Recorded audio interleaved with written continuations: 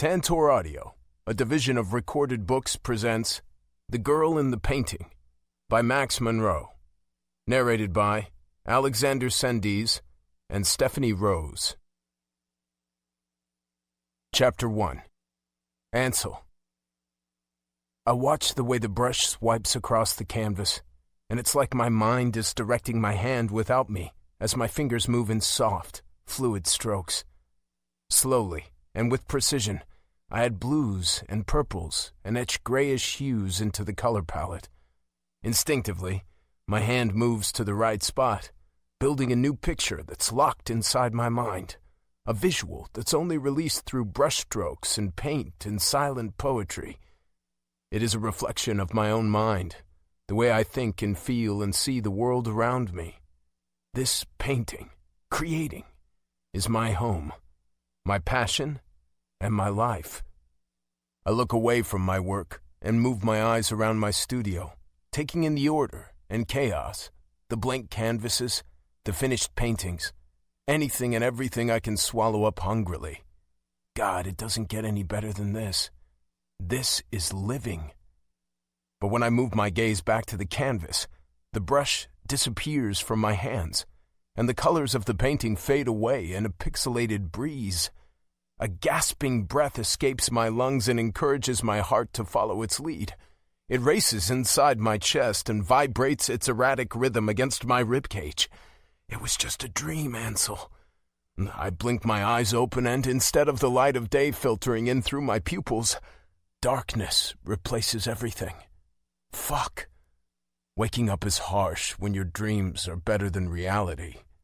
Sometimes my dreams are so vivid I find myself forgetting my sight is gone.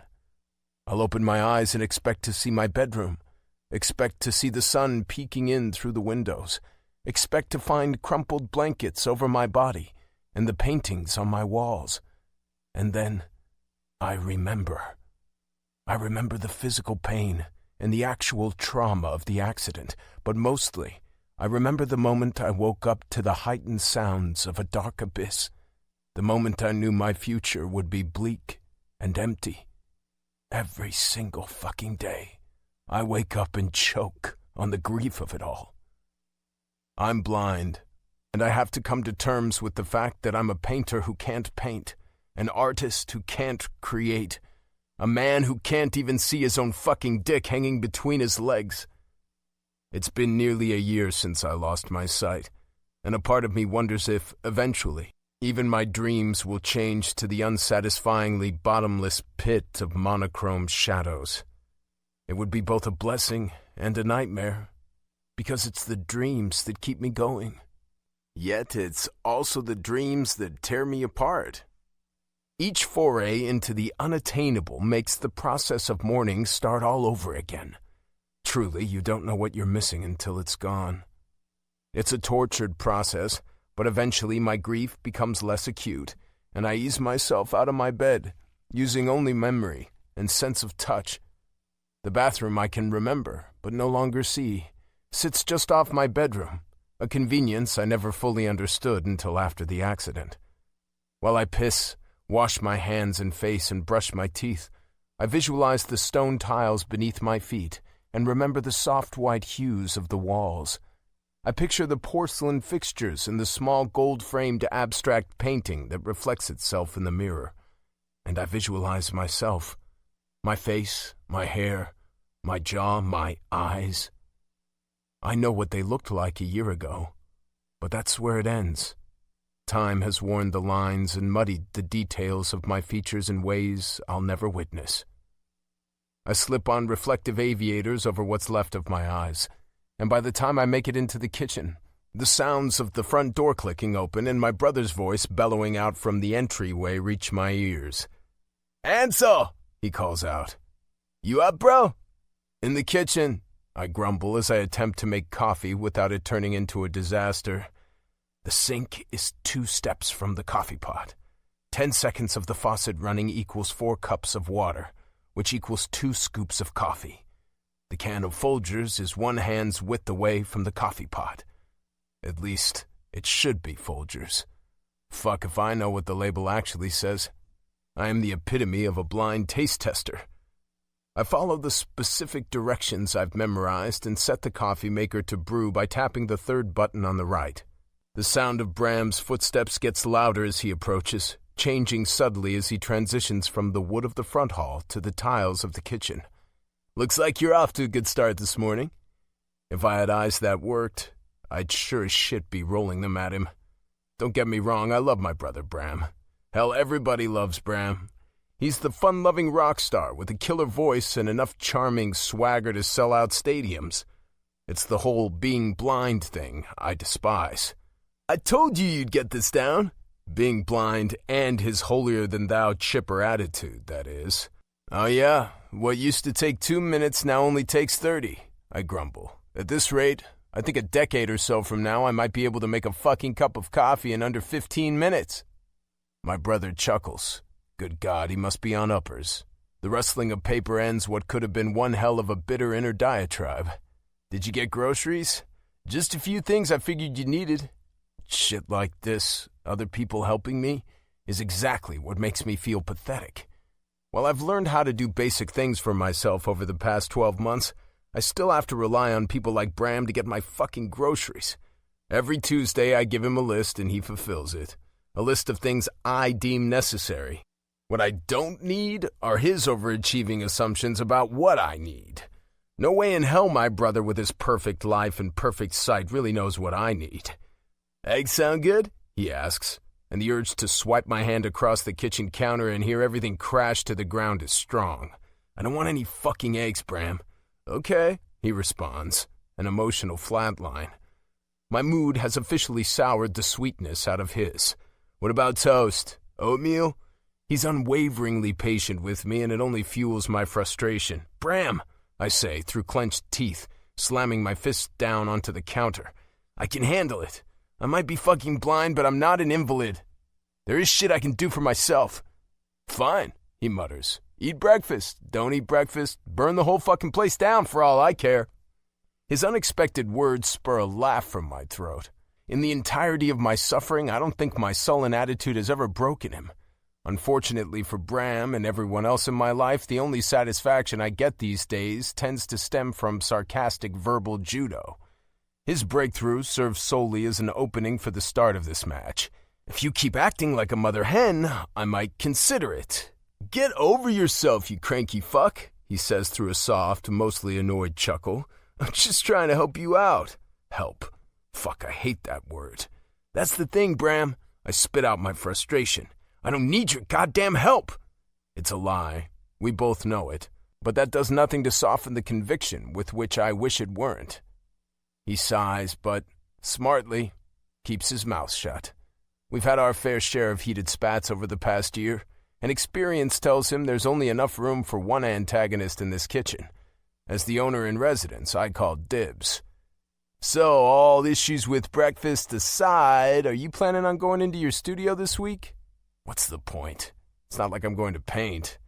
"I don't know," I shrug. "Why?" "Lucy's been fielding quite a few calls from interested buyers, and I'm sure she'd love to discuss them with you." She'd love to discuss them with me? Pretty sure he means my assistant would love to stop answering so many goddamn calls. Honestly, I'm surprised she's even answering the phones without me there. Lucy Miller is about as prone to doing her job as my eyes are to see my fucking feet. Before the accident, I was in the studio every day. Now it's all I can do to force myself to go once a month. Clearly, going weeks on end without checking in on her has only impugned what little work ethic she had.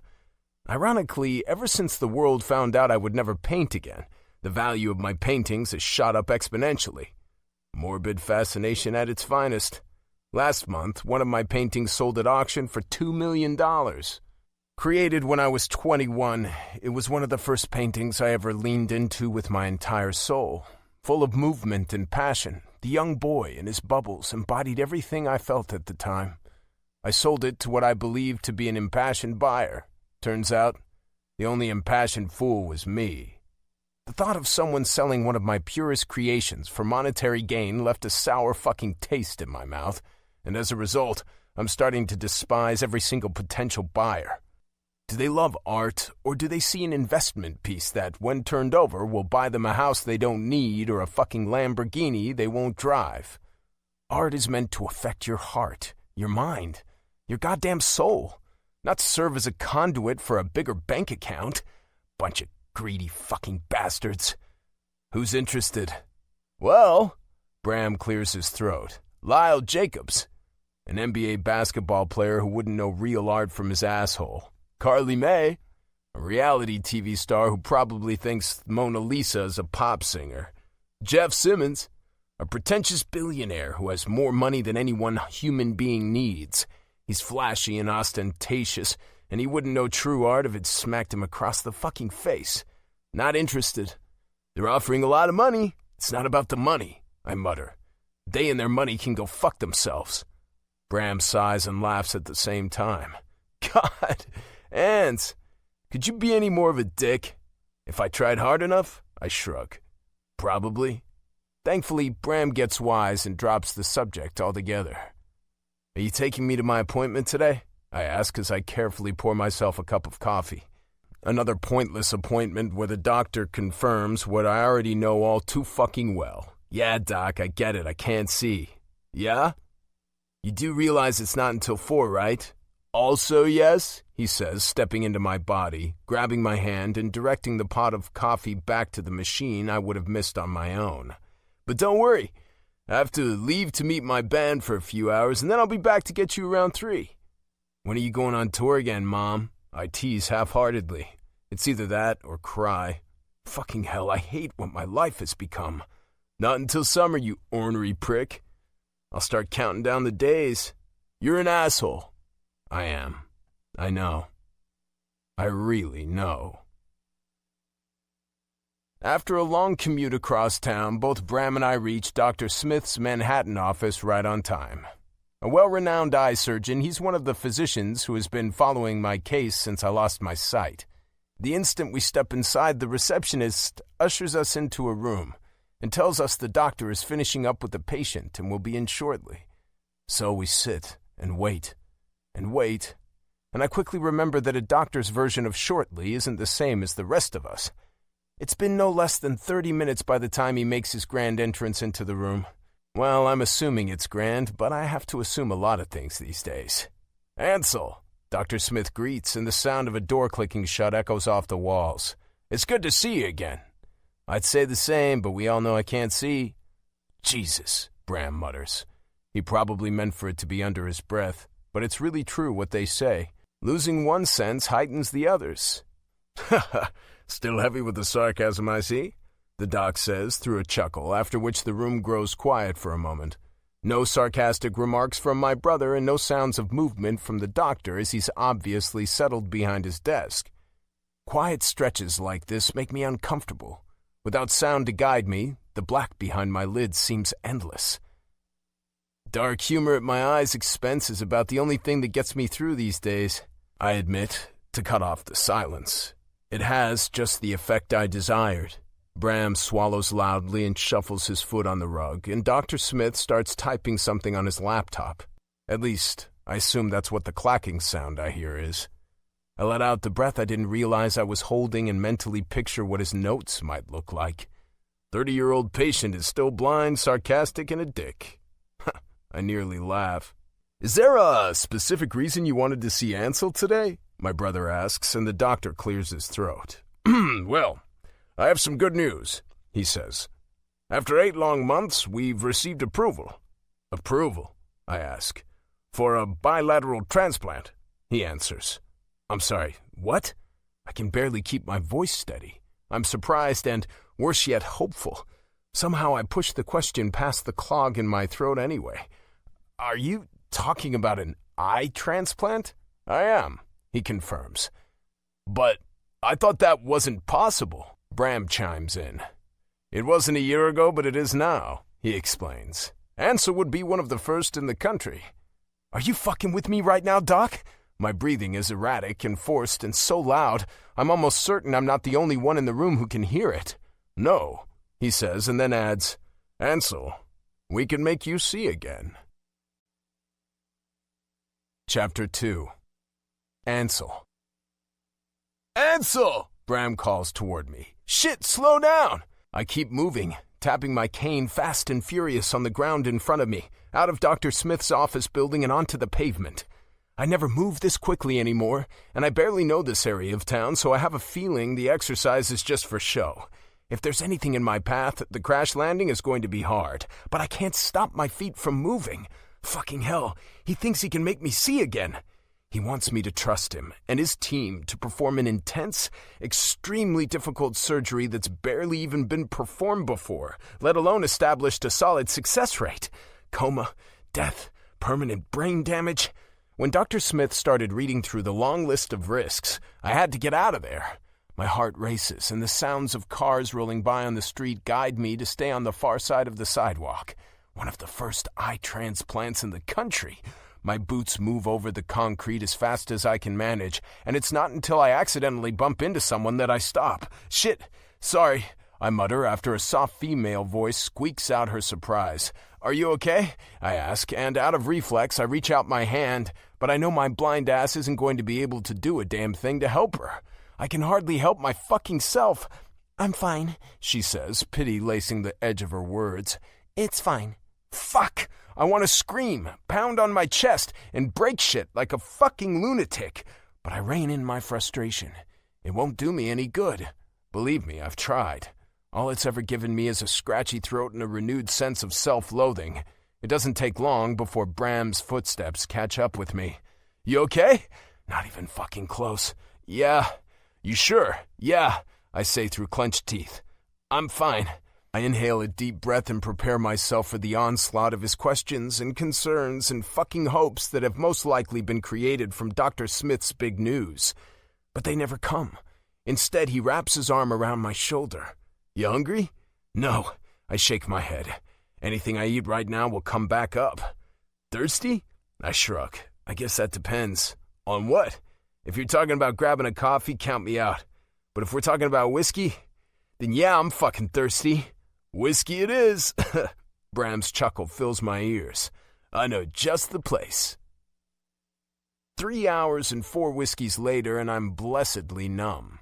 I don't make a point to drown my issues in alcohol, because if I did, I'd be dead from cirrhosis of the liver by now. But every once in a while, it's needed. And today, definitely qualifies. Dr. Smith's news was meant to be some kind of godsend. Some answered prayer. A fucking miracle. But that's not what I felt when the words came out of his mouth. Instead, the acidic sting of hope replaced the blood in my veins, and it did it easily. So easily it terrifies me. The past year has been the worst year of my life.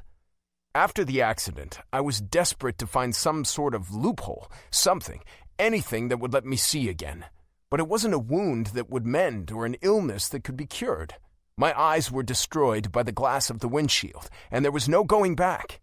I hate it, of course. I fucking despise it. But I've been working toward closure, toward finding some sort of internal peace that will fill this dark void inside of me. But now Dr. Smith is trying to tell me there's a possibility I could see again. It's downright unbelievable. Preposterous. Unreal. If I start to hope for it, and in the end I'm still the blind artist who can't paint, I won't be able to handle it. I'll officially become a lost cause, and all of my effort, all of Bram's effort, will have been for nothing. Fuck, just drink your whiskey and stop thinking about it. Hello, are you, Bram Bray? A timid female voice pulls me from my thoughts. Despite the mood that got us here, the mood that still clouds my every nuance, I can practically hear my brother's smile. This is the 5th or 6th woman who's found her way into our VIP section at this bar, and every one of them wants the same thing. A chance at Bram Bray. My brother the rock star, ladies and gentlemen. I am, Bram responds with his familiar cocky confidence. Oh my God, she all but squeals. I can't believe this. I can't believe I'm meeting the lead singer of New Rules. Oh my God, she rambles, tripping all over her words, and likely her tongue as it lolls out of her mouth before finally asking, Can I, take a picture with you? Of course, I mock silently, always so doting to his adoring fans. The whiskey burns as I take too healthy of a pull. Wait, if you're Bram Bray, then are you Ansel Bray? Ah, hell. I bite back the urge to sigh and consider pretending to be deaf too, but my bastard brother answers for me. He is, in fact, Ansel Bray. I don't even have to say anything. All it takes is his confirmation to make her start to freak out again. Oh my God, I can't believe, I don't know, oh my God. My name is Laura, and I'm such a huge fan. Such a huge, huge fan. Well, thank you, I say sarcastically, and because of the whiskey, it sounds like I actually mean it. It's so nice to meet you, Laura. Bram reads the bitterness in my voice and punches me in the leg under the table. I'm an art major, and you are my biggest inspiration. Were my biggest inspiration. I hear the nervous titter of her throat over the music pounding from the speakers of the bar. God, I just can't believe what happened to you. It's devastating. And there it is, the sympathy. The mood around us takes a nosedive into the place I've been swimming all night, and I can practically hear my brother tensing up in anticipation of what I might say. In his defense, though, I have a bit of a track record when it comes to pity. Something happened to me? I ask from behind my aviators. The accident? She stutters over her words. The one that made you go blind? I'm blind? I question, feigning shock and dismay. Bram, I'm fucking blind? I can't see her, but I can feel the discomfort vibrating off her body in waves. Staccato breaths and fidgeting heels. The poor woman doesn't know what to do with herself. He's just kidding, my brother says on a sigh. But it was great meeting you, he adds in an attempt to move her on her merry way, probably before I get another opportunity to make her uncomfortable. Thanks, she mutters, my sixth sense of humor officially knocking the wind out of her fangirl sails. The sound of her heels fades away and takes my brother's easygoing nature with it. Do you have to be such an asshole? He asks. She was just trying to be nice, Ans. I shrug. Maybe I'm just a little tired of all the sympathy. You'd think, with whiskey on your side, you could manage to, smile and act friendly or something. I lift my glass and shake it, the ice clanking around inside. I think I need a few more of these for that to happen. A half-amused, mostly frustrated laugh rings from his lips. God, you're such a dick. Bingo! I shrug and move the glass to my mouth for another drink. I'm curious, he says, a new lilt challenging the usually genial nature of his voice, and pauses long enough for me to take the bait. About what? When's the last time you got laid? It's on the tip of my tongue to tell him to fuck off, but suddenly, the fight leaves my lungs in a sigh. A while. Since before the accident, specifically. Be honest, he says. Who was the last woman? Naomi Phillips? That model? Yeah, an extremely sex-focused woman who gets some sort of thrill from fucking anyone with a name or status. She was attractive and horny. I wasn't blind, and we had some fun. Before Naomi, there was an up-and-coming actress by the name of Ella, and before Ella, there was Marissa, a backup guitarist for Bram's band. It's probably for the best he remains clueless about that last one. How long ago? Over a year. Jesus, he mutters. That's some dry spell you're living over there. Yeah, well, sex isn't the same when you can't physically see the woman you're fucking. Yeah, but you can hear her. You can feel her. Instead of a response, I busy myself with another chug of whiskey. I'd rather drink myself into oblivion than talk to my brother about my sex life. You do realize there's absolutely no need for that long of a dry spell, right? He patronizes through a laugh. I mean, we're in a bar that is practically swimming with women who keep looking over here at you.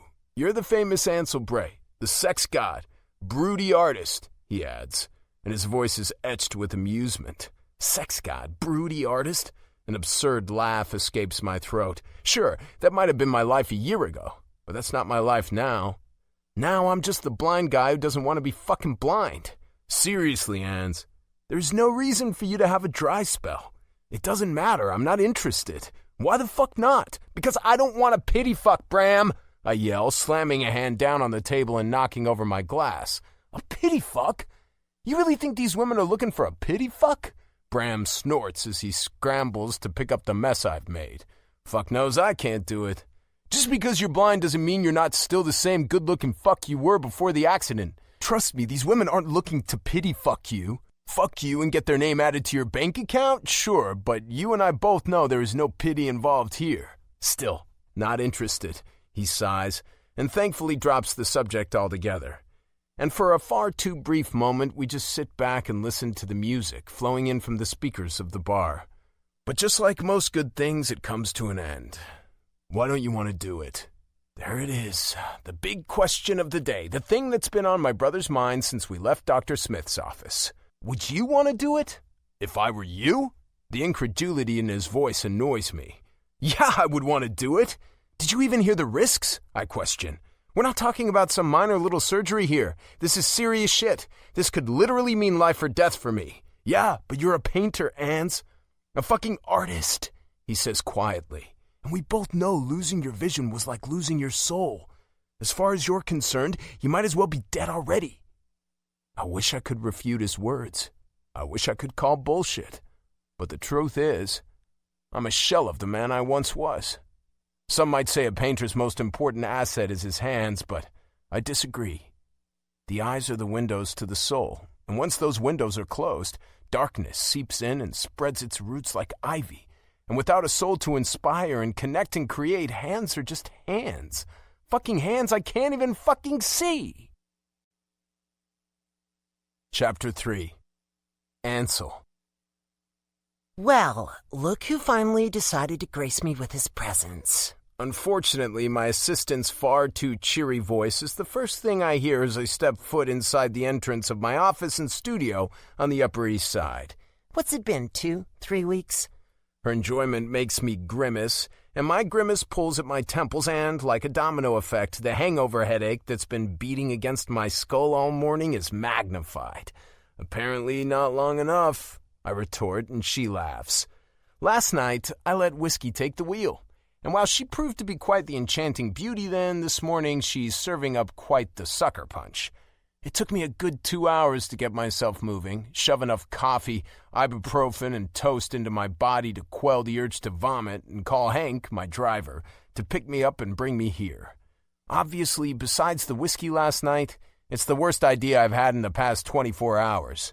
Lucy smacks her lips, and it sounds like a cat having a seizure. Good God. Are you chewing gum? I ask with distaste.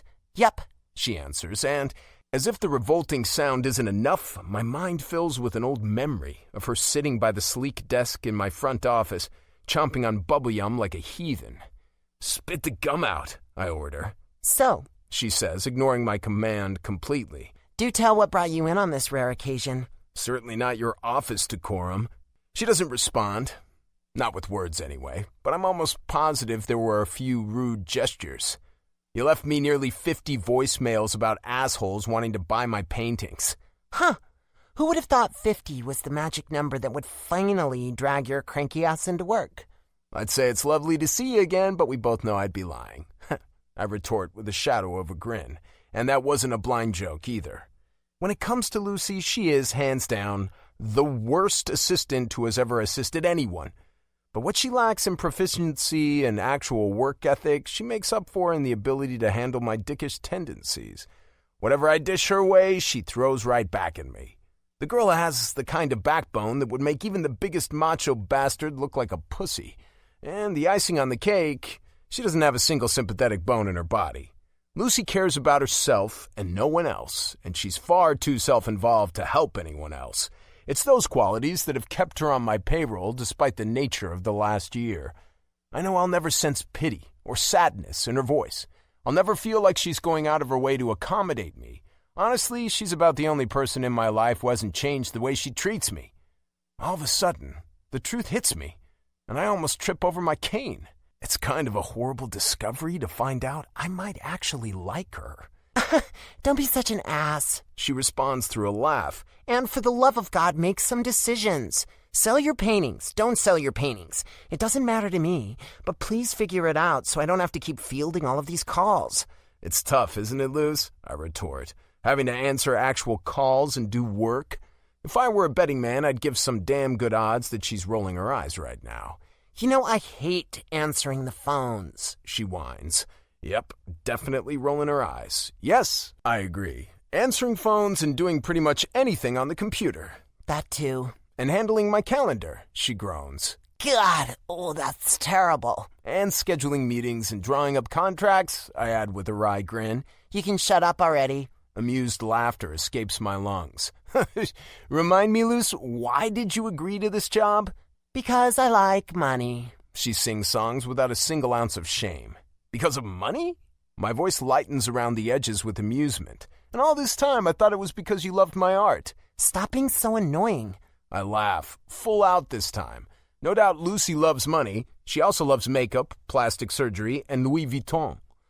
But somehow, someway, the fake-titted 24-year-old has become the closest thing I've got to a friend these days. Bring the most sought-after painting into my office. What? She complains. Right now?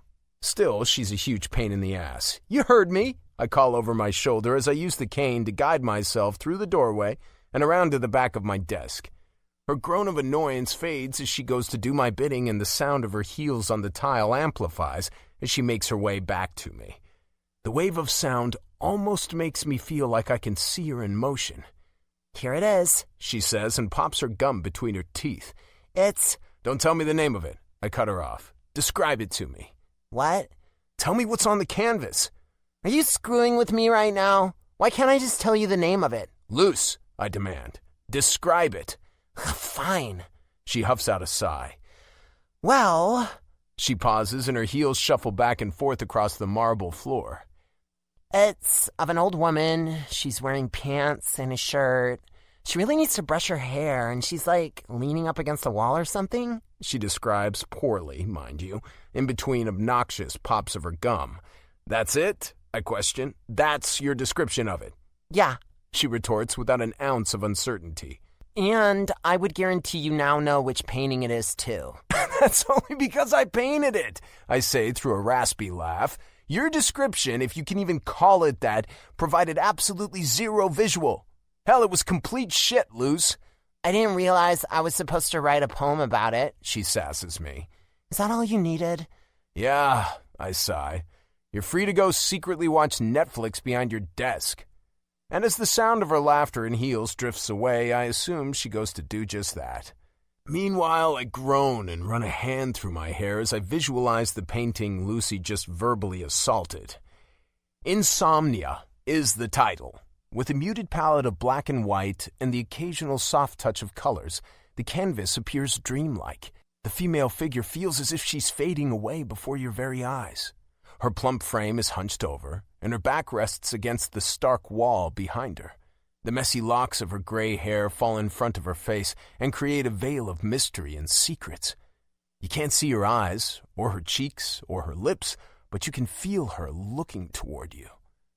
I think about the day I created it, and it's so vividly foreign. My chest constricts around my heart at the loss. Fuck, this is painful. My fingers itch to paint, but my soul has no desire to create. I miss my old life. I miss losing myself inside my studio. I miss the rush and comfort and adrenaline and solace that painting provided. God, I miss being able to see. Before I know it, I'm barking instructions at my assistant to call Dr. Smith and make an appointment for as soon as he can fit me in.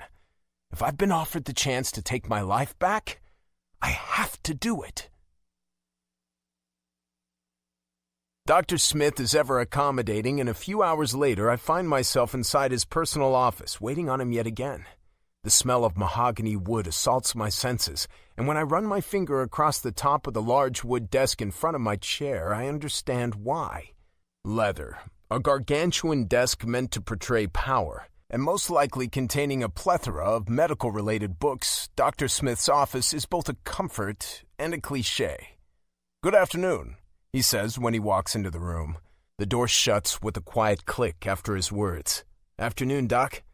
I'm glad you decided to come back in for another visit."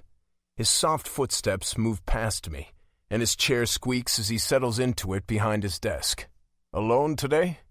Whether it was for moral support or the simple reality that navigating New York City with no eyes and a simple red-tipped cane isn't the easiest of tasks, prior to this visit, I've always attended these appointments with Bram at my side, but I needed to do this one on my own. "Observant, Doc," I tease, but I quickly drop the sarcasm and get to the reason why I'm here. I'd like to apologize for my abrupt departure the other day. I'm pretty sure I knocked over no fewer than 3 pieces of furniture and a nurse on my way out of his office, but there's no need to get lost in specifics. Not a problem, he responds, his voice the auditory equivalent of a neutral, friendly smile. I can imagine it was overwhelming. Yeah, I answer around a choked, sardonic laugh. Quite overwhelming, in fact. Silence fills the room as I try to organize my scattered thoughts. Thankfully, the doc senses the need for quiet and stays patient through the lack of conversation. God, where do I even begin? This surgery, I say, and I clear the cobwebs from my throat. It's a bit of a risk, yeah? Yes, Ansel. There are serious risks involved with it. He pauses, and I tense as I wait to hear the rest of what he has to say, what I need to hear him say. But there's also a significant reward. With a deep, calming breath, I force myself to move past the risks and focus on the reward. Do you really think it's possible? I ask. I mean, how confident are you? Do you really think you and your team can pull this off? Really restore my vision fully? We've been successful in London, and we wouldn't have been fighting for approval from the FDA and the medical board for the past 8 months if we weren't ready, he answers, and I don't miss the calm confidence in his voice. We can do this surgery, Ansel. Why me? The question falls from my lips before I can stop it. Surely you have other patients, ones who are also blind and good candidates, ones who aren't assholes. For one, your blindness wasn't caused by disease or a genetic disorder. It was caused by trauma from an accident, he explains. We know going into it there's no risk for disease to come back and ruin the healthy eyes. Okay, I pause and swallow hard against the anxiety creeping up my throat. And, to be blunt about it, mostly you're financially stable enough to handle the cost of this surgery and the therapy that's required after. His words startle a laugh from my lungs. You mean to tell me I'm a candidate because I'm rich? That's not the only reason, but it's definitely an important factor. That's a little fucked, isn't it, Doc? I retort. The idea someone else deserving doesn't get this opportunity just because they're less financially stable coils anger around my nerves. I know it's not right, but that's just the way it is right now, he clarifies.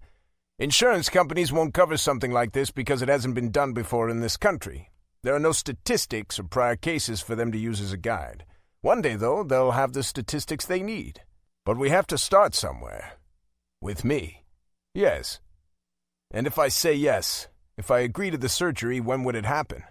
Well, we'll have to do some extensive blood and genetic testing on you before we list you as an actual candidate for a donor, but I don't anticipate that taking more than a few weeks. And after that, then we wait for a donor. His words hit me straight in the fucking gut. You mean we wait for someone else to die? Yes, he answers frankly. I think about the risks and the possibilities. I think about the seriousness of what I'm about to do. I think about opening my eyes and seeing the world around me. I think about my art, my painting, and getting my life back. And I think about the fact that if I go through with this, I could be paving a path for other people who are just as desperate as me to see again. Okay, Dr. Smith questions. I look forward to seeing you, Doc. Chapter 4. Ansel. The TV blares from the living room like a fire alarm, yanking me out of a dream and straight into consciousness. It's so loud, in fact, I can hear every word that comes out of the stupid newscaster's mouth.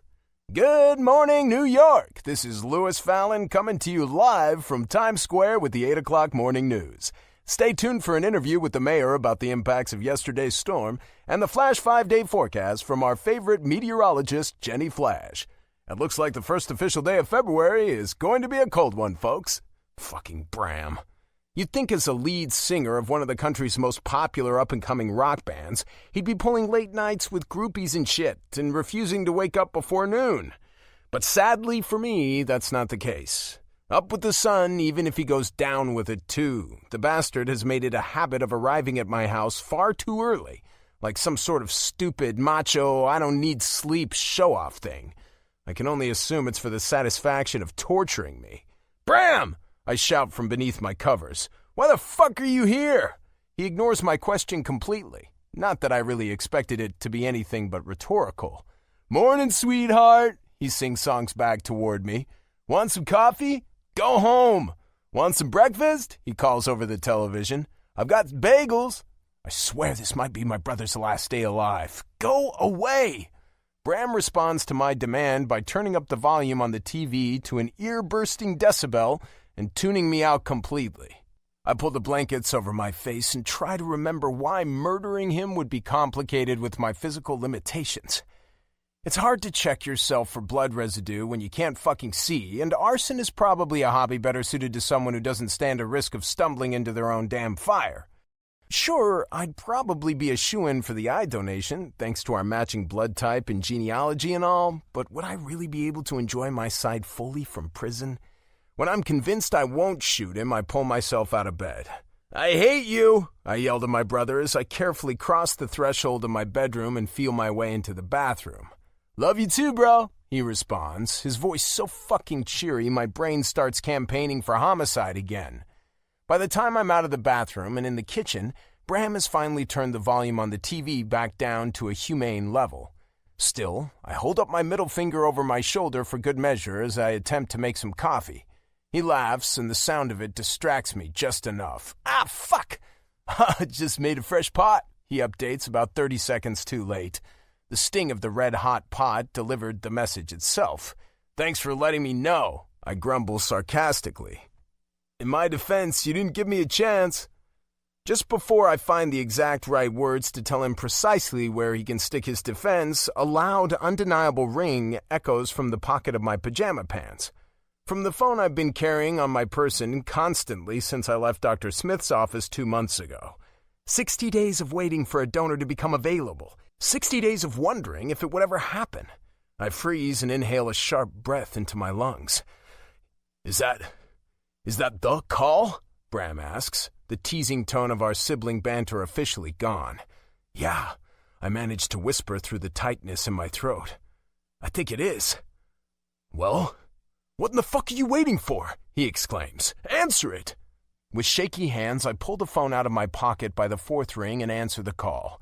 Hello? "Ansel." Dr. Smith's voice fills my ears. "It's time." "Seriously, Doc?" "Yes," he answers. "Our surgery window is now less than 48 hours.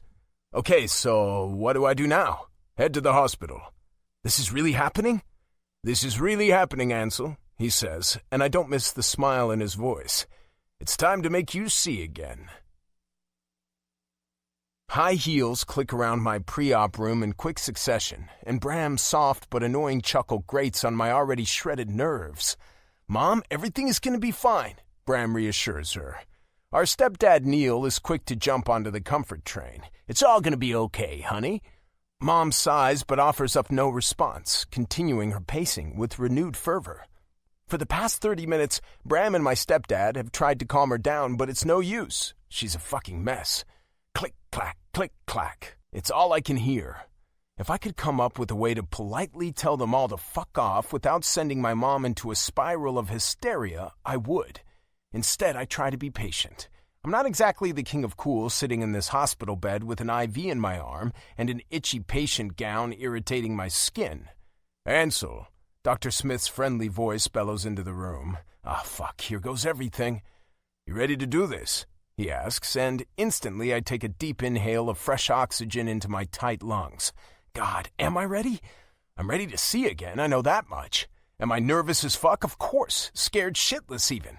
But it's time to get my life back. "Yep," I eventually respond. "I think so." "Hey, good to see you, Doc," Bram greets, and Neil and my mom follow suit. Everyone exchanges their hellos, and all 3 men offer more encouraging words for my worried mom. And then the sound of running water takes over. I presume it's the good doctor washing his hands. "Mom, how about we go grab some coffee while Dr. Smith gets Ansel ready for surgery?" "I think that's a good idea," Neil agrees, but my mother isn't convinced. "I need to make sure I see Ansel before they take him back. Her voice quivers with emotion. I just need to see him one last time before... Mom, I interject. I'm sure Dr. Smith will let you guys see me before they take me to the OR. Though it wouldn't be so horrible for me if he didn't. Don't worry, Della, the doc chimes in. I'll make sure you see him before we take him back. With a little more patient coaxing, my brother and stepdad managed to scoot my mom out of the room, and I'm left alone with Dr. Smith. He fiddles in front of my face, pulling open the lids of each eye as he examines them. Are you making sure I really can't see before you give me the eyes? I tease nervously. The paperwork for that kind of fuck-up is probably never ending. It would be, he says, humoring me. And I hate paperwork. Consequently, you can be sure I'll do my absolute best to make sure this goes off without a hitch. Okay? He's coddling me, playing into my jokes to soothe my nerves, but for the first time since I lost my sight, I'm happy to have someone's pity.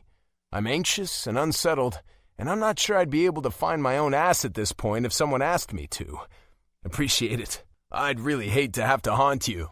An amused chuckle falls from my lips, and I take a deep, audible breath while he's providing the soundbite to cover it. I'll certainly miss your supply of sarcasm. Are you breaking up with me, Doc? Yes, he says. Obviously, we'll have several follow-up appointments after the surgery to monitor your progress, but I don't envision anything but a successful transplant. I'll be nothing but a bad ex-girlfriend to you soon enough. A successful transplant? God! There's really a chance I'll be free of the stigma of being the blind painter who can't paint. I'll simply be Ansel again. It's hard to feel deserving of something as monumental as this, but I'm going to do my best to make the most of it, starting with acknowledging that in order for me to be where I am today, being given this gift, someone else had to lose all of their tomorrows. Dr. Smith. Yes, Ansel. Can I have a minute before you bring my family back in? Ansel, I know I can't promise you a perfect outcome, but I assure you we wouldn't be attempting this today if I weren't confident. It's not that, I interrupt and swallow thickly. I'd just like to write a letter to the donor's family. You don't have to do that now. You're deserving of this, and you're not the reason for their misfortune. It's just a part of life. I know, Doc, or at least I'm trying to. But if I don't write it now, I don't know that I'll ever properly put into words what this means to me. I might forget. I'm afraid I'll forget what this is like. What it's like to be a man. I choke on the words, an emotion I didn't know I still had bubbles up. Dr. Smith is nice enough to pretend he doesn't notice. Do you want me to write it for you? No, I say, my voice softly dancing around the emotion in my throat. I need to be the one who writes it. Without question, he hands me a sheet of paper and a pen, and promises to make sure it gets to the proper people at the donor organization when I'm done. It doesn't matter that I can't see the paper or the pen. I need to write this down, even if it's a fucking mess of words. I trace the edges of the page with my fingertip and guide my pen to the top left corner of the sheet of paper, using my free hand as a guide for straight lines and to prevent myself from writing words on top of each other. I bleed words onto the page just like I used to bleed colors onto the canvas. There's no overthinking or questioning it. It just is. The day is a gift whether the surgery is a success or not. And I want the people who loved my donor to know that. Chapter 5. 4 years later. Ansel. 3 knocks rap against the closed door of my studio and I sigh. Apparently, my assistant doesn't understand what no distractions means. I shouldn't be surprised, though. Lucy's priorities have nothing to do with her role as my assistant. Half the time, people who come to my studio don't even realize she works here. They probably just assume she's some sort of social media influencer wasting time in my lobby by taking cleavage shots. Another 2 knocks ring out, and I ignore whoever is on the other side and focus my gaze back on the half-painted canvas in front of me. As if my hand is on autopilot, I watch as it gently creates the soft lines of her hair, stroke after stroke. Dark brown and honey beige and gold combine to make the flowing locks that cascade down her back. Eventually, though, the knocks grow so persistent that I can hardly follow the rhythm of the soft background music, serving as a medium for my artistic exploration. Fucking Lucy. Go away, I call over my shoulder, but the answering chuckle is not an annoyed feminine laugh. No, it's husky and deep and rough around the edges. Ans, it's Nigel, the disturbance answers back. Nigel Marks. We grew up together on the outskirts of the Bronx and found our way into the art world during our college years. Where I've always had an innate ability to create, Nigel has a natural talent for seeking out beauty. If anyone can find art worth seeing, it's Nigel, or Nye as I've grown to call him over the years. Even though he's one of my oldest friends, I groan and contemplate at least 10 different ways to tell him to fuck off. I may not be as grumpy as I was before the surgery, but being interrupted during the creative process brings me as close to that level of aggravation as I come these days. But even the bad-tempered side of my personality knows a verbal middle finger is unwarranted. Technically speaking, it's probably not even his fault. My assistant is undoubtedly too busy posting pictures of her new nose job on Instagram to follow my instructions and man the reception desk in the front. So, eventually, I set my brush down beside my paints, move the canvas into the small, hidden nook near the windows, and tell him to come inside. Dressed in a sharp black suit and tie, Nigel strides in as I head over to the sink to wash the dried paint off my hands. "Did I interrupt?" he asks, and I glance at him over my shoulder. "Yep." A big, hearty laugh escapes his throat.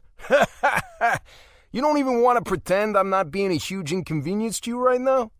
"Pretty sure you know me better than that," I say with a grin, and swipe the extra moisture off my hands onto my jeans. "I'm not a beating around the bush kind of guy, Nigel." He grins at that. "What brought about this gloriously annoying visit of yours today?" "Just want to make sure you're ready for the big opening," he says and slides his hands into the pockets of his dress pants. I don't miss the way he takes it upon himself to peruse my studio, his eyes taking in all of the empty canvases stacked in the corner and the finished work scattered along the floor and the walls. "By all means, please feel free to browse. You know how much I love that." He ignores my jab completely. "So, can I count on you to be there?" "Be where?" "You know where, you bastard," he glares. "Does January 31st ring a bell? The big exhibition some of us have been working so hard on?" "If I weren't such a big person, I wouldn't be able to ignore the fact that you're insinuating I, the artist, haven't done any work for the show." He rolls his eyes. "You know, that's not what I meant. Stop trying to distract me." Now it's my turn to make a show of my new eye's ability to move. "We've already been through this, man. There's no reason for me to be there." Unconvinced, Nye presses on. "It's your opening, Ans. You need to be there." "I don't need to be anywhere. Tell me this. Why wouldn't you want to be there?" "This is your first exhibition in 5 years, since before the accident. This is huge. If anything, you should be there to celebrate that you're painting again, that you're alive." And just like that, he's answered his own question. He just doesn't know it. Circus-like fanfare and a giant spotlight on my tragic past are the last things I want. I just want to paint without all of the fucking hoopla. "How about this? I'll drink a glass of whiskey tonight to celebrate. I'll even give myself a special toast. If you drink that glass of whiskey inside my gallery on the night of your opening, then we have a deal." It's my turn to laugh. "Ha! Not happening. The press will be there. Your fans will be there. People want to see you. They want to talk to you, interview you. Why don't you want to be there? For those exact fucking reasons, Nye." I answer honestly. "Well, I'm thankful people still want to see my art. I don't need the ego trip that comes with gallery openings and interviews. I don't need fans kissing my ass. And I sure as fuck don't need rich investors schmoozing me up because it makes them think they'll have a better shot at getting their greedy hands on one of my paintings." Silence stretches between us, and I hope that means Nigel has finally come to terms with the reality of my absence at the opening. Before the accident, I would have been there in a heartbeat. I would have been the guy with the big fucking ego and some random, superficially beautiful model attached to my arm. The douchebag looking at everyone inside that gallery and mentally giving myself a pat on the back. But I'm not that guy anymore. I haven't been that guy since the day I went blind. Do I claim to be the world's happiest, most together guy? Fuck no. Like I said, on my best day, I'm still an asshole. But after living in the dark for what felt like an eternity, I've at least realized a few things.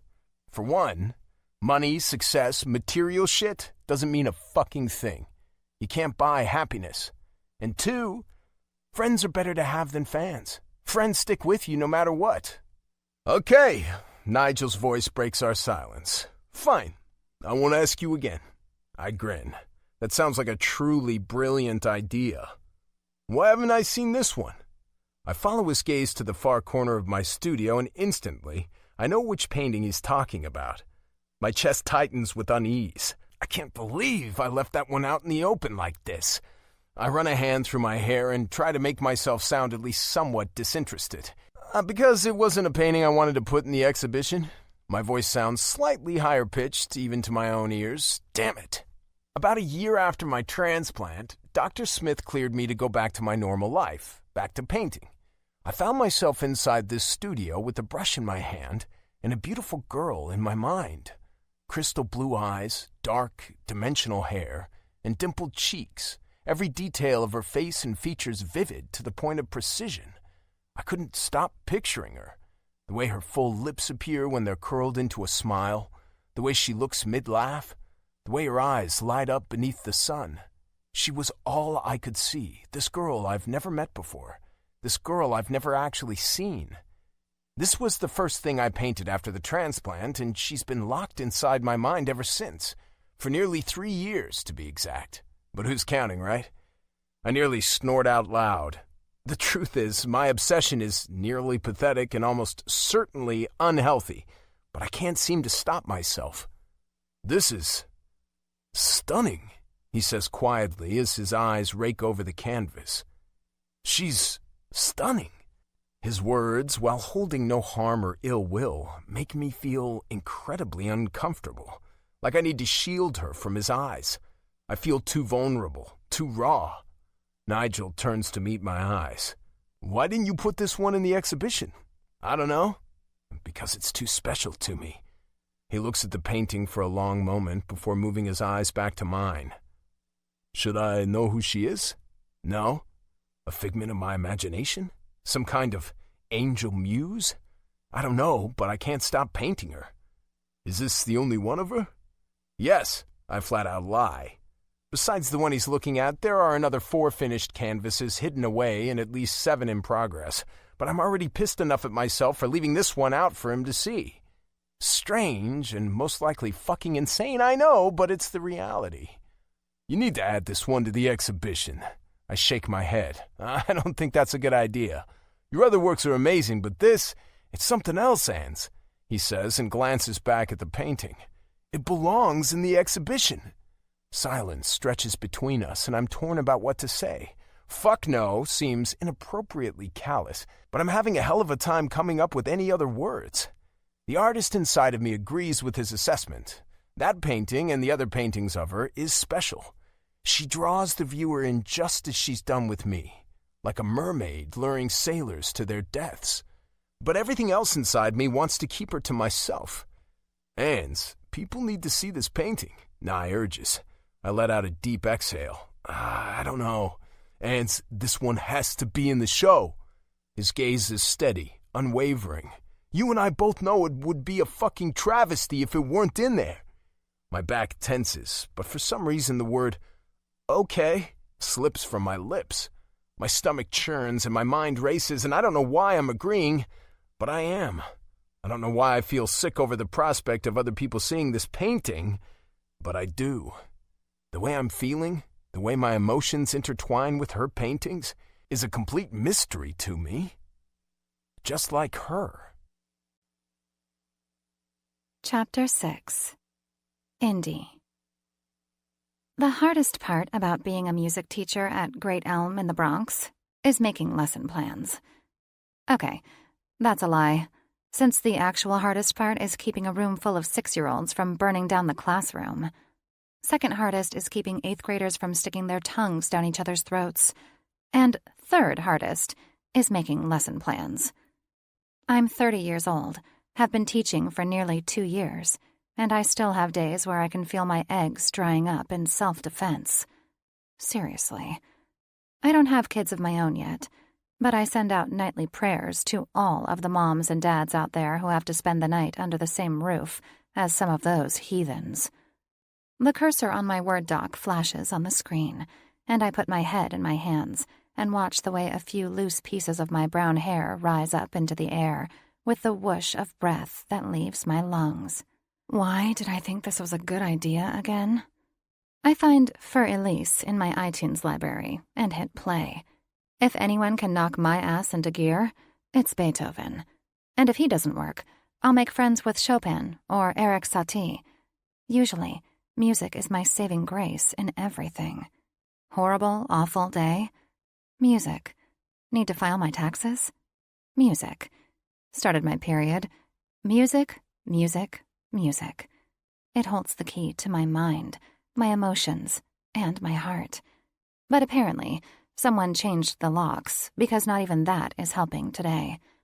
I've been working on these lesson plans for my music classes for the past 3 hours, and I'm at a point where I might resort to banging my head against the wall. The vital clause in my lease contract that states my landlord, Betty, would lose her shit if I put a hole in the drywall is about the only thing that holds me back. Literally, it says that. Renter agrees to hold $1,000 in escrow pending a damage inspection at move-out. Landlord does not agree not to lose her shit. Fine, I made the last sentence up, but if you'd met Betty, you'd understand. Morning, babe. Coffee ready? I pause my music and squint my eyes at my boyfriend Matt as he walks into the kitchen. Just brewed a fresh pot about 20 minutes ago. Fantastic, he says, rubs the sleep out of his eyes, and shuffles toward the kitchen counter. Need a top off? I glance down at the nearly empty mug beside my laptop. Yes, please. It will be my 3rd, or is it 4th, cup of coffee of the day, but it's a necessary evil when you wake up before the sun. Sadly, I'm not normally such an early riser. I prefer days where circadian rhythm is the only clock I have to answer to, but my job doesn't allow it. Today, I was already awake. By the time the clock struck 4, I threw in the towel, took a shower, and attempted to start my day. Lesson plans that don't even really need revamping have been switched and reorganized 5 times, and I'm well on my way to a world record in coffee consumption. But avoiding your insanity is much easier than facing the crazy train head on. My boyfriend's hazel eyes sparkle as he grins at me from across the white marble-top island of my kitchen. Matt is what most would call classically handsome. With sandy blonde hair and kissable lips, he reminds me of a Fight Club Brad Pitt, but replace the bad boy vibes with softer lines and a kind face. Without another word, he fills my white mug, and the steam from the hot brew rises and disappears into the air. Before Matt can add sugar or cream to my mug, I hop out of my seat and finish the job. He laughs and bumps my hip with his as he pours himself a cup. You don't trust me? I shake my head on a smile. Not with my coffee, I don't. Too much sugar, too much cream, too much sugar and cream. No matter how hard he may try, my boyfriend of just over a year can never seem to get my coffee just right. As I settle back into the seat in front of my laptop, he laughs off my teasing criticism and tops off his cream and sugar with a little dribble of coffee. I'm not even sure why he bothers. What's your schedule like today? He asks, leaning against the counter and taking a sip from his mug. Any lessons after school? Not only am I music teacher for a little private school in the Bronx, but I also teach after-school music lessons. Piano, clarinet, guitar, you name it. My dad is a musician himself, and life with him readied me to play just about anything. I should be done around 5 or so. Dinner later, then? My ears perk up, and my tongue lolls out like a puppy. The little Mexican restaurant across the street from your office? Matt's office is in Manhattan. My job is in the Bronx, and with my apartment all the way in Brooklyn, I spend a large part of my days in the Bermuda Triangle of hellish commutes. I'd damn near take a train to the moon for a chance to eat at the little Mexican restaurant by the name of El Toro, though. Hands down, the best guac and tacos that have ever graced my taste buds. Consider it a date. He smiles and kisses my cheek just before grabbing the remote for the small TV in the kitchen and flipping on CNN. Internally, I groan. I loathe starting my day like this, with the harsh sounds of reality and all of the awful things going on in the world smacking me right in the face. But Matt loves it. Something about being informed and shit. I'd much rather live in a bubble, thank you very much. Fortunately, it's a rarity for him to stay at my place during the week, and when he's here on the weekends, I can avoid the onslaught of news trauma by getting out of bed an hour or so later than him. Plus, he travels a lot for his job. It's not uncommon for him to be on the road for weeks at a time. I'm not entirely sure what he does, but I know it has something to do with big companies and computer software. According to his boss, whom I met at the Christmas party last December, he's a 33-year-old tech whiz. I like to think of him as the Chandler Bing of my alternate friends universe. We have exclusive breaking news, The male news anchor announces on the television, and I cringe and roll my eyes. Everything these days is breaking news. Internet scams, church scandals, the bitter cold of New York in January. It's fucking winter. If you don't expect it to be cold when you go outside, you might be a moron.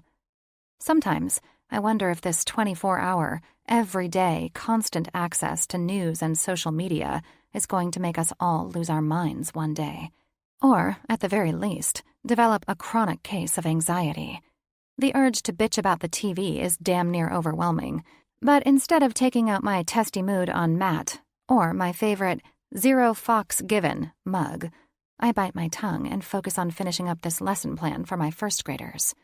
This week, we'll be working on keeping the beat with little drums and animal sounds. It doesn't take long, though, before Allison Camerata, the annoyingly perky news anchor, is back on the screen, rambling about some famous artist. You guessed it. More breaking news. The art world is buzzing today, Phil. It's been nearly 5 years since we've heard from world-renowned painter Ansel Bray, but his long period of silence has been broken, and the world is mesmerized again. Blah, blah, blah. and now The male news anchor continues the story. everyone is wondering about the inspiration behind his paintings. While his signature style used to be that of a muted, melancholy palette, Alistair Frank, the curator at the Met, is calling Ansel Bray's newest works highly romantic and tender. I know absolutely nothing about art, nor have I ever heard of this artist. But yet, here I am, listening to this boring report. Probably because you're avoiding lesson plans. His works will be showcased in an exhibition at Aquavella Gallery in New York. The male anchor updates. And tonight will be the first official showing, although we've been told tickets are nearly impossible to get. Shit, Matt mutters and glances over his shoulder to meet my eyes. I forgot. Oh, God. I hate that tone. I can almost guarantee he's about to say something I don't want to hear. What? I ask timidly. We need to change the plans tonight, babe. I scrunch up my nose at him. Why? He nods toward the screen. Because I forgot one of my clients gave us tickets to this art exhibition. I knew it wasn't going to be good news. My stomach was already preparing for tacos. Can't you just act like you're sick or something? He grimaces. I'd feel like an asshole if we didn't use them. An art exhibition? Really? I whine. I want to stuff my face with guac. I know. He shrugs one meaty shoulder. But he gave us 4 tickets, Indy. We have to, at the very least, use 2 of them. You do realize you've already promised me tacos, right? A laugh escapes his throat. I promise we'll still get the tacos. We just need to go to the gallery first. Even with the taco addendum, I almost refute that option. But an idea pops into my head and reverts my mindset. How many tickets did you say you have? 4. If you keep the taco plans and let me bring my sister, we have a deal. That works. Matt smirks. You and Lily can meet me at the gallery. I have a late meeting, and it'll be easier to come straight from work. Is that okay? I think we can manage, I say, and grab my phone to shoot my sister a text. Me. You're going to an art exhibition with me and Matt tonight. A minute later, she responds. Lily. What art exhibition? What's the artist's name? I call toward Matt, who is now heading toward my bathroom to take a shower. Ansel Bray. Me. For an artist named Ansel Bray. Meet me at my apartment around 7. Lily. All caps. How did you get tickets to Ansel Bray's show? On opening night, no less. I blink at her overexcited text. Maybe I'm not the only one who's had too much coffee this morning. Me. One of Matt's clients? Lily. Well, that was fucking generous. I write an arts and entertainment column for the New York Press, and I couldn't get tickets. Me. I'm not really seeing what all the excitement is about. Lily. Seriously, Indy? He's a huge deal. And now, thanks to Matt, I get to write my next column about Ansel Bray's first show back. Me. So, it's a yes? Lily. All caps. Save a ticket for me or die. Sibling love. Me. Fine. Also, we're getting tacos afterward at El Toro. Lily. All caps. Who the fuck cares about tacos right now? We're going to Ansel Bray's show. Me. I care about tacos. Not even a minute later, my phone starts vibrating across the kitchen counter with incoming call Lily flashing across the screen. Hey, Lil, I greet, but she's already off to the races. Oh my God, she shouts so loudly, I have to pull the device away from my ear. Indy, you have no idea how excited I am right now. I can't believe we're going to this show tonight. I swear, sometimes Lily is like a little chihuahua all hopped up on speed. She's only 18 months older than me, but it's almost as if we have completely different DNA.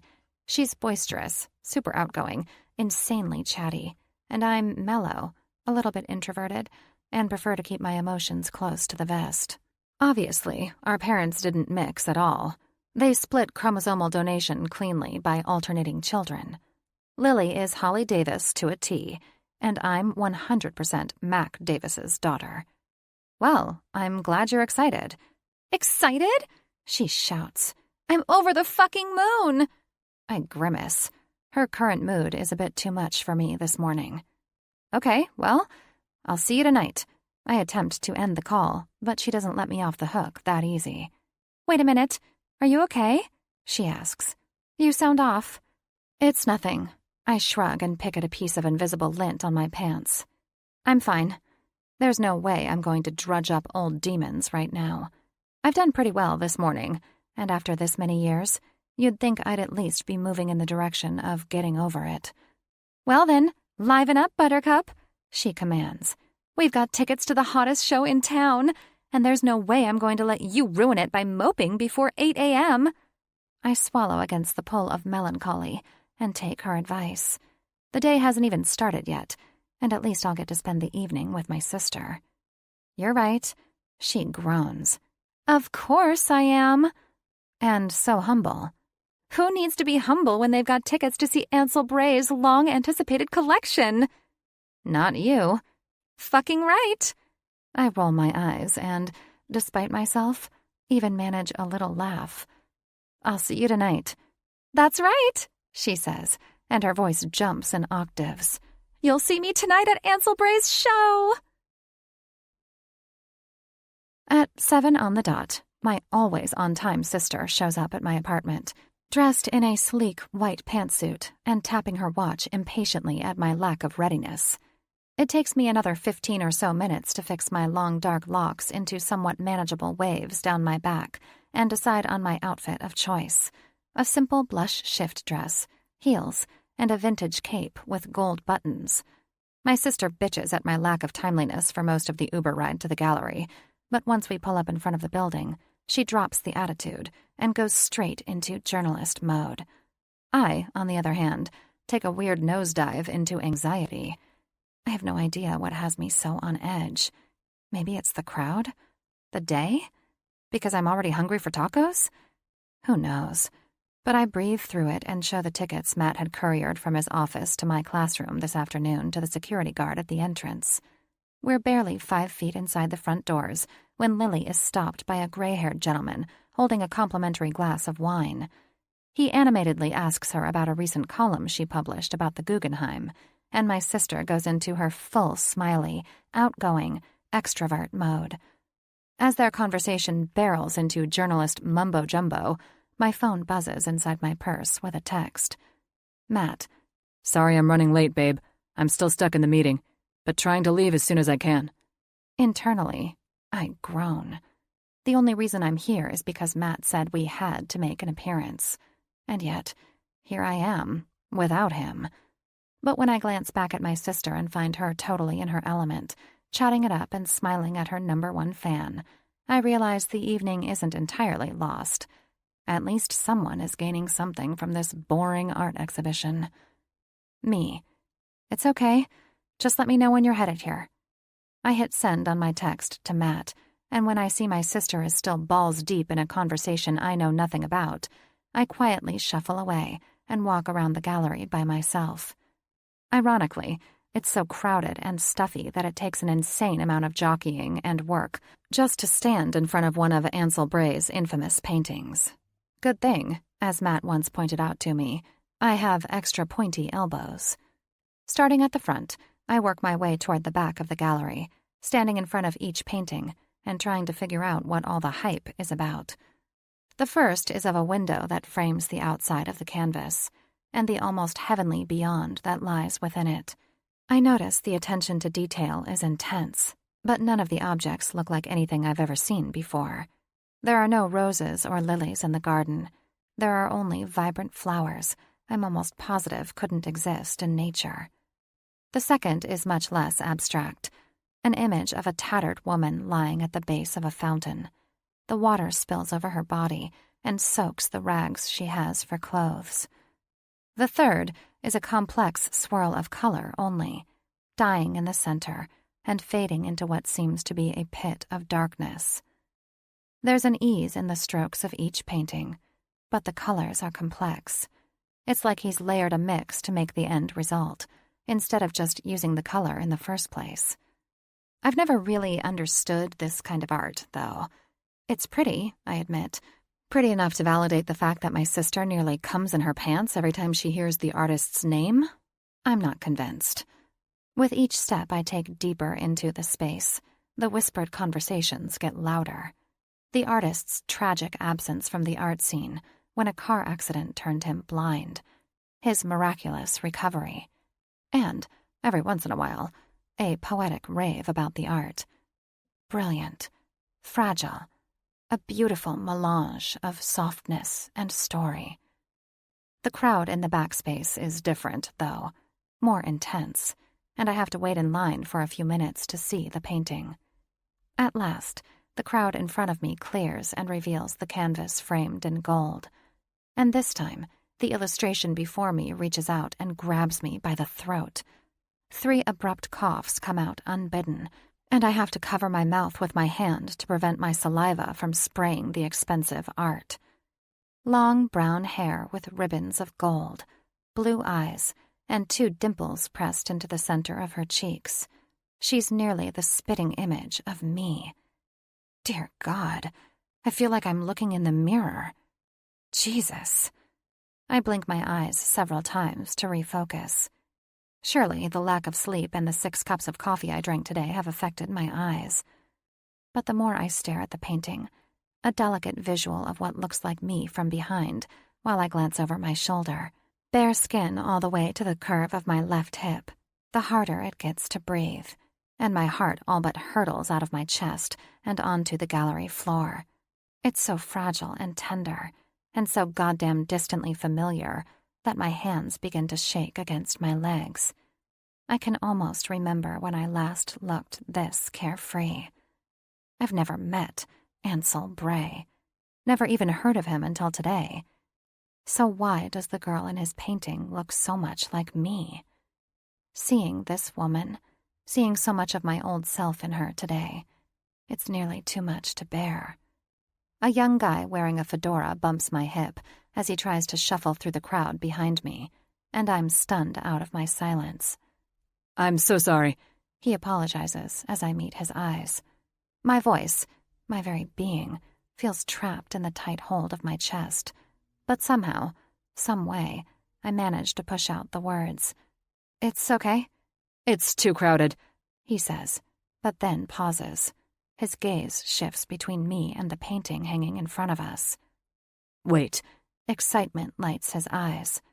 Is that you? My heart all but collapses in on itself at his words. No, I snap, with something that was meant to be a laugh. It sounds more like a small animal in distress. It may not be what I'm going for, but it perfectly embodies what I'm feeling. Are you sure? He asks, and keeps alternating between examining the painting and my face. Because it sure looks like you. I'm sure. I don't even know the artist. Hell, I don't even really like art. A wrinkle forms between his brows, and I realize my hysteria may have loosened my lips just a little too much. I mean, the paintings are great, but this is my first time at a show. It's not me. The scrutiny of his gaze makes my chest grow tight with anxiety. I feel vulnerable, exposed, like I'm having that awful dream where I'm standing completely naked in the middle of my high school, except replace the school with this gallery. I rub my now sweaty palms across the material of my dress. He grins, and I take it as my cue that I need to get the fuck out of there. If you'll excuse me, I need to find my sister. I don't give him time to respond and push through the crowd, paying absolutely no attention to the rest of the paintings until I reach the rear of the gallery. I rest my hip against an empty wall which is connected to a long back hall with a small sign that says restrooms resting above its archway, and try to get myself together. My chest is tight, and my head feels fuzzy, and I don't know how much longer I can stay here while my mind races with confusing thoughts and questions and memories I'd much prefer not to think about right now. I stare at the tops of my nude pumps and force myself to take slow, deep breaths. There has to be an explanation for this, I tell myself. It's probably just some sort of weird coincidence. And then I start to question the likeness of it all. Does that painting really look like me? Isn't that kind of a narcissistic thing to think, Indy? That a beautiful painting looks like you? Surely I'm mistaken, right? That guy in the fedora didn't seem mistaken. Where did you go? Lily asks, bumping me with a playful hip. I look up from my shoes to meet her eyes, and I find Matt standing beside her. Looks like he finally arrived. We were looking everywhere for you. Sorry I was late, baby. Matt grins and steps forward to plant a soft kiss to my lips. I feel oddly annoyed by it, but I swallow down the feeling with the rest of the intense emotions running through my veins. I thought you were going to text me when you were on your way, I ask, and he wraps his arm around my shoulder, tucking me into his side. I did, but I guess you didn't see it. Oh, whoops. I guess so, I mutter, but my mind is mostly just thinking that his body is too warm, and I am too warm, and, God damn it, is this gallery on the surface of the sun? You feeling okay? Lily asks, and she scrutinizes my face. Yeah, it's just a little crowded in here, I say with a little shrug and a tug on the material of my dress. I might need to step out and get some fresh air soon. I'm feeling overheated. Well, if you can hang in there for a little longer, I just need to see a few more paintings. Maybe then I can walk outside with you while Matt finishes making his rounds? I want to tell them I'm ready to go right the fuck now, but I bite my tongue. Matt wants to be here, and Lily is here for work, and I want to respect that. I don't want to be the emotional asshole who wrecks everyone's evening. So I suck it up. Okay. Lily smiles and leads the way, with Matt and me in tow behind her. All is well until she leads us right back to that fucking painting. Instantly, my heart flutters and flips beneath my ribcage, stealing the breath from my lungs. Maybe they won't notice. Holy shit, Lily mutters, and she glances back and forth between me and the painting. Indy, she looks like you. Yeah. Matt grins and squeezes my shoulder. She really does look like you, baby. I try to shrug it off, but on the inside, I'm dying. You don't see it? Lily asks, and I shrug again. Maybe a little. I force out a lie. A little? My sister questions on a laugh. If I didn't know you better, I might ask if you were Ansel Bray's secret mystery muse or something. My heart drops to my stomach, and I think the words, I am no one's muse, in my head. No one's. Matt grimaces but laughs at the same time. Well, fuck. I don't think I'd be too happy with that scenario. I'm kidding, Lily says, and gives him a teasing pat to the shoulder. He takes it all in good humor. All in all, really, he's happy. And Lily's happy. Everyone's just having the fucking time of their lives. Everyone but me. I try to laugh along with them, but I'm almost certain all I've managed is a silent grimace that has all the feminine appeal of Voldemort. While my sister takes notes and pulls her camera out of her purse to take a photo, I stare at that damn painting, picking it apart for all the details I surely don't share. Look, babe, Matt says, and points toward the painting. She even has dimples, and that little beauty mark on your cheek. That's crazy, Lily chimes in just before she lifts her camera in front of her face to snap a photo. I couldn't respond if I wanted to. My lungs are too tight with shock, and my heart has migrated its way into my throat. So, all I do is nod. But on the inside, I'm rocks and dirt and dust crumbling to the ground. Vivid memories assail me, and I grab at my chest to find what surely must be a knife. And closer the walls of the gallery come, suffocating me until I can't breathe. My fingers tremble, and my flight response kicks in. I think I'm gonna walk outside, I say, through the tightness in my throat. What? Matt asks, but when his eyes lock onto my face, his gaze goes wide. Indy, you okay, babe? I shake my head. I don't feel so well. I turn on my heels and push through the crowd until I reach the long white hall that leads to the bathrooms. I'm in the stall and barely getting the door shut when a rush of nausea overwhelms me, and I almost don't make it to the toilet in time. Fucking hell. What just happened out there? What did I just see? By the time I get myself together enough to step out of the stall, my sister is standing beside the sink with concerned eyes. Are you okay? She asks, and hands me a wet paper towel to wipe my mouth.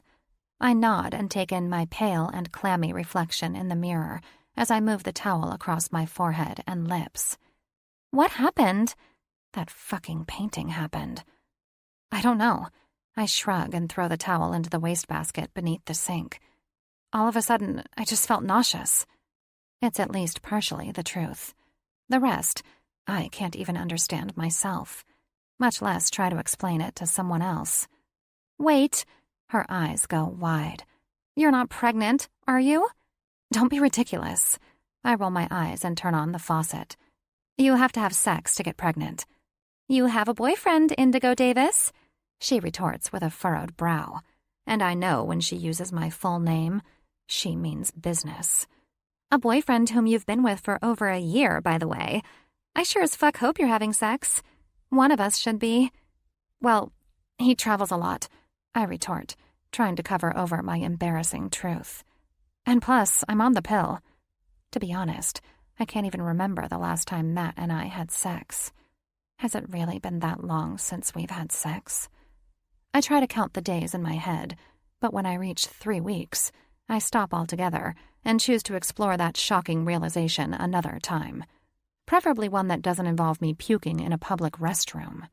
Well, if you're not pregnant, then what's wrong with you? I don't know. I shrug and wash my hands. I think it was just a bad combination of it being too hot and crowded inside this gallery and the fact that I ate tuna salad for lunch. Ew, she grimaces. I can't even think about tuna fish after hearing you hurl into the toilet. How do you think I feel? I question on a laugh. I was the one hanging over said toilet, doing all of the hurling. Lily's bright red lips crest up into a smile. What do you say we head out of here and get you home? Pretty sure your stomach isn't going to be able to tolerate tacos right now. For once in my life, I can agree that tacos are a bad idea. Definitely not. I dry my hands with a paper towel and turn off the faucet. Let's head home. When we leave the bathroom, I find Matt standing at the end of the hall, worry written all over his face. Everything okay? Yeah, I say, and force a reassuring smile to my lips. I think I just got overheated, and the tuna fish I ate for lunch didn't respond too well to that. You sure that's all it is? Positive. I nod. But I am sure I want to go home now. Thankfully, Matt doesn't give any pushback, and it doesn't take long before we're heading toward the front doors of the gallery. But this time, I'm smart enough to keep my eyes toward the ground as we pass through the exhibition. avoiding everything and everyone inside the building. My heart has had enough for the day. Tomorrow, I'll try to wrap my head around the girl in Ansel Bray's painting. Chapter 7. Ansel. First, I want to thank you for taking the time to chat with me this morning. Just Deborah, as she introduced herself with the Los Angeles Times, says, and I rein in my inner asshole and focus on remaining cordial. She's just doing her job, I remind myself. Sure, I respond in the friendliest voice I can manage. It sounds a little too much like I'm imitating Clark Griswold, but at least it's devoid of irritation and annoyance. I run my free hand across the leather of my favorite chair and stare lazily at the floor-to-ceiling windows of my living room. The bright morning sun magnifies the specks of dust floating in the air, and I think briefly about hiring a housekeeper. It's barely 10. This is already my 4th phone interview of the day, and my mind has started to wander. I make a mental note to threaten Nigel's life if he ever does this to me again. There's already a sticky note filed in the back of my brain with that exact message on it, crinkled from overuse. I add an asterisk and date it for today, bringing it back to current. No doubt this is his version of payback for my refusing to attend the exhibition opening the other night. I used to have a publicist who handled this kind of shit, but he quit. There was nothing a publicist can do for an angry blind man who doesn't want to speak with anyone, and he wasn't thrilled with the working conditions. Apparently, my good friend Nigel thinks he can stick his big fucking nose into the empty publicity role, and I either won't notice or won't say anything. The bastard. His gallery may be running my show, but that doesn't mean I'm going to roll over and let him feed me to the media wolves. Last night was the first official opening of your exhibition at Aquavella, the reporter informs me as though she's telling me something I don't know. Thank you, Mrs. Obvious. It was. Early reviews from the opening are absolutely phenomenal, with the one complaint seemingly about the space. Why is it that you've chosen to hold the exhibition in such a small space and for such a short amount of time? You could have sold out MoMA, yet you chose Aquavella. Because the paintings in this exhibition aren't meant to be showcased in a large empty room with fluorescent lights glaring down on them. They're too vulnerable, and their scale is too small. They needed a space that was intimate. An intimate space. It's interesting that you use that word. I roll my eyes and lean back in my leather chair. And why is that, Deborah? There's one question I've been asked in every single interview, and Deborah's version of it is circling, readying itself to make a landing. One painting seemed to fit that bill in particular. I hum. The girl in the painting, Ansel. Who is she? She's simply a girl in a painting. She laughs as if she can't believe I'm being this obtuse, as if I'm fucking feeding her lines. Her phenomenal presence in your show has raised a lot of questions and curiosities. That painting seems to be the one that is drawing the most attention out of all your works. Interesting observation, I muse. Her incredulous laugh fills my ears. She's done with our dance around the bush. Is she real? She's as real as any of my other works. I take little parts of my life and put them into everything I paint. What I don't say is how big of a part this particular mirage has had. After being locked inside the black abyss, she is what guided me back to the light, back to painting again. Somehow you've given me an answer that only raises more questions, she responds, and it's my turn to laugh. I haven't made a point to be cryptic, but apparently I've played right into the curious masses' hands. My brother would have a field day with this right now. Is that so? I swipe off a piece of lint from my jeans. It's a certainty. Speaking of your brother, what does he think of your exhibition? I don't know, I say with a cheeky smile. You'd have to ask him yourself. I'd love to do just that, but I'll have to pull a few strings before I can get an interview with Bray on the books. Instantly, I get an idea. How about I pull those strings for you? Excuse me? Sit tight for a minute, Deborah, I instruct, and already I'm pulling the phone away from my face to prepare to dial the number I know by heart with a smile on my face. I'll be right back. I don't give her time to respond, and a minute or two later I have my brother on the line, while Deborah is on hold on the other. What's up? Bram asks by way of greeting. I make the conscious decision not to explain. It'll really be better if this is a surprise. Well, better for me, anyway. Hold on, Bram, I say, and tap the screen to merge the calls together. Deborah, you still there? Yes, she responds immediately. Bram? What's going on, Ans? He asks, but I ignore him. Deborah, this is my brother. Bram, this is Deborah, an interviewer from the LA Times. She has a few questions for you. Wait, what? Looks like we're all set here. I cut my brother off. My grin's so big now it's a second away from being a full-blown smile. It was great talking to you, Deb. Have a lovely day. I remove myself from the call before my brother can protest, and I shout victory into the crisp emptiness of my brownstone. And that, ladies and gentlemen, is exactly how you end an interview early. By the time I'm almost ready to head into my personal studio on the second level of my house, my phone vibrates with a text message. Bram, you're such a dick. I chuckle and type out a quick response. Me. Consider it payback for that time you sent a car full of your groupies to my house at 3 a.m. Bram, but they wanted to meet the illustrious Ansel Bray. Who was I to say no? That fucking night. It took me nearly an hour to get the drunk, extremely loud, and scantily clad ladies inside my driver Hank's Escalade and on their way home. Me. Well, Mr. Accommodating, I'll keep that in mind the next time someone stops me on the street to tell me how much they love new rules. Next time that happens, I'll personally escort them to his fucking house. Bram. And I'll be sure to get you on the line every time someone asks me about the girl in your painting. I cringe. The one painting I didn't want to put in the show. The one painting I hoped would fly under the radar is the one painting everyone appears to be fixated on. Me. People are asking you about her too? Bram. Apparently my publicist is up to her ears today with calls about the girl in your painting. I click my phone to sleep and walk into the bathroom to take a shower and get ready to head to my studio. I've got more visions of her to paint. But before I hop in the shower, my phone pings with another text. Fully prepared to see Bram's name, I tilt my head to the side when I read the name Lennon Quill on the screen. Fucking hell, I groan, already annoyed. Lennon Quill is a guy I've known since I was in my early 20s and is a complete fucking mess.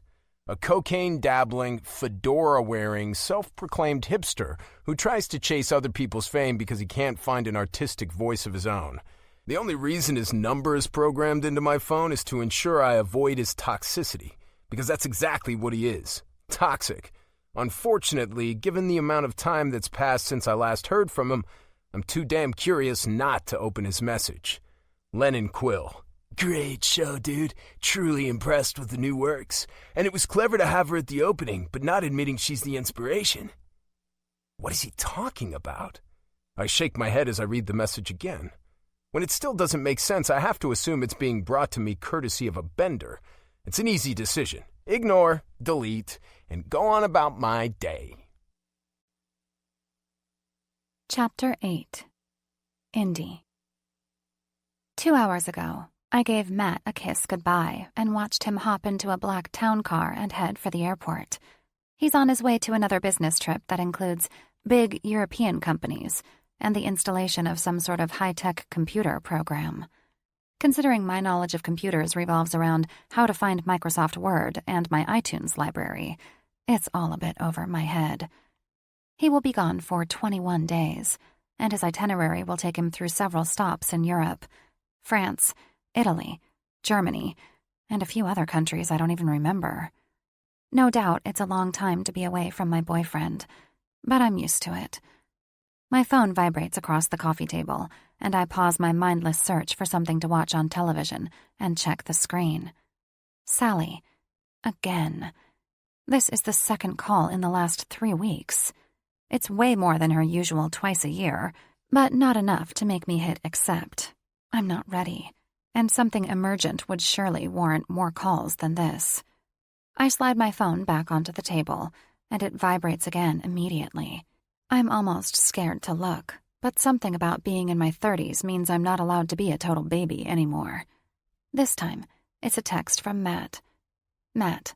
Getting ready to board now. Here's to hoping these next 3 weeks fly by. Miss you already, baby. Baby. My lips turn down at the corners. Terms of endearment have never really been my thing, but they're sort of Matt's thing, so I try to oblige. But I can't deny it grates on my nerves a bit. Or a lot, if I'm really being honest with myself. Me. Have a safe trip and let me know when you land. XOXO. Matt. I will. Promise if you start feeling bad again, you'll go to the doctor? After my abrupt departure from the gallery the other night, he's been urging me to get checked out. It's been a long 48 hours of reassuring him I'm fine and him obsessing over stomach viruses and weird diseases. In his defense, when it comes to illness, he's biologically prone to worrying too much, courtesy of his hypochondriac mother. And, well, he doesn't know the real reason I ended up puking in the bathroom at Aquavella. I mean, how do you tell your boyfriend you got sick because of the painting you saw? In hindsight, even I feel like I overreacted. Seeing myself in one random painting that some guy painted shouldn't produce such a physical reaction. It's just a coincidence. Nothing more. Me. I'm fine, Matt. It was just a weird blip of nausea. Nothing to be concerned about. Matt. Okay, sweetheart. Getting ready for takeoff now. Talk soon. I toss my phone back onto the coffee table and scroll through the channels for another few minutes before I set down the remote and get off the couch. It's Saturday. I should be doing something fun, something that gets me out of my house. Something, anything, besides sitting on my couch. I think about calling Lily or my mom, or even a few of my girlfriends from work, but being with people seems like too much work. Instead, I decide to go it alone, take a little walk, and see where the day takes me. Maybe I'll grab some lunch at my favorite diner up the street. Or maybe I'll be adventurous and take the subway toward the city for a stroll through Washington Square Park. The day is an untraveled road, and I get to choose the destination. Before I talk myself out of it, I get dressed, put on a little makeup, fix my long locks into a ponytail, and bundle up in my favorite pea coat, scarf, and boots. I tap on one of my favorite playlists, put my earbuds in my ears, and my phone in my back pocket, and head out the door. With Camila Cabello serenading me, I step outside, and the frigid February air punches me right in the face. If the bitter wind had a fist, I'd officially have a black eye. I adjust my cream scarf to cover my mouth and nose, and force my feet to move across the sidewalk. Shit, maybe I should have just stuck with Netflix. It doesn't take long for me to realize the subway station is closer than the diner, and I let the harsh winter weather lead my way down the stairs to the waiting platform and onto the next train. Looks like a trip into the city it is. Packed to the brim with other Saturday-goers, I stand in the center of the metal-enclosed cart, my fingers clutching a silver pole for balance, and let my eyes rake discreetly over my ride companions. A family with 2 small children and a stroller takes up the entire back wall. A group of giggling teenage girls stare down at their phones and take up nearly an entire row of seats on the left side, and a couple holding hands and smiling into each other's eyes stand to the right of me. But it's the couple that I can't seem to stop watching. He reaches out, brushes her auburn hair out of her eyes, and her pink-coated smile grows. They're so beautiful, so in the moment, so lost in each other. It kind of hurts to witness. Not because I don't like seeing people so lost in love that the world around them dissolves, but because I do. I love to see it. I just don't like to think about how much I want it for myself. Which leads my thoughts down a dangerous path toward that fucking painting and the carefree version of me inside it, and back into the emotional tailspin I've been trying desperately to ignore. The subway screeches to another stop, and people start filing off, but the couple stays rooted to their spot and fixated on each other's eyes. Their decision to stay solidifies my decision to go, and I walk off the subway in the name of self-preservation. I don't even know what stop I've chosen, but I don't care. I'll make it work. Once I make my way up the stairs and onto the sidewalk, the surroundings give me déjà vu, and it isn't the good kind. I feel sick almost instantly, and the taste of tuna flashes in my mouth, even though I haven't eaten it since. Of course I took this fucking stop. The gallery is a scant 2 blocks away, and I hate myself for not paying enough attention to end up anywhere but here. Hell, even the claustrophobic crowds of Times Square would have been a better option than this. At least I could have popped into M&M's world and left with 5 pounds of chocolate I don't need. After that night at the gallery, I've resisted the urge to find out anything about Ansel Bray. I told myself the girl in his painting wasn't really like me, and it was all just a freakishly weird and mind-blowing coincidence. It was for the best that I retreat back to my art-ignorant bubble and go on about my life. Yet, here I am. 1 foot after the other, 2 blocks are gone far faster than they should be. With cold hands and a nearly frozen nose, I pull my earbuds out of my ears and stand in front of the building, peering through the windows to the right of the entrance. It looks empty, completely vacant of movement and people, so I nearly jump out of my skin when one of the big wooden doors opens unexpectedly. A man dressed in a smart suit steps out of the front doors and glances over his shoulder as he pulls a key out of his pocket. "We're closed." "All day?" I ask, and he shakes his head. "The next exhibit is this evening, but it's completely sold out," he answers matter-of-factly.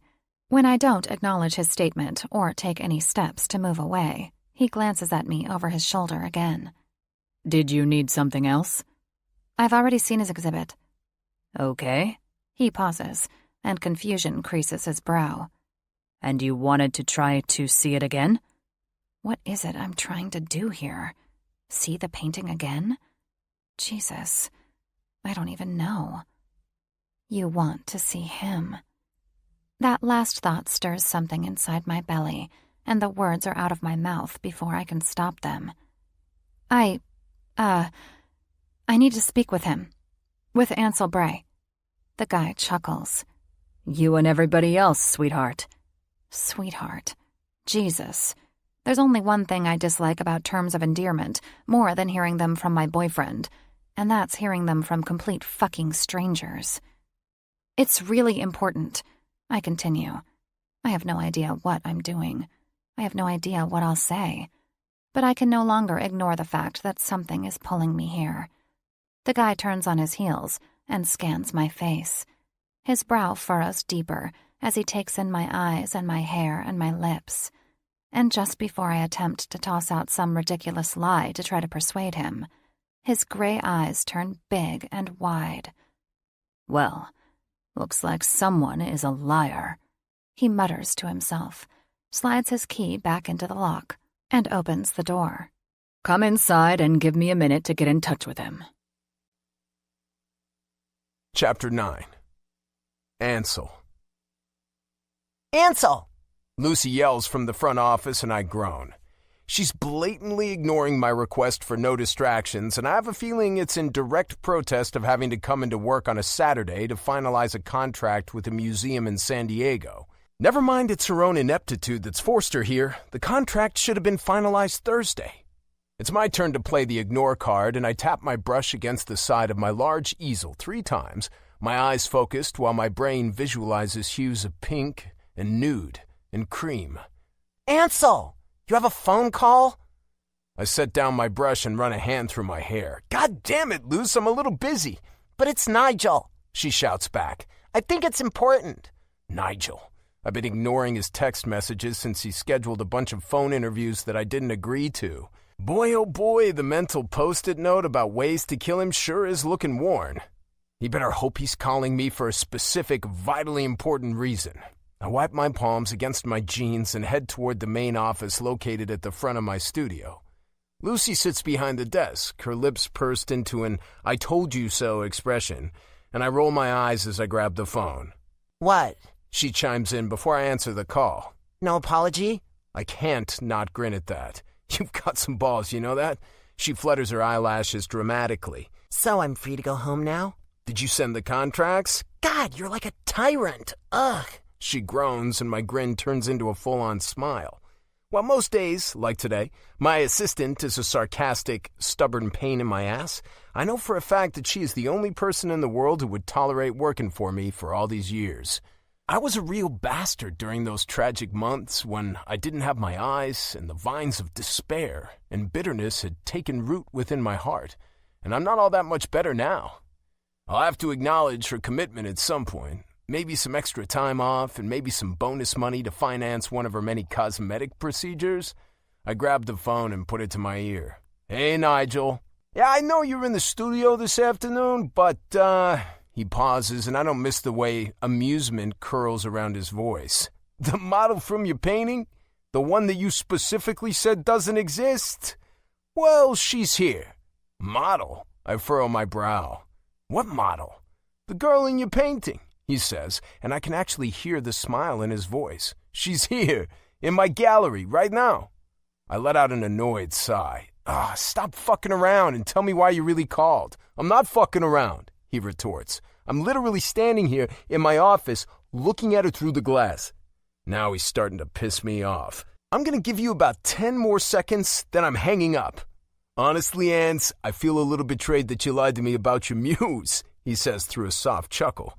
Here, I thought she was just some fictitious angel inside your mind, but come to find out she's actually real. It's on the tip of my tongue to call him a half dozen less than flattering names, but then I think about the strange text Lennon Quill sent me. It was clever to have her at the opening, but not admitting she's the inspiration. My heart makes itself known inside my chest, pounding against my ribs like it's trying to make an escape from my body. The girl from my painting is at your gallery? I ask, my voice a mere whisper. Yup, Nigel answers like it's not the most insane, unbelievable thing that's ever left his lips, because in fact it is. The girl in my paintings, the angel inside my mind, she doesn't exist. At least, I didn't think she did. Does she? She said she wants to speak with you, he adds. Good God, what if she's real? Tell her I'm on my way. The words fall from my lips without a second thought. If she's real, if Nigel isn't fucking around with me, if Lennon Quill's message actually held some truth to it, I need to see her with my own eyes. But just tell her I'm leaving my studio now and I'll be there shortly, okay? Okay. Finally, all traces of amusement have left his tone, probably because I foolishly haven't done enough to hide how shaken I am. I don't waste any time after that, hanging up the phone, grabbing the essentials, and rushing out the door. If you're leaving, I'm leaving, Luce yells as I push it open. I'm too fucking consumed by what Nigel's just told me to give a shit. Do whatever you want, I yell back without a second thought. 2 stairs at a time, my feet move like they have a mind of their own, but I don't protest.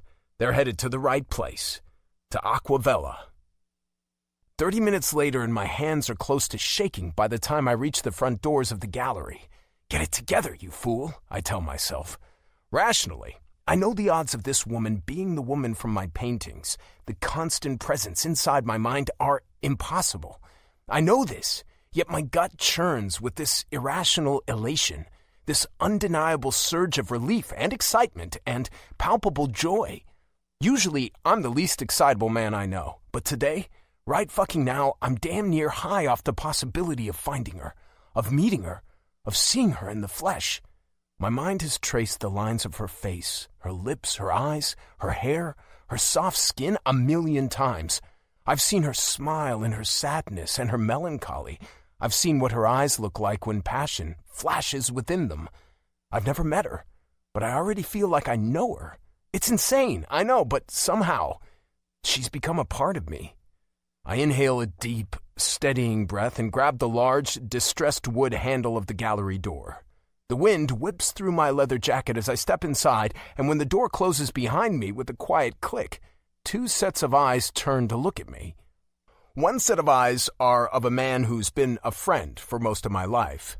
The other are the sparkling blue of a woman I didn't know could really exist. Even the gold flakes laced artfully within the blue are familiar, and it makes my heart ache and race at the same time. Every nerve inside my body wakes up until I'm a walking live wire. I rake my eyes down her cheeks and her lips and her hair and the slender lines of her neck. I think I've lost my mind because it's her, the girl in my paintings. Her wide-open gaze turns guarded when her eyes lock with mine, and the urge to stride toward her and wrap her up in my arms overwhelms me. I want to protect her from whatever it is that's making her uncomfortable, but I quelled the nearly overpowering impulse because, in all likelihood, I am the thing that's making her feel that way. Here she is, Nye says as he stands up from one of the lobby chairs. You made good time, buddy. Hello, I say to her. Nye has ceased to exist to me. There's only her and me and And I probably need to tone down the intensity a little for fuck's sake. She looks like I'm scaring her.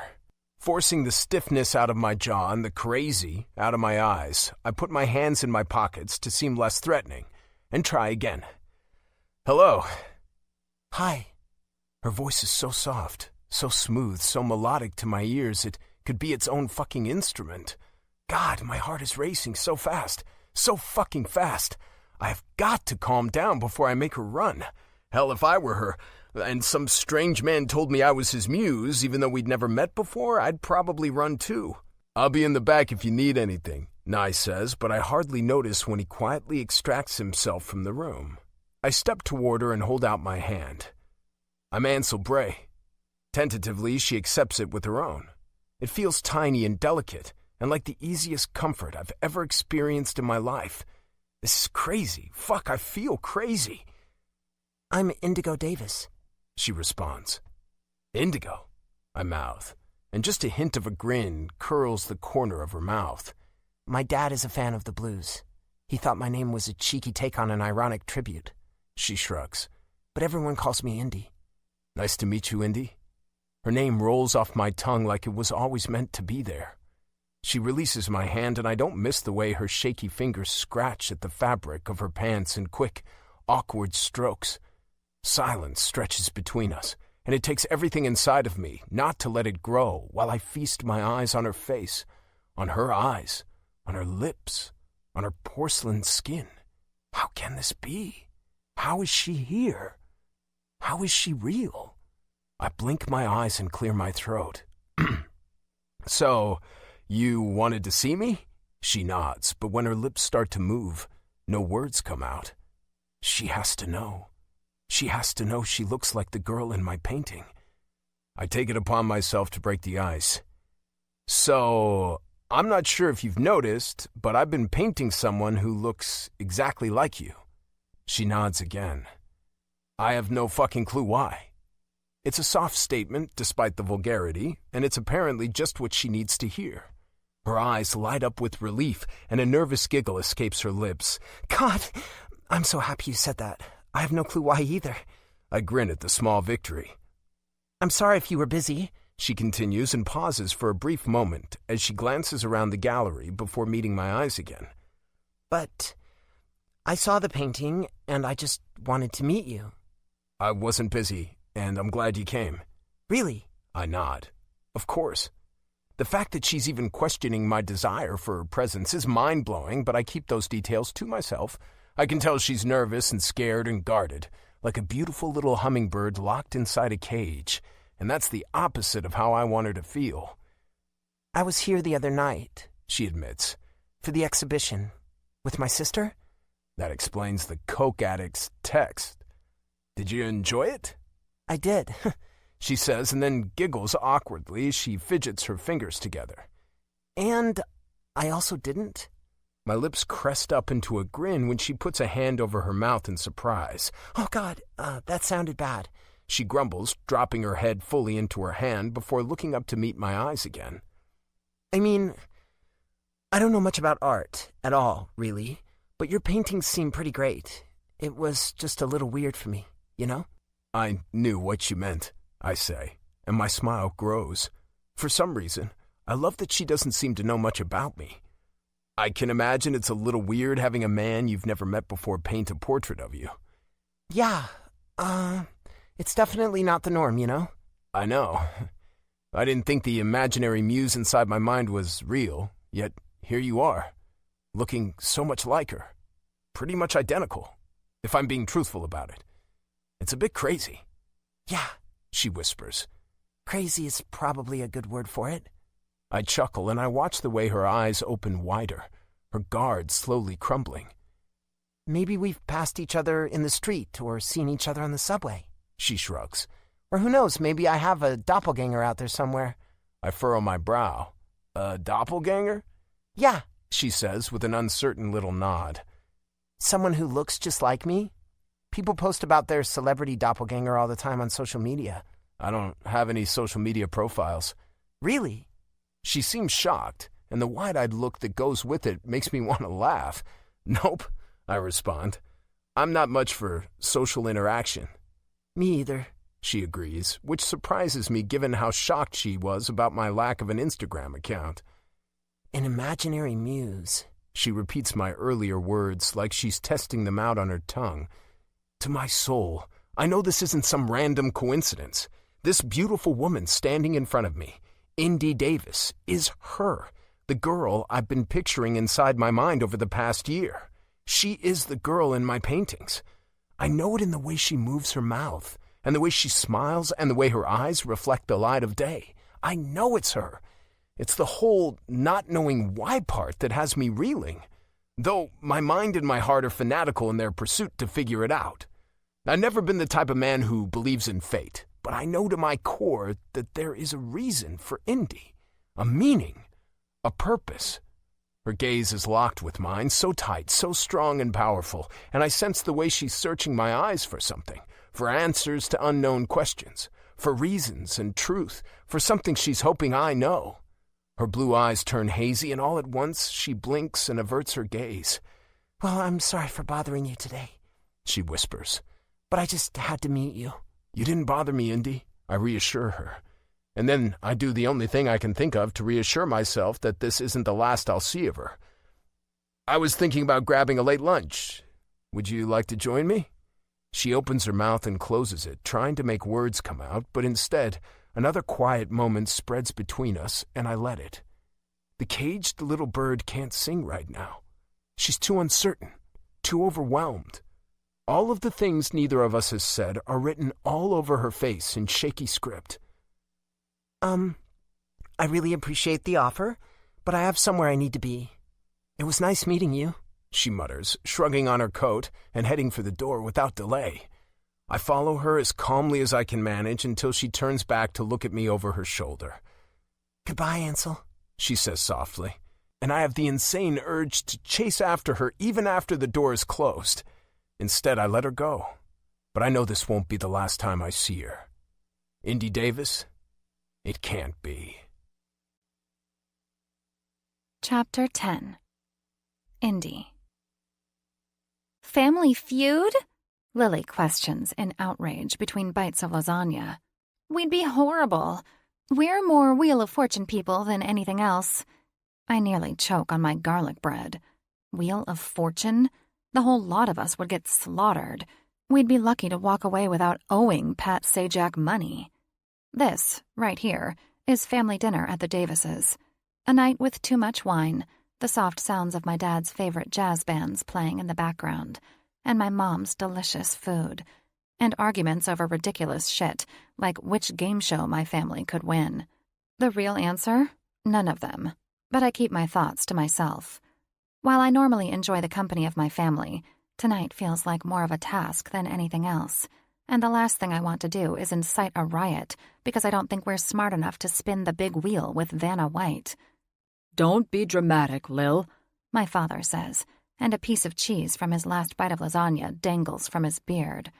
It's normally good manners to let someone know they have food on their face, but when it comes to Mac Davis, we've all learned just to let the man be until he finishes his meal. Otherwise, we'd be busy all fucking night. We'd kick ass at the feud, he adds after a sip of wine. And your mother would be our ace in the hole.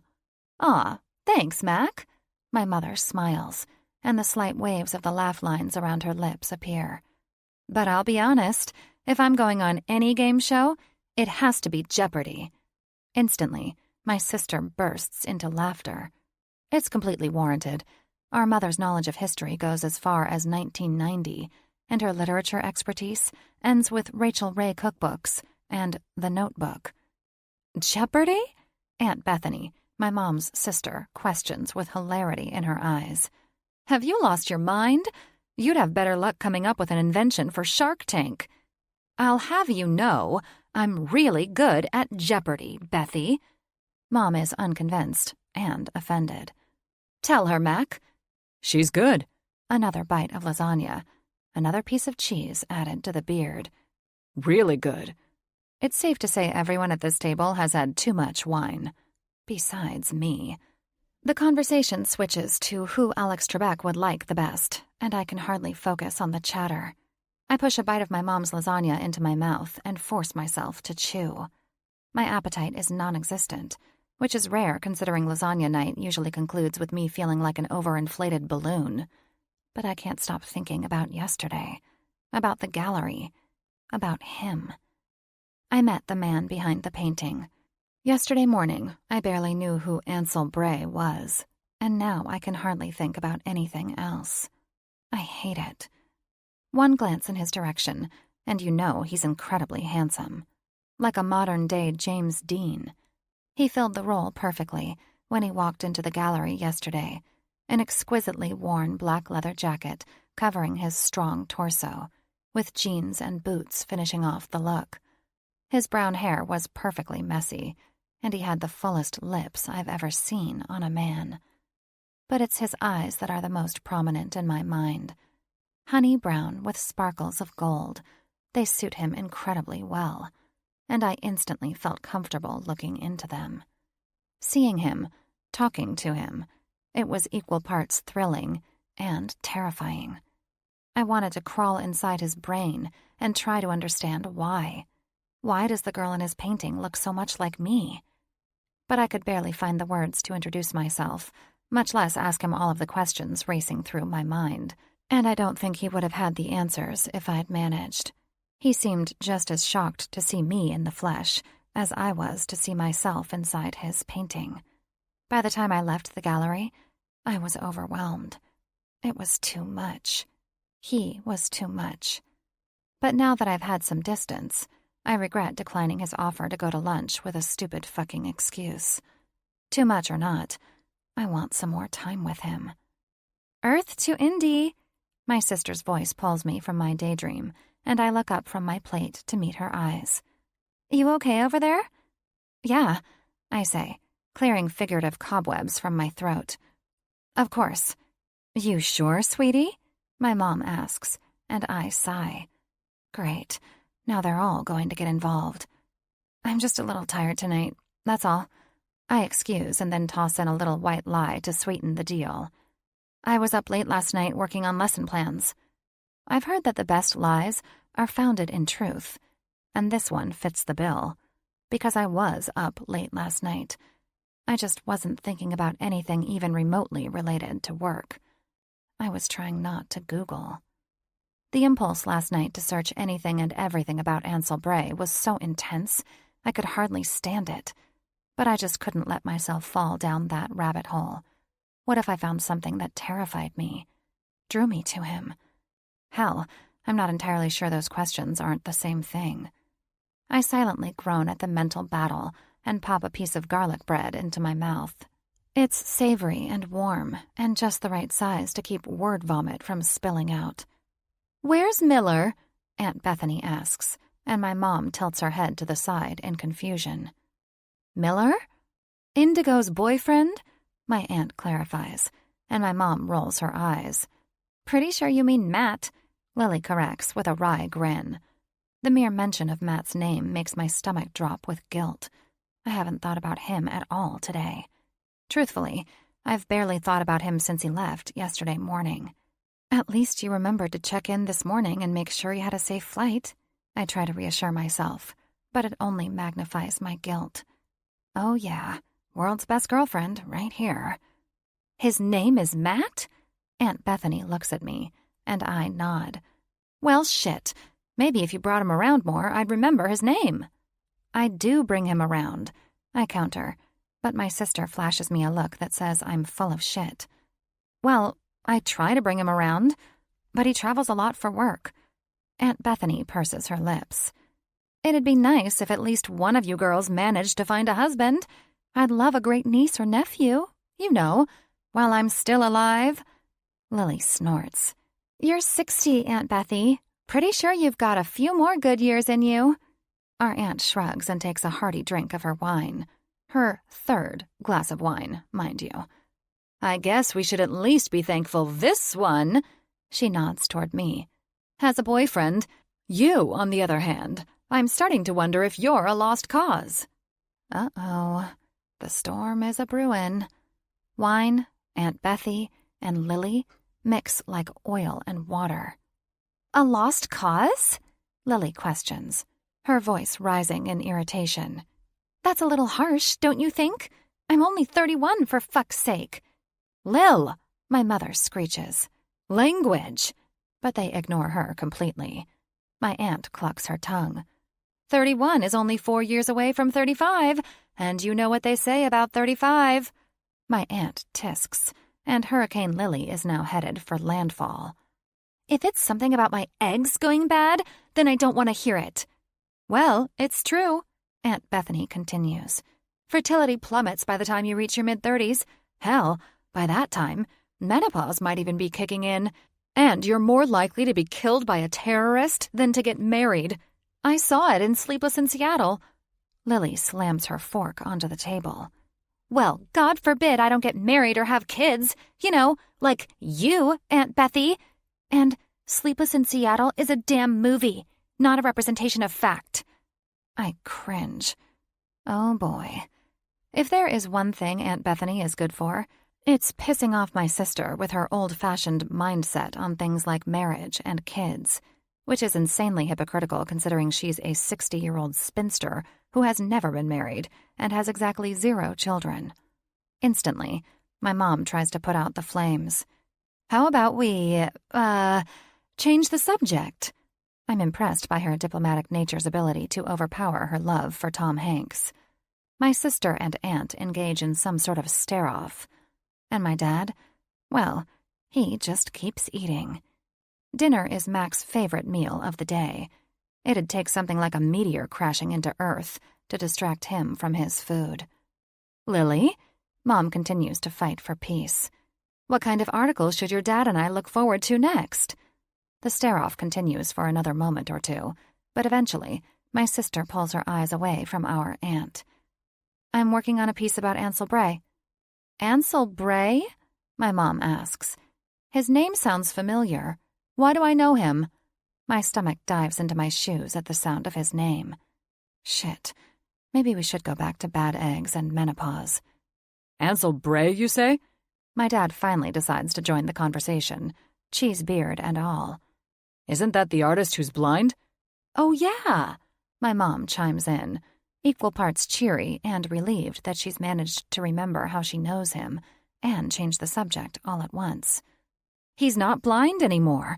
He had transplant surgery a few years back. That's him, Lily nods.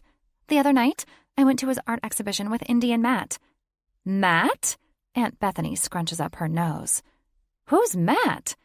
Indy's boyfriend, Bethy, my mother repeats on a sigh. In addition to being a shit-stirrer, Aunt Bethy has a memory that's only slightly better than Dory from Finding Nemo. Oh, right, the one we never see. Dear God, it's me, Indy. Please send help. You know, Lily continues, and I'm not so sure I like the smile that's sliding its way across her lips. One of Ansel Bray's paintings looks like Indy. My dad's eyes perk up. Is that right? Yep.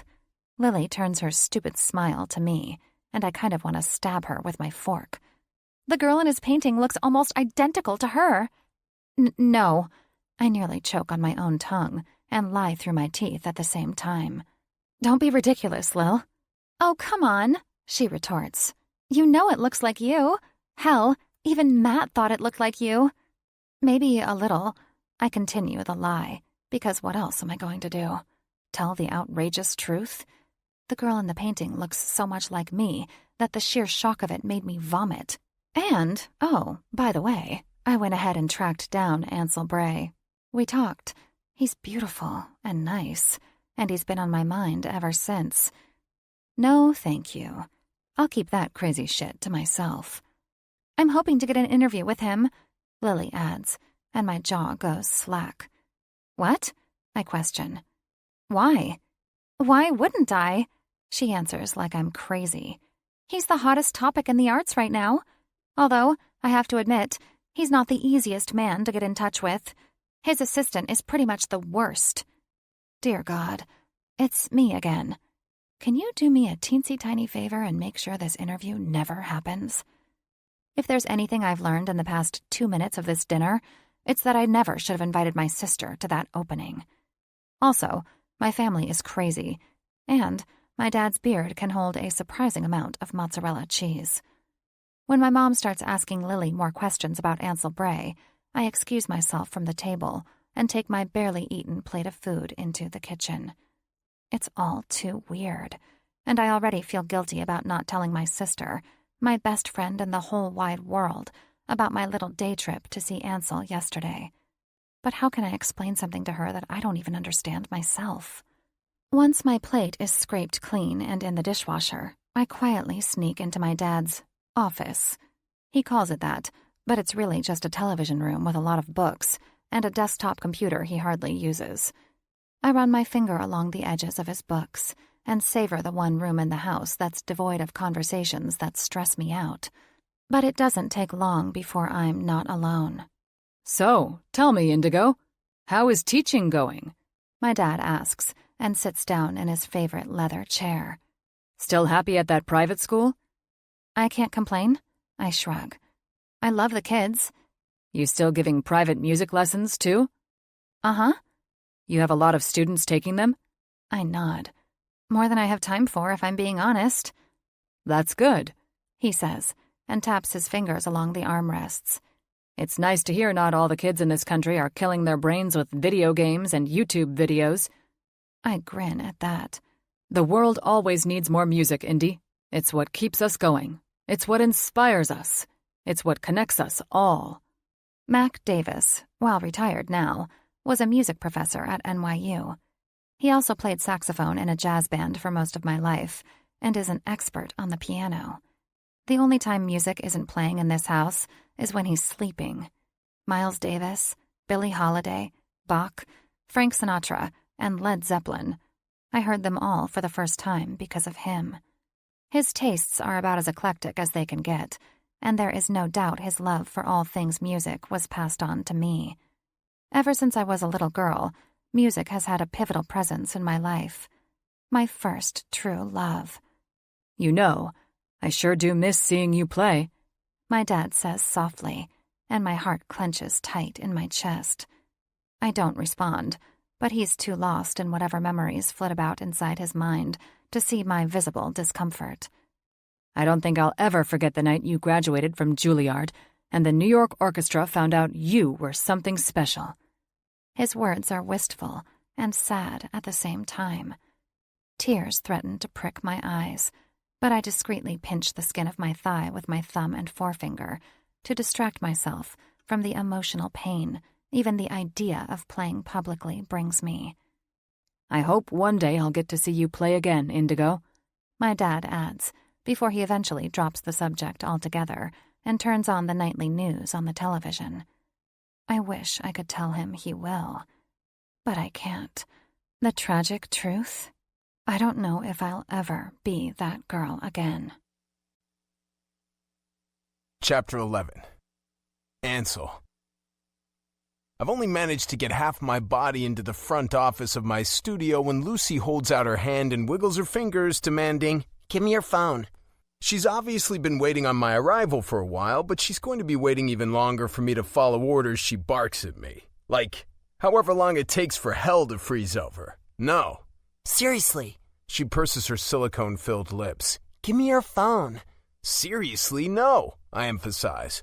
Luce is unaffected and apparently willing to take her life into her own hands because, without care or caution, she reaches into the pocket of my jacket and grabs my phone herself.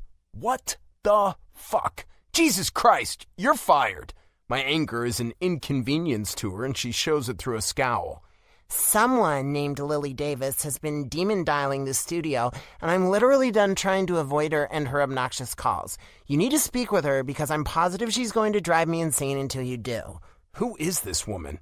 "A columnist with the New York Press." "Luce!" I growl, but she ignores me completely and uses one dramatic red-painted fingernail to tap send on the call. "Talk to her," she orders, placing the phone to my ear. "You really are fired," I mouth as it rings. She rolls her eyes in the face of my glare and steps away, out of reach. Probably a smart idea. I'm about to end the call when a woman answers. "This is Lily Davis." I'm still half tempted to hang up, but if Lily is even half as dogged as Luce claims she is, she'll just call back. This time, thanks to my soon-to-be ex-assistant on my personal phone. "Hello," I say as I glower at Luce. "This is Ansel Bray." "Wow, what a pleasant surprise," she replies. "I've been trying to schedule an interview with you, but your assistant is the opposite of accommodating." "Tell me about it. Luce sure as hell didn't accommodate me when she saddled me with this phone call." "What?" "Never mind. What is it you want me to do for you?" "An interview." Jesus Christ. "I went to your exhibition on opening night, and I'd really love the opportunity to sit down with you." An in-person interview? Fuck, I can barely tolerate them on the phone. I'm not much for interviews. I sigh heavily into the receiver. No offense, but I doubt you're going to ask me anything that hasn't already been asked. "Well," she pauses and clears her throat. "I mostly want to know why you're painting portraits of my sister." I furrow my brow. "I'm sorry, what?" "The girl in your painting could be my sister's doppelganger." Her words reach out and slap me across the face with déjà vu. "Your sister's doppelganger?" "Yes," she answers without the slightest bit of nervousness or hesitation. "It's nearly identical to her." "What did you say your name was?" "Lily Davis," she tells me, and a soft laugh leaves her lips. "I have a feeling your assistant will probably never forget my name with how many times I've called your studio over the past few days." "My assistant is incompetent at best," I comment, and I'm rewarded with a middle finger right in front of my face. My heart rate kicks up 10 notches, and I've never been more interested in getting an interview on the books than I am right now. "And what is your sister's name?" "Indy Davis." She verifies what, deep down, I already know. I wonder if she knows that just 2 days ago, her sister tracked me down at the gallery, and if Indy told her, what did she say? Was she as affected as I was? Is she still thinking about it like I am? Hope bubbles inside of my chest, and I decide there is only one way to find out. "Tomorrow night," I say without hesitation. "I can fit in an interview over dinner, but do me a favor, and make sure your questions are worth my time, yeah?" "Holy shit," she mutters more to herself than me. "I can do tomorrow." "There's just one condition," I add with a smile. "If I'm doing another fucking interview, I'm going to make sure Lily Davis isn't the only one who's going to get something out of it. I tell her where to be and what time to be there, and then I tell her what I want, and I end the call before she can say an opposing word. A dick move? Yes, but the reward could be well worth the consequences." Lucy stares up at me from her desk, her eyes squinted into tiny little lines. I smile at her for the first time today. "Good news, Luce. You're unfired," she laughs. "That's good, because I wasn't leaving anyway." And then I go to work. My muse is alive and well, and my color palette might as well be preordained. I muttered to myself as I survey my selection of paints. I'm thinking indigo. Chapter 12. Indy. The lunch bell rings, and just as the last 8th grader leaves my classroom, my phone buzzes inside my desk. Matt. "How you doing, baby? Hope your day is going good." My day. Well, it leaves a lot to be desired. Firstly, every single one of my morning classes was filled with boisterous, antsy kids, hopped up on pixie sticks speed and stir-crazy from the cold weather. I swear, if it's been one day without recess, it may as well have been a million. And secondly, the name Ansel Bray has been following me around all day. It started this morning while I drank coffee in my kitchen, and it hasn't let up since. With Matt gone, I forewent CNN and put on E! News. All was normal as they talked about the Kardashians, but then, while I was distracted with getting my Eggos out of the toaster, they segued and ended up showing a picture of Ansel from 5 years ago, out with some model at a restaurant in Manhattan. 2 blocks into my walk to the subway station, I stopped at Polly's newsstand to buy a pack of gum and came face to face with him again, on the front page of the freaking New York Post. I kept my head down for the rest of the commute, but when I got to school, I let my guard down. Big mistake. 2 steps into the faculty lounge, and Sherry from the math department, propped unavoidably against the counter in front of the donuts, was reading said newspaper. He is everywhere, all around me, and that doesn't even include my own ridiculous thoughts. Needless to say, I know now I never should have sought him out. Coming face to face with Ansel Bray didn't do anything but raise more questions, more intrigue, more of these fucking thoughts and feelings I don't understand. Guilt churns in my gut when I realize that it was my boyfriend's text that launched my current Ansel-driven crazy plane. God, I'm the worst, and I don't even understand why. With a mental slap, I pour my focus back into the man on the other end of my phone. Me. It's going okay? How's your trip? Matt. So great that I just got word a large bank in Spain wants us to add a software consultation with them to our itinerary. It would extend my trip for another week or so, which sucks. But it's almost too good to pass up. I know Matt well enough to understand there's no maybe about it. His 3-week trip has just been extended. Me. Sounds like everything is coming up roses, then. Matt. It is, but I miss you. You wouldn't by any chance want to take a week off from work to come visit me, would you? Winky face. I've heard Paris is lovely this time of year. Me. LOL. Pretty sure Paris in February is just like New York in February. Cold.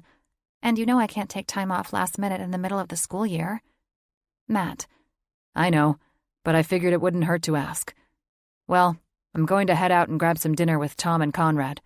Another FaceTime call before you're headed to work tomorrow morning? Me. Sounds like a plan. I set my phone back in my desk drawer and glance at the clock. Thank God. Lunchtime. I head for the faculty lounge as covertly as I can, without employing an army crawl, and I snag my lunch from the fridge. I'm just about to make my getaway when Mary calls toward me. "You're not going to eat with us today, sweetie?" I shake my head. Sorry, but I have way too much work to catch up on. A flat-out lie, but I'm pretty sure when it's for self-preservation, it's excused. With the way today has gone, I just need to hole up in my classroom, away from everyone and everything. The instant I shut the door to my classroom, the breath I didn't realize I was holding escapes my lungs, and my shoulders sag as I plop down into the chair behind my desk. Remnants of kindergartners are scattered across the center of my classroom, on the rainbow rug where we compose musical renditions of Old MacDonald Had a Farm and The Wheels on the Bus. But I don't even consider cleaning up. It can wait. My next class isn't for another hour. My phone vibrates inside the top drawer of my desk, and, truthfully, a large part of me sees the merits of ignoring it. It's just that the smaller part of me is yappy, like a little dog, and I can't stand the sound of it. Incoming call. Lily. I sigh, but I still manage to hit accept and force myself to answer. "You're coming to dinner with me tomorrow night?" No hello, or how are you? Just demands. So far, this phone call with my audacious sister is going just as I expected it would. What if I have plans? Pff, Lily snorts. Eating Chinese food and grading papers while watching Netflix doesn't count as plans. Plus, Matt is out of town. Surely you want some company? That's not all I do, I retort, and she laughs, a little too hysterically for my taste. I mean, it wasn't that funny. You're going with me. Well, I whine. Consider it a girls' night. Just the two of us. We haven't done one of those in so long, Indy. Come on. Don't be such a grouch. I don't respond. I know from experience that anything I say will just give her a foundation on which to build her argument. I'm pretty sure she missed her calling as an attorney. Pretty please go with me? She begs. I sigh. She knows I won't say no to her begging. Probably because she won't stop until I agree. And it's a lot better time management if I just give in at the start. Fine, I mutter. But I'm not getting dressed up. At least brush your hair and put on a little makeup. What's it matter to you? I question. It's not like I'm trying to impress anyone. She groans. Just don't dress like a complete slouch, okay? Pretty it up a bit. That's what girls' nights are for. To drink wine and tell ourselves how pretty and awesome we are. I squint my eyes. You're acting so weird right now. Just be ready around 6 tomorrow night, okay? Fine. Love you. Bye. She hangs up before I can get another word in. I contemplate texting her and backing out of girls' night the cowardly way, but I know it would be a huge waste of time and have the same ending. Me going to dinner tomorrow night. Ugh. She's lucky she's my sister. Nestled beneath the Brooklyn Bridge, we are cocooned by a sweeping view of the New York skyline and what feels like a million twinkle lights creating a path toward the front entrance of Bistro, the hip little restaurant my sister picked out for girls' night. Fucking girls' night. It's so cold, it might end in frostbite. The temperature drops as we get closer to the water, and I tighten my pea coat around my body. I know I said anyone who doesn't expect New York to be cold in the winter is a moron, but this is on a whole other level. The wind whips past my body and pricks at my bones. God, I'm freezing, Lily mutters as we step up to the entrance. She opens the door with a heavy hand and gets us inside as quickly as possible. Chatter and clanking cutlery and lively conversation fill the air. I shiver when the chilly outside breeze meets the warm cocoon of the restaurant in an electric swirl, and I rub my hands up and down my arms. Maybe eating by the river wasn't the best choice on a 10-degree day. I know, she says through chattering teeth. But in my defense, it wasn't my choice. What are you talking about? I scrunch up my nose at her and laugh. This whole damn evening was your choice. If it weren't for you, I'd be at home, incredibly warm and in my pajamas. Lily ignores me entirely and steps toward the hostess desk. I have a reservation for 6:30. It's under Davis. The teenage hostess is fresh-faced, and her name tag reads Marley. She smiles her understanding and looks down at her clipboard. For 3, right? Yep. Lily nods. 3? I look between Lily and myself, counting like one of my kindergartners. 1, 2. I thought it was just the two of us, I ask, while the hostess grabs 2 menus. Well, that was kind of a lie. If she invited our Aunt Bethany, I'm leaving. It's one thing to watch them verbally spar with each other inside the safety of my parents' house, but it's a whole other thing to take the freak show out in public. I open my mouth to question her further, but I'm interrupted. Looks like the other person in your party is already here, Marley says, and I glare at Brutus, the backstabbing sister formerly known as Lily. Who's here, Lil? I whisper, and she grimaces. Don't be mad, okay? Marley gestures toward us with a polite hand. If you'll follow me, I'll take you to your table. Lily averts her gaze entirely and follows Marley's lead, giving me no other option but to do the same. Past the bar area, through the main dining room, and toward a back room that has an incredible view of the river, we follow the hostess until she stops at a booth in the corner. Here you are, she announces, and sets our menus down on the table. When Marley finally shuffles aside to head back toward the front of the restaurant, I damn near fall on my face. His honey-brown eyes twinkle like the reflections on the river behind him. My heart starts training for a fucking marathon inside my chest. Ansel Bray is here, sitting at our table. 1, 2, 3. Chapter 13. Ansel. Inside the sapphire blue depths of Indy's eyes, I watch as recognition turns to shock and confusion. The woman standing beside her, the one I shamelessly bribed to get Indy here, smiles a $1 million smile.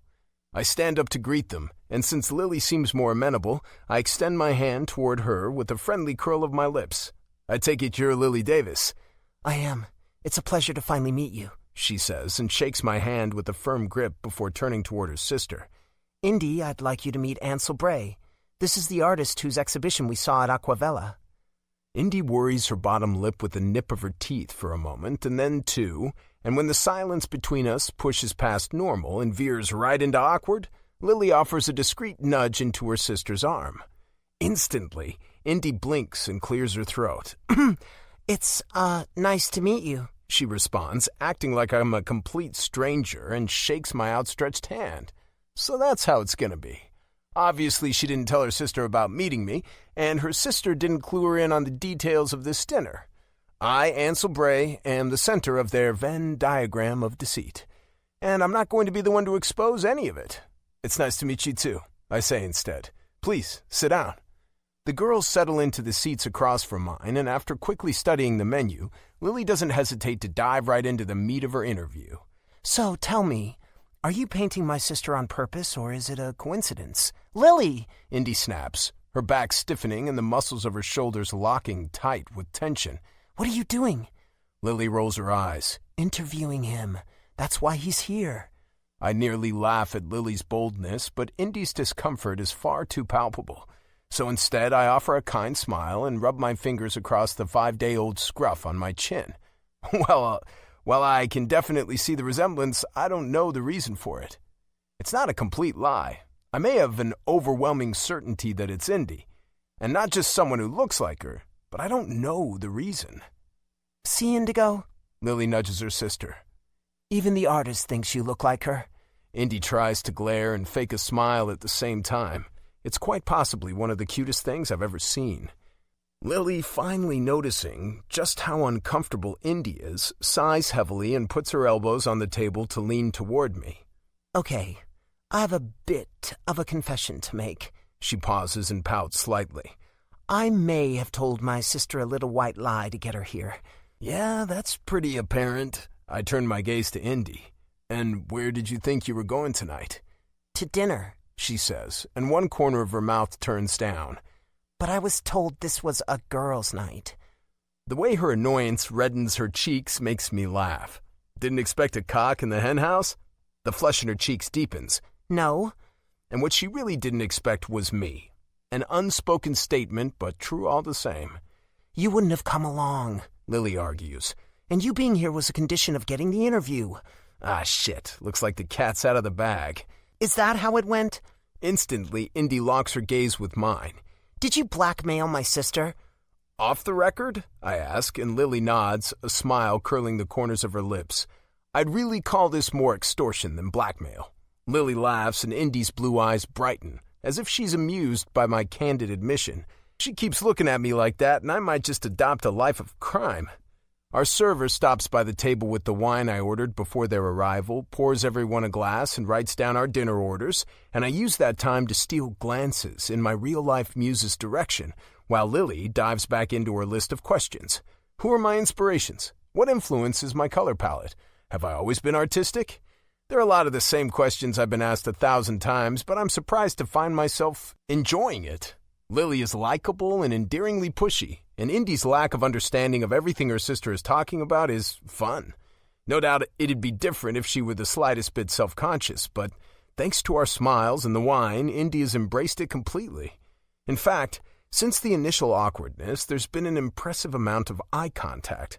And fuck if those beautiful blue eyes of hers don't give me a rush. They speed up my heart and put a fire inside my belly. I could paint those eyes of hers over and over, stare into them for the rest of my life, and I don't think it'd be enough.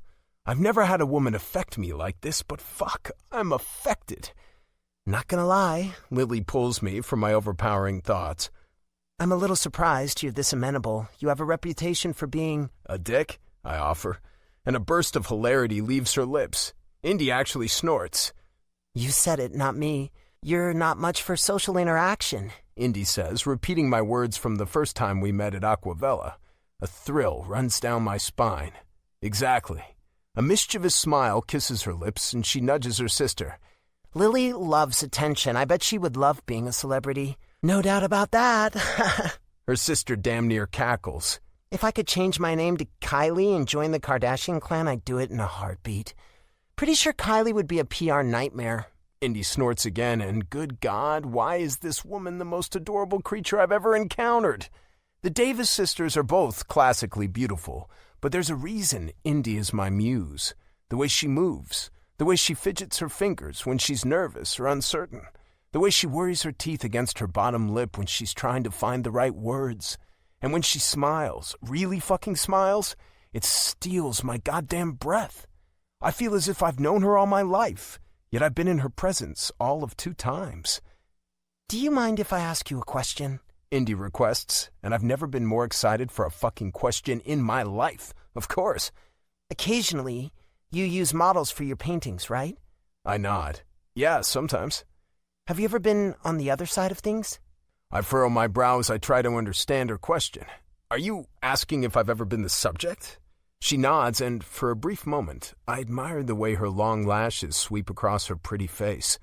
Well, I pause and search my mind. Actually, no, I don't think I have. That seems a little unfair, don't you think? She questions, her voice teasing. I mean, in order to really understand your subjects, don't you think you should try being on the other side of the canvas? You know, I say, and run my fingers over my chin. I've never really thought about it like that before, but I guess, yeah, I probably should, huh? Indy grins. You should. Before I can add to it, our server steps up to our table and begins to set our meals in front of us. Steak for me, grilled chicken for Lily, and chicken fingers and fries for Indy. The mere idea of chicken fingers and fries makes me laugh, and Indy looks up from her plate to meet my eyes. What? She asks. What are you looking at? I didn't realize Bistro had a kids menu, I say, and I'm rewarded with another ridiculous snort. Mind your own business, pal, she orders with a smile. Chicken fingers and fries are delicious. It takes Lily interrupting our banter with another question to make me remember we're not on a date. Have you sold any of your paintings from the exhibition? I finish chewing my bite of steak and take a sip of wine. Not a single one. That sounds like a lie, she guffaws. I happen to know there are a ton of people out there vying to get an Ansel Bray.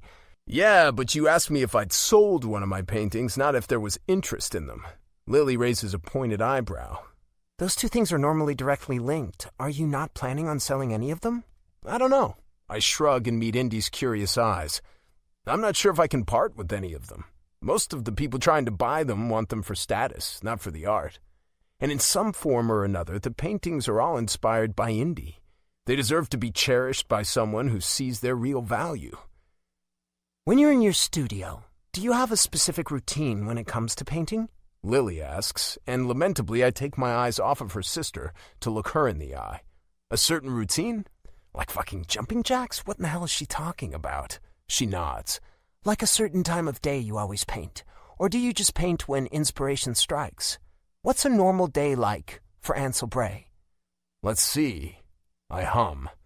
When I'm inspired, I'm generally in my studio for hours, surviving off water and granola bars and the musical genius of Chopin or Vivaldi, while I paint until my fingers threaten to fall off. So music is a must for you in the studio? Definitely. You know, Lily continues and glances at her sister. Indy is a classically trained musician. She's even played with the New York Orchestra. My heart trips over its own rhythm, and it takes everything inside of me not to choke on my wine.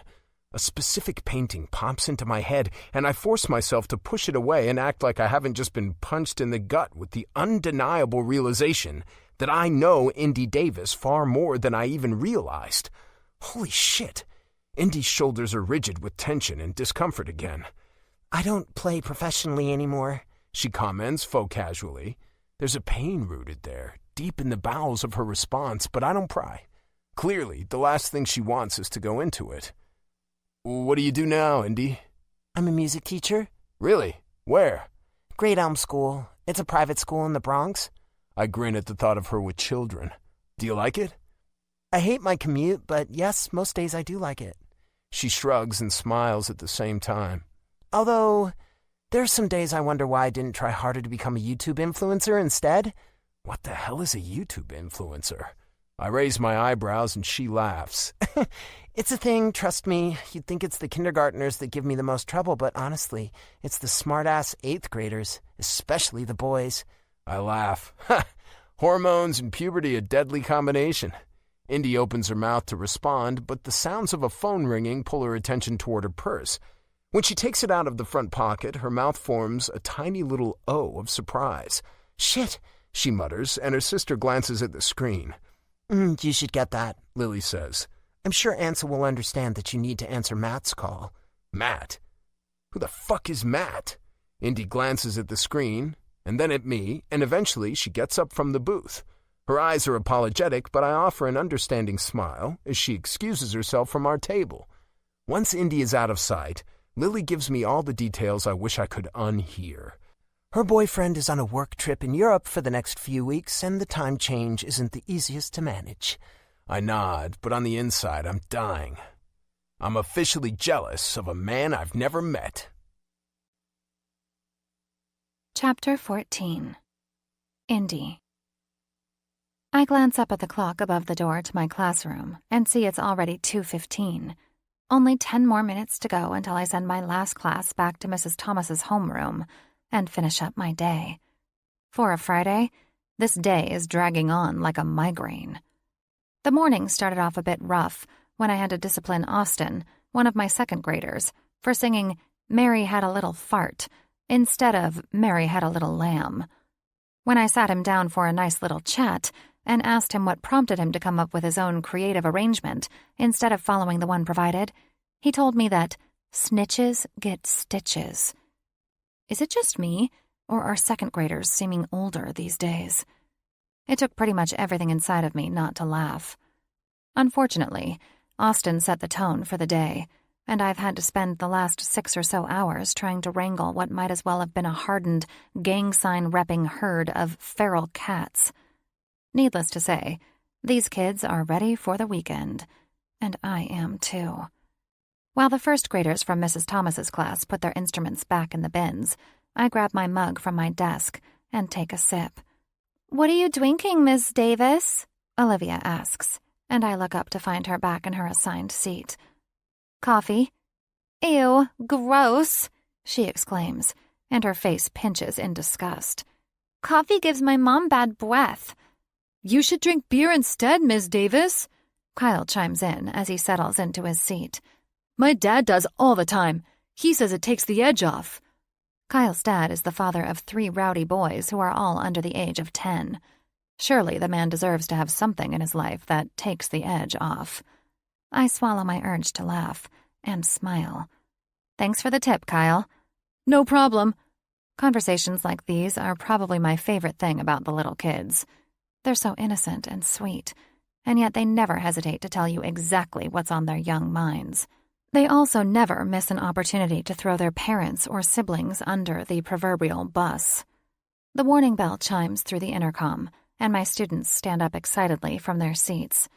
With a lot of deep breaths and grit, I wrangle them into a line and lead them to their homeroom. Once they're safely inside Mrs. Thomas's room, I head back to my classroom and decide to make an early escape for the day. No music lessons on the books for the afternoon means I'm a free woman until Monday. 5 minutes before the end-of-day bell rings, I'm turning off the lights in my classroom, waving goodbye to the ladies in the front office, and walking out the front doors of the school before anyone can stop me for small talk. The subway station is a short walk, 5 blocks or so, and once I make my way down the stairs, I wait on the platform for the next train and check my phone for emails, missed calls, and text messages. The monthly school newsletter from our principal, a text from Lily, a missed call from my mom, a text from Sally. The last one makes me decide to avoid all of them for now.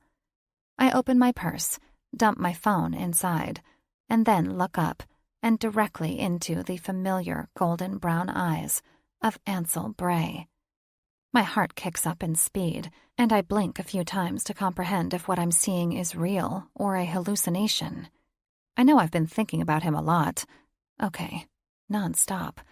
But what are the odds that he'd be here, in the Bronx, at the same subway station as me? Probably about as good as you ending up in one of his paintings. The ridiculous, unbidden thought almost makes me laugh. God, he looks handsome. The same leather jacket, the same boots, the same perfectly messy hair. And those eyes. "Hi," he mouths toward me, and a smile kisses my lips without my permission. God, who is this man?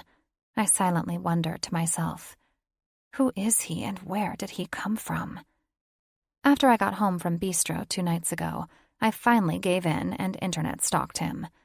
Per my Google research, Ansel Bray is a 34-year-old, world-renowned artist whose paintings sell for insane amounts of money. But it was only after he was in a tragic car accident and lost his sight that his success really skyrocketed. Some people even call him the Leonardo da Vinci of his time. He's also the brother of Bram Bray, a member of the rock group New Rules, which is big news for a fan of New Rules like me. And now, A modern-day Da Vinci with his brand-new eyes and his handsome smile is walking toward me. His long strides are unhurried, but unbelievably efficient, and before I know it, he's standing right beside me. He slides his hands into his pockets and stares toward the tracks. It's only then that I notice the earbud cord that peeks out from beneath his black hoodie. He doesn't say anything, just stares expectantly into the dark void of the tunnel. And I don't say anything either. Normally, I'd feel compelled to say something, do something. But rather than give in, I decide to trust that his silence has some sort of purpose. I don't know why he's here, inside this subway station, waiting beside me. But I can only assume it's because he needs to be somewhere. Maybe he's headed to his studio? Does he even have an art studio? Of course he has an art studio, Indy. He's a famous painter. It's not like he's creating masterpieces in his fucking kitchen. A small sliver of relief fills my chest when the lights in the station flicker. I'm committed to the silence, but that doesn't mean it's easy to go against my habit to fill it with words. With an audible screech, my train arrives, and I step inside. Ansel steps inside, too. The doors close behind us. I sit down in an empty seat. He sits down beside me. I look at him expectantly, search his steady gaze to try to will him to end my torture, but he doesn't cave. Instead, he smiles this soft, warm, cozy, fucking perfect smile, and I break out in goosebumps. What is it about this guy? Ansel slides his earbuds out of his ears, and before I know it, he's slipping them inside mine. Brindo, by Devendra Banhart, a song I know to my bones, starts up, and my heart threatens to crawl up into my throat as the music both haunts and soothes my nerves. I'm surprised he knows this song, much less has it on his phone. His brown eyes lock with mine, and my breath stutters inside my lungs. My hand shakes in my lap, and for some unknown reason, he reaches out and interlocks our fingers. His sturdy hold quells the earthquake of nerves beneath my fingertips. I should pull away, but I don't. I can't. Instead, I savor the feel and relief of it. With 2 long fingers, he brushes against my cheek and slips one earbud out of my ear. I want to show you something, he whispers, and I watch the way his long, dark lashes swipe gently over his eyes. Show me something? I blink. Right now? He nods but doesn't say anything else. God, this is insane. I hardly know this man, yet I feel like I do. And I should probably be concerned about him being some kind of secret serial killer or something. But before I know it, I'm whispering, okay, back to him. Okay, simple as that. No questions, no concerns. Just, okay. What is wrong with me? I nod toward the phone in his hands. Can I see? He tilts his head to the side as he follows my line of sight. My phone? Your music. You can find out so much about someone just by hearing their favorite songs, their fears, their ambitions, what moves them. And there is something inside of me that wants to know everything about him. Something that is pulling me toward him. He obliges, but before I let my curious mind have at it, I pull my phone and my earbuds out of my purse. I slip my earbuds into his ears and scroll through my favorite playlist until I find the perfect song. You're playing me a song, he asks, and I nod. Yes, but this one needs to be played as loud as your ears can tolerate. I turn up the volume, and with one tap to the screen, I watch his eyes as he reacts to the opening piano notes of Cantine d'un Autre. To my surprise, he takes the phone from my hands and turns up the volume even more. He closes his eyes and drifts away, straight into the music. No questions asked. Chapter 15. Ansel. I've never stalked anyone in my life. A statement, ladies and gentlemen, I could only candidly make until today. Truthfully, I've never even had the urge to track someone down. I'm more of a people avoider than a people tracker, but everything I've ever known seems upside down when Indy's around. I feel a bit like a creep, like an evil bastard, but here I am, sitting beside her on the subway, and I have no one to blame but myself. I ignored the fact that she has a boyfriend, completely put the bastard named Matt out of my head, and took a day trip to her school, after finding said school on Google Maps. And I might have also timed said trip to have me arriving near the end of the school day and hung out inside the closest subway station that would take someone, Indy, in the direction of Brooklyn. I was seconds away from scrapping the whole thing, finally having found a little morsel of morals at the bare bottom of my conscience jar. But when I saw her step into the station, I was powerless to stop myself from doing something about it.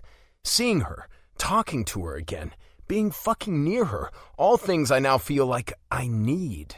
She's a red string tied to my finger, and I can't forget her, can't shake her.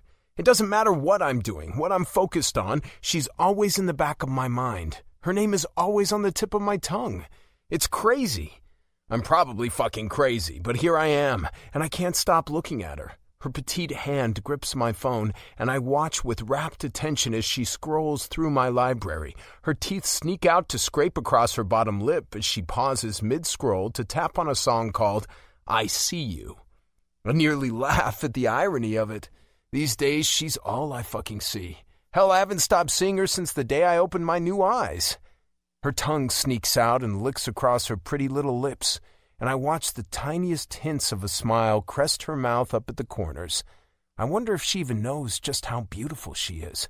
The way she moves, the way she breathes, and her perfect blue eyes. I could swim in them. Her long lashes brush across her cheeks as she blinks once, twice, and 3 more times before averting her gaze from my phone across the aisle of the subway. I wonder if she even remembers she's given me her phone, or that it's my phone gripped between her fingers. With one tap of my index finger, I open up her message box and proceed to pull up a blank text and type in my phone number as the recipient. It doesn't take long before I'm hitting send, and the phone in her hands vibrates with a new message. Me. What song should I play next? Indy furrows her brow as she looks down at my phone, and then her tiny smile grows.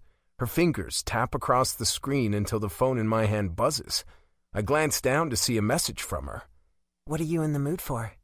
What am I in the mood for? The real answer? Pretty much anything she wants to throw my way, but I don't say that. If Indy knows how deep I already am with her, about the crazy thoughts I'm feeling, I'm confident she won't stick around to find out anything else. So I dial it back a few emotional notches and stick with something a little more fun and lighthearted. Me, the Beach Boys. A laugh escapes her throat when she reads my message, and her big blue eyes meet mine. What? I ask through a smile, but instead of answering, she just shakes her head and types out another response. You don't really seem like a Beach Boys kind of guy. Me. That's blasphemy. I'm all kinds of laid back and beachy. Indy giggles and snorts, and my smile stretches until it consumes my face. And instead of waiting for her response, I send her another text. Me. What kind of guy do I seem like? She reads the message, and without even looking at me, she responds, An emotional, deep, broody artist. Indy isn't wrong. The last time I listened to something like the Beach Boys, I was probably 11 and cruising down the highway with my stepdad. That doesn't mean I'm not open to turning over a new leaf. Open to having fun every once in a while. Indy makes me want to have fun. Me. You're right. The Beach Boys are really more of an occasional thing. What would you recommend for someone who is an emotional, deep, broody artist and a little bit of a dick? She looks up, laughs, and takes the phone from my hands for a brief moment. Just as she slides it back into my fingers, the opening beats of her song choice fill my ears. It's haunting and sweet and melancholic. It is a daydream and a nightmare, and it is perfect for someone tortured, someone who's been through the ringer, like me. In fact, this isn't a new-to-me song. Gently, I grab my phone out of her hands, find the exact song in my library, and hit play. Now we're both listening to a song named Dust It Off. Indy looks up at me through her big, dewy blue eyes, and my breath gets tangled up in my lungs. She's both shocked and awed, and this crazy connection between us burrows a little bit deeper. I want to bask in this moment and stay there for a while, but the wheels of the train screech to a stop over the music flowing in my ears, and I know this is the stop. My stop. Our stop. I stand up from my seat and hold my hand out for her, maintaining the rhythmic trance between us the music has created. She hesitates for a beat, her gaze jumping between my face and my hand, but eventually she slides her petite fingers between mine and lets me lead the way. We climb the stairs to the sidewalk and stroll until the very end of the song. Once the music bubble is broken, Indy lets go of my hand to take the earbuds out of her ears and hand my phone back to me. I do the same with hers. So, where are we going? She asks at precisely the right time, and I smile. Right here, actually. We've stopped in front of my favorite little coffee shop, and this is step 1 in my 2-step plan. The sign reads, Not So Average Joe, and Indy squints her eyes up toward the sky as she takes in the building. You're showing me coffee? She questions, and her little nose scrunches up in the cutest fucking way. I grin. Do you not like coffee? What? No. She bends her chin into her neck and puts a concerned hand to her chest. Are there people who don't like coffee? Maybe, but they're not people I want to know. She laughs and glances back at the building again, her face a mask of confusion, and if I'm not mistaken, a little bit of disappointment. Is this coffee shop really what you wanted to show me? No, I chuckle and shake my head. First coffee, I add. Then I'm taking you to my studio. Chapter 16. Indy. Here we are. Ansel says as he stops us in front of a brownstone in Greenwich Village. The stairs are ornate concrete with a heavy black iron railing, and a mature tree shades us from the direct sun. It doesn't look like an area where anyone would want to have a place of business because, for New York City, this is off the beaten path. Your studio is here? I ask as he unlocks the door. Well, one of them. My most important studio is here. I raise my eyebrow and follow him inside. What's that supposed to mean? It means this is my private studio. Where's the other one? He nods. On the Upper East Side. It's where all the pretentious people come in and view my paintings and, subsequently, try to buy them. Ansel says with a grin. His opinion of his buyers might make him sound pretentious himself, if he hadn't already explained his reasoning at the dinner with Lily. As it is, it just makes me laugh as he leads us into the house. It only takes me a moment of being inside to realize he's sold this place short in its description. Not only is this his private studio, it's also, quite obviously, his home. And it's gorgeous.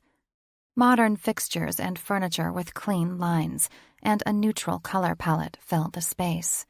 But the exposed brick and paintings hung along the walls create just the right amount of vintage charm.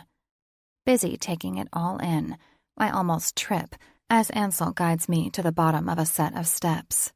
2 flights of stairs lead into a massive room that takes up 2 whole floors. The winter sun flows in through the windows that stretch from the floor to the ceiling, and one lone, worn-out leather couch sits dead center. The rest of the room is littered with blank canvases, painted canvases, and enough art supplies to last a lifetime. It's chaos. It's order. And for some crazy reason, it's exactly how I would have imagined it to be. I pause and let my gaze take in every corner, every canvas, every brush, and jar of paint. Well, it's kind of messy. Beautiful, but messy. His answering smile turns my insides to melted caramel. That might be the best compliment I've ever received. I snort at that. Liar? No, really, he says, as he walks across the large space and turns on the rest of the lights throughout the room. It's honest and real. That kind of response is rare these days. You don't think people are honest with you? Sometimes they are, but a lot of times they're not. He shrugs and leans down to pick up a blank canvas that rests along the wall. Let's put it this way. You're the first person in a long time to admit to me that they don't know anything about art. His boots tap across the hardwood floor as he carries the canvas back toward the center of the room. Really? He sets the blank canvas on an easel and pulls up a small stool to sit in front of it, a smile lighting up his entire face. Once you reach a certain level within the art world, people start catering to what they think you want or expect, rather than being real. It's hard to tell if people even really like what you create, or if they're just going along with it because everyone else is. That's a bit self-deprecating. His grin doesn't fade. Most of us artists are self-deprecating fools, Indy. The ease of our conversation isn't lost on me. I feel like I've known him all my life, yet I've merely just met him. It's strange and would be overwhelming if Ansel gave me any time to explore the anxiety building beneath my skin. As it is, I barely have time to take a breath before he's pulling me another step further outside my comfort zone. "It's your turn," he says, and points toward the empty canvas. I scrunch up my nose. My turn? "I've been thinking about what you asked me the other night at dinner, and I feel it's only fair if I put myself on the other side of things. You know, fully grasp what it feels like to be the subject." I look at the blank canvas, and then at the leather couch, and then back at him. That's great and all, but who's going to paint you? I can't paint. Like, at all. A handsome smirk lifts up the corners of his mouth, and he waves off my words with a nonchalant hand. "Anyone can paint. You just pick up the brush and put it to the canvas." You and I both know it's not that easy. Ansel points toward the couch in front of the canvas. "Do you mind if I sit, or would you prefer me to stand?" I silently wonder if I asked him to get naked, would he do it? That might actually make this worth the embarrassment of the garbage I'll no doubt create. Oh, my God. Don't be such a pervert. I quickly squash that ridiculous thought and focus on my lack of skill. There is no way I'm painting you, I declare. I mean, I can hardly draw a stick person, much less create a portrait that would do you justice. "Who says it has to be a portrait?" he asks and sits down. He stretches his arms out along the back of the couch and makes himself comfortable. "Just because I'm the subject doesn't mean my face has to be on that painting." I laugh at the absurdity of a famous, incredibly talented artist acting like anyone can paint. "Ah, see," I say with a snap of my fingers. "That's where you're going wrong. You're forgetting that I know nothing about art." "Just think of all the paintings inside the Met," he begins to say, but I cut him off. "I've never been to the Met." Ansel's brown eyes widen in shock.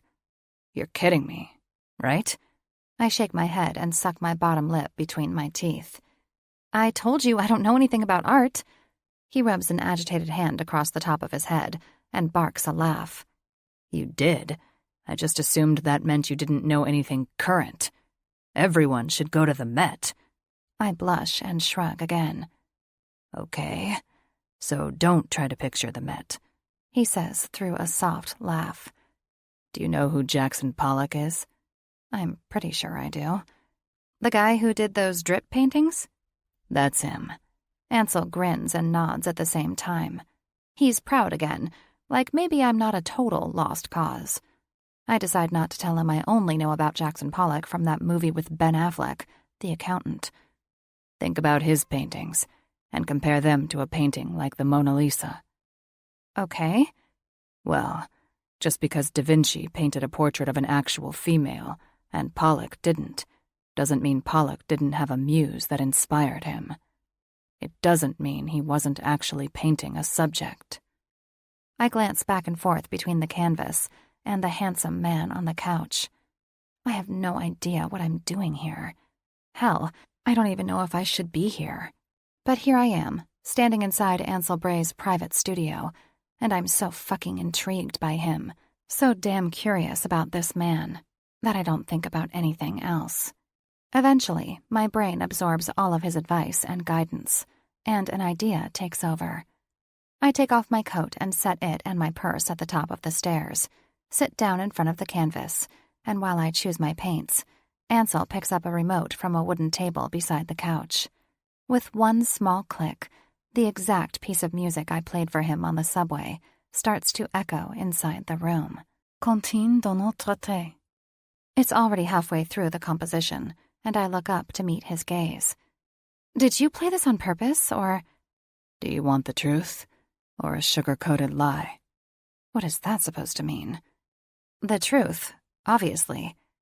This was the last song I was listening to when I was in here painting the other day.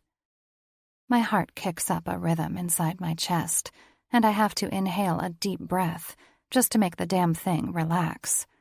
What is it between us? Why do the two of us, people I wouldn't have thought would cross paths in a million years, have so much in common? That's crazy, weird, makes me feel nearly drunk. I'm so consumed. Yeah, A secret smile kisses his mouth. I agree with that. He doesn't need me to finish the statement to know what I'm saying. He feels it too. Tell me, Indy, why do you like this piece of music? For a few reasons, I think. I answer honestly as I try to wrap my brain around what it is about Jan Tiersen's composition that touches me the most. For one, it's on the soundtrack of one of my favorite movies. Amelie, he provides, and I nod. Once again, we're so in sync, it scares me. And mostly, I continue, I like it because when a piano composition is done right, it is nearly painful how beautiful it is. Music is a passion of yours. It has been since I was a little girl. A wistful smile kisses my lips. My dad is a talented jazz musician and always had music playing in the house. I'm pretty sure he's on a lifelong mission to hear everything that's ever been created. Ansel chuckles. That reminds me of my friend Nigel. But only, his mission involves every piece of beautiful art. Whatever I'm about to create right now, I point the tip of my brush at him to emphasize my threat. Your friend Nigel doesn't need to see. He grins at me and crosses an X over his heart. I focus my gaze back on the canvas. Maybe if I just take an abstract approach, I might come up with something that's not entirely embarrassing. Fingers crossed. The music switches over to something with a soothing beat, while a woman with a pretty voice sings softly in Spanish. My head sways back and forth to the relaxing lull, and my fingers guide the bristles of the brush across the stark white canvas. Blue turns to gray, turns to yellow, turns to splashes of gold and brown. Occasionally, I glance at Ansel, but mostly I just focus on the canvas. One song bleeds into another and into another until I don't know how much time has passed. But the sun has set, and the only light coming in through the windows is from the street lamps and nearby buildings. By the time I set my brush down, the canvas is a kaleidoscope of colors. Without question or exchange, Ansel senses the finality and stands up from the couch. Once he's standing behind me, he rests his hands on my shoulders, and I can feel the warmth of his fingers through my sweater. Is that me? He asks, and I glance up to meet his eyes. If you were a rainbow, I think these would be your colors. His smile lights up the whole fucking room. It's brilliant. I laugh at that. Now that's a lie if I've ever heard one. He shakes his head and reaches down to grab my hand and help me to my feet. Standing directly behind me, he pulls my back against his chest and places his lips near my ear. I'm not lying, he whispers, and the heat of his breath triggers goosebumps that start at the back of my head and slowly move down my neck and arms. It's heartfelt, yet cool, and both soft and rough. It's pensive and maybe even a little irritable around the edges, but there's also a lightness to it. If I were a rainbow, this would most certainly be me. There's just one thing missing. What? Something missing? I've got to tell you, buddy, I think the old indigo creative well has run dry. He laughs and runs an intimate hand through my hair. My stomach lifts itself into my chest, and I have to swallow just to keep myself from moaning. Ansel either doesn't notice or pretends not to. You need to sign it. I glance at him. Sign it? Yeah, he says, and points to a nearby canvas resting against the wall. Every artist needs to leave their signature. I look at the canvas and see the inscription in the right-hand corner. A.B. It's simply his initials. A messy script with an A and a B. I pick up the brush near my hip and put it to the canvas. Only instead of my initials, I sign Indie in the bottom right-hand corner of my creation. Perfect, he whispers near my ear, and every nerve ending beneath my skin comes to life. My eyes flutter shut, electrified by the way I feel when his body is pressed up against mine.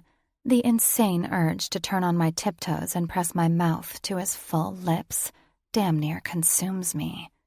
God, he makes me feel so good. Across the room, the sound of My Boyfriend's Back by the Angels starts to play inside my purse. And everything, and I do mean everything, comes crashing down around me at once. It's Matt's ringtone, the one he set for himself on my phone, and the lyrics are entirely too ironic for my liking. I blink out of my stupor and step forward to put a little distance between us. I'm glad you like it, I whisper hoarsely, the realization that I've completely forgotten my boyfriend for almost an entire day, making me feel sick. When Ansel caresses the skin of my cheek with a rough, sexy hand, I realize just how badly I need to get out of here. Chapter 17.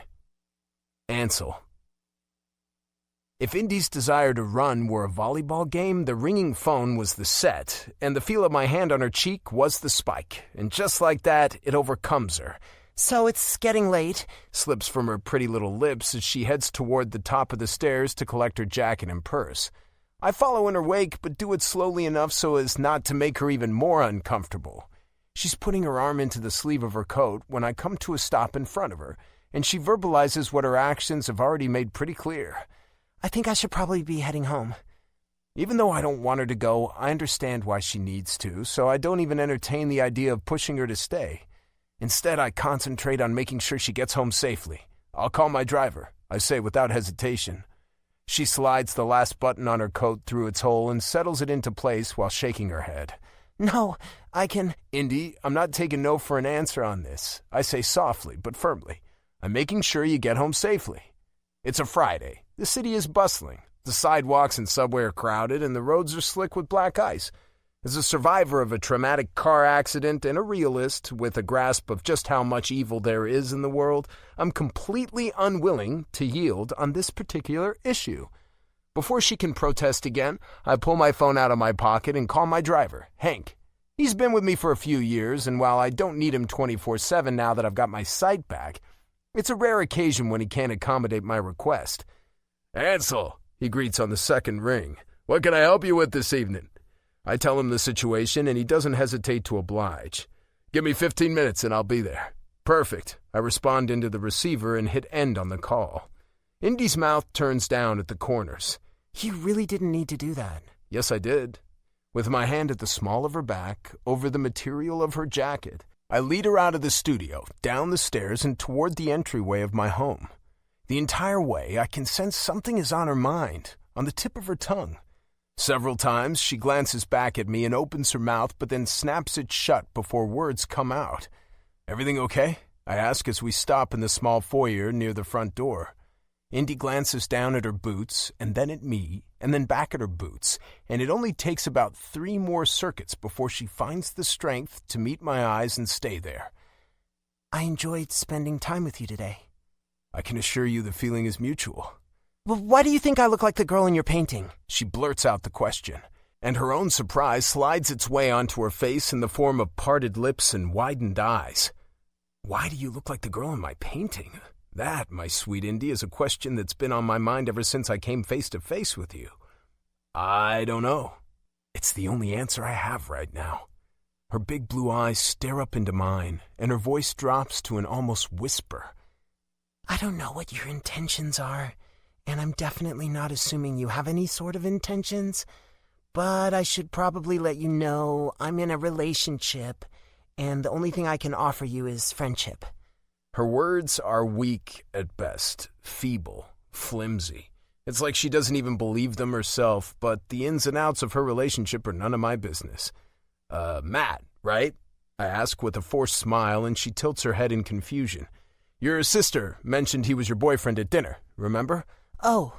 She purses her lips, and her mouth forms a tiny, exquisite heart. Right. And Indy? Yes. I'd be honored to be your friend. If friendship is all she can give me, then friendship it is. Even if I fucking hate it. Maybe that's why it feels like the universe is pulling us together, she adds. So we can be friends. Friends? Fuck. Do I like that she has a boyfriend? Hell no. But when it comes to Indy, I'll take what I can get. Even if that means I have to put my own emotions aside. It isn't long before I'm saying goodbye and helping her into Hank's Escalade. I don't make a big thing of it, and I don't press for the next time I can see her. I'll see her again. It might be the one of the only things of which I have no doubt. Once Hank's Escalade is out of sight, I head back inside my house and lock the door behind me. I make my way back up the stairs and into my studio, and I don't stop my progress until I'm standing in front of her painting. Maybe I'm biased, but Indy Davis is better at art than she thinks. With the light of the moon filtering in through the windows, I stare at the wet paint of her work. She may be gone, but I can still feel her in the room. My private studio, the one place that is my safe haven. Indy and Bram are the only two people other than me who have ever been inside. I can't decide if it's all a bit John Cusack holding a boombox over his head or completely batshit crazy. With careful fingers, I take Indy's painting and carry it downstairs with me. Once I reach the first floor, I set it on an empty bench by the window and head into the kitchen to make some fresh coffee. I've got several missed calls and texts and even more emails to answer, and I'm going to need the Bitter Beans' assistance if I have any hope of getting through them all. Nigel asking if I want to sell a painting I most likely will not sell. Lucy bitching at me for cutting out early today and not signing the paperwork she left out for me. My mother asking me God only knows what. Bram letting me know his band is playing at Rookwood Music Hall tomorrow night. It's an endless list of people who undoubtedly deserve at least a cursory response, but I don't bother with any of them. Instead, I open up my texts and find the one and only person I feel like talking to right now. Me. Did you make it home okay? Her quick response surprises me. Indy. I did. Hank was very accommodating. I grin and type out a pithy response. Me. Exactly how accommodating? My phone vibrates with her response a moment later. Indy. He stopped at Taco Bell on the way home and bought me dinner. A laugh escapes me when I read her message. Apparently, I'm not the only one under Indy's spell. My fingers fly over the electronic keyboard, and before I know it, I'm doing the exact thing I claimed to be above during her exit, pushing her to see me again. Me. Are you busy tomorrow night? I watch the text bubbles appear and then disappear several times, and I know she's mulling over my question. She probably doesn't know what to say, and I'm coming to find, with Indy, it's a lot of push and pull. Even if she wants to do something, she has to consider it carefully before allowing herself to concede. I don't know why I know these things about her, but I just do. All I can do is let it guide me. Indy. I guess that depends, ... I grin at her cryptic text. Me. On what exactly? Indy. On what you're about to ask me to do. Me. Let me guess, if it's something you don't feel like doing, then you're going to be conveniently busy? ... Indy. Good guess. If it's something I'm into, then I'm free. Another laugh escapes my throat at her cheeky response. Me. My brother is playing a show tomorrow night? Rookwood Music Hall, 8 p.m. Indy. Is that so? How neat. Neat? My eyebrows pinch together with suspicion. Me. Yeah, he's the lead singer for New Rules. Indy. Oh, wow. That is brand new information. I chuckle and type out a teasing message. Me. Crazy thought here. Did you, by any chance, already know who my brother is? Indy. It's possible that I've seen it before on the Google. The Google! Ha! I wonder if that means she's been Googling me. God, I hope so. Seeking out information via an internet search may not be the way a man usually wants a woman to learn his secrets, but I can only see the positive. It would confirm that she wants to know more about me. Me. So, does that mean you'll go? Indy. Yes. It turns out I'm free after all. Tomorrow night? I'll see Indy again, thanks to my brother's concert. Maybe his help isn't so bad after all. Chapter 18. Indy. I've been a ball of emotions all day, a pressure cooker of excitement, and guilt and anxiety, all of which turns to complete overload where I feel 1,000 moods all at once, and everything falls apart, kind of like a rump roast. And Ansel is at the forefront of it all. My new bestie. Good grief. Friendship really is all I can offer. I know that, and I mean it. But post-declaration of that, my heart feels sluggish, and my skin is clammy, and I'm so confused about what I want out of life that my willpower seems to have completely left the building. So, despite the doubts, not once do I ever consider canceling my evening. Nope. Instead, I rationalize. Friends go to concerts together all the time. If anyone else had tickets and backstage passes to see New Rules, I'd be there in a heartbeat. We'd sing and dance, and nothing else would matter. If I'm going to commit to being friends with Ansel, we have to really act like friends. And that means doing things like going to the concert and supporting his brother.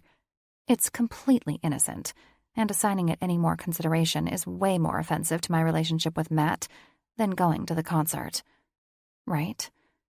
Right. I dress for the weather, slipping on my favorite pair of jeans, brown ankle boots, a cozy cream sweater, and the soft pink pleather jacket that I've had for at least 3 years but love dearly. I keep my hair and makeup simple, a natural color palette, and my brown locks long and wavy. The living room is quiet as I sit down on my sectional, dressed fully and ready to go, almost an hour early. My knees bounce, and my fingers fiddle, and when I finally can't take the silence anymore, a whopping 15 seconds later, I turn on the TV and mindlessly flip through the channels. The episode of Mike and Molly where she's trying to write a book is on, so I settle on that, knowing it'll make me laugh. About 30 minutes before Ansel is supposed to pick me up, I get a text message from Matt. Matt. Sorry I missed our FaceTime call today, baby. I was stuck in meetings all day. It's close to 1 a.m. and I'm dead on my feet. But I'm also missing you. Do you want to chat real quick before I go to bed? I glance to the clock and back to the show. I really like this episode. Who knows when I'll get the chance to see it again. And Ansel could be here any time. It would be rude to keep him waiting. Me. How about you get some sleep and we'll chat tomorrow? I know you have to be exhausted. Matt. Okay. Talk to you tomorrow, my beautiful girl. Me. Sleep well, Matt. XOXO. I feel a little guilty about foregoing the call, but Matt's exhausted, and I'm going through something. The last thing I want is to make him start worrying I'm sick again while he's so far away. I just got him to stop asking me to go to the doctor. There'll be plenty of time to talk to him tomorrow, after I've spent the evening with Ansel as friends. I know I'm in a relationship.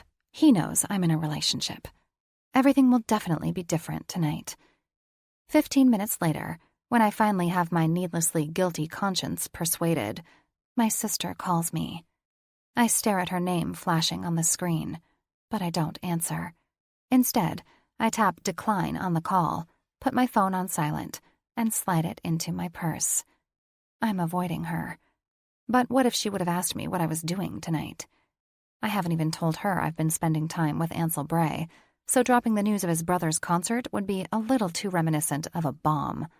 The reporter in her would have all sorts of questions, and I don't have the kind of time to devote to the call that it would take to answer all of them. Plus, she's shameless when it comes to celebrities, and she'd end up wanting to come along. Ansel and I really need the time alone to find our friendship groove. I will eventually tell her. I silently resolve my guilt. Just not right now. Just not today. And, lucky for my subconscious, I don't have the opportunity to think anymore about why I'm avoiding everyone because 2 knocks against my door grab my full attention. Molly's in the middle of her dramatic flip through the pages of her book, trying to tear the pages apart because of how much she feels like it sucks. But I grab the remote and flick it off without hesitation. When I open the door, Ansel stands across the threshold, a soft smile on his lips, and a lightness to his brown eyes. The way the moonlight hits them tonight makes me wonder what color his eyes used to be. He greets me with a gentle hello and a friendly hug, and it takes all of my willpower not to shove my nose into the leather of his jacket and inhale the familiar, delicious scent I'm coming to find is his signature. A heady combination of mint and leather and soft vanilla, and my nose is a fucking fan. Excited to see new rules? He asks, and I smile like a loon, equal parts thankful for the distraction from my annoying thoughts, and eager to see his brother's band play. You have no idea. Instantly, all of my doubts and concerns and second-guessing pretty much go poof and disappear into thin air. We don't waste any time at my apartment, and once I grab my purse and lock the front door, we're walking out into the frigid February air and into Hank's Escalade. It's all very friendly, very laid back, and I mentally give myself a little pat on the back. As the car rocks us with the gentle lullaby of the road, I let go of all the tension I've been holding. We're going to see new rules at Rookwood Music Hall, and I can't think of any other place I'd rather be. Our commute isn't too bad, a brief 20 minutes or so, and once we reach the venue, it isn't long before we're inside, and Ansel is playing his "I'm related to the band" card. I cling to his arm in an effort to play a card of my own. I'm with him. Are you ready? He asks, as we step past security and head toward the backstage area of Rookwood Music Hall. Uh-huh. He doesn't miss the ridiculous smile all but tattooed across my face. But honestly, I'm pretty sure the astronauts on the International Space Station don't miss it either. It's been forever since I've done something this fun, this young. I'm prepared to go full fangirl. The building is a relic, a bit old and rickety around the edges, but that only seems to add to its charm. Rookwood Music Hall is a shrine to famous musicians who started their careers in this very building, their memorabilia cluttering the walls around us, and I have to fight the urge to squeal as Ansel leads us toward a room in the far back. The instant we step inside, I nearly have a stroke. New freaking Rules is standing right in front of me. Bram and Lee and Nix and Tom. The entire fucking band is in this room, and I'm not sure whether to laugh or cry. This is a band I've been following for the past 6 or so years. I fell in love with their indie rock vibe and haven't stopped listening to them since. It was literally love at first listen. Holy shit, I'm backstage with New Rules. Well, look who decided to make an appearance at one of our shows. Lee, the drummer, bellows when he spots Ansel in the doorway. The rest of the band turns around, and similar jabs and teasing ensue. From what I gather, it's been a while since Ansel has been to a New Rules concert, and I bite my tongue when the words, "What the hell?" threaten to slip past my lips. I mean, his brother is the lead singer, for fuck's sake. If that were my brother, I wouldn't miss a single show. Bram steps up and gives his brother a friendly hug and a playful fist to the bicep. I'd probably bruise like a peach if he hit me that hard, but Ansel doesn't even blink. My eyes flit back and forth between the brothers, taking in their similarities. They have the same nose and strong jaw, and they're both tall. Deep and raspy, their voices even sound alike. No doubt, they're both incredibly good-looking, and I have to imagine Mr. and Mrs. Bray are no slouches either.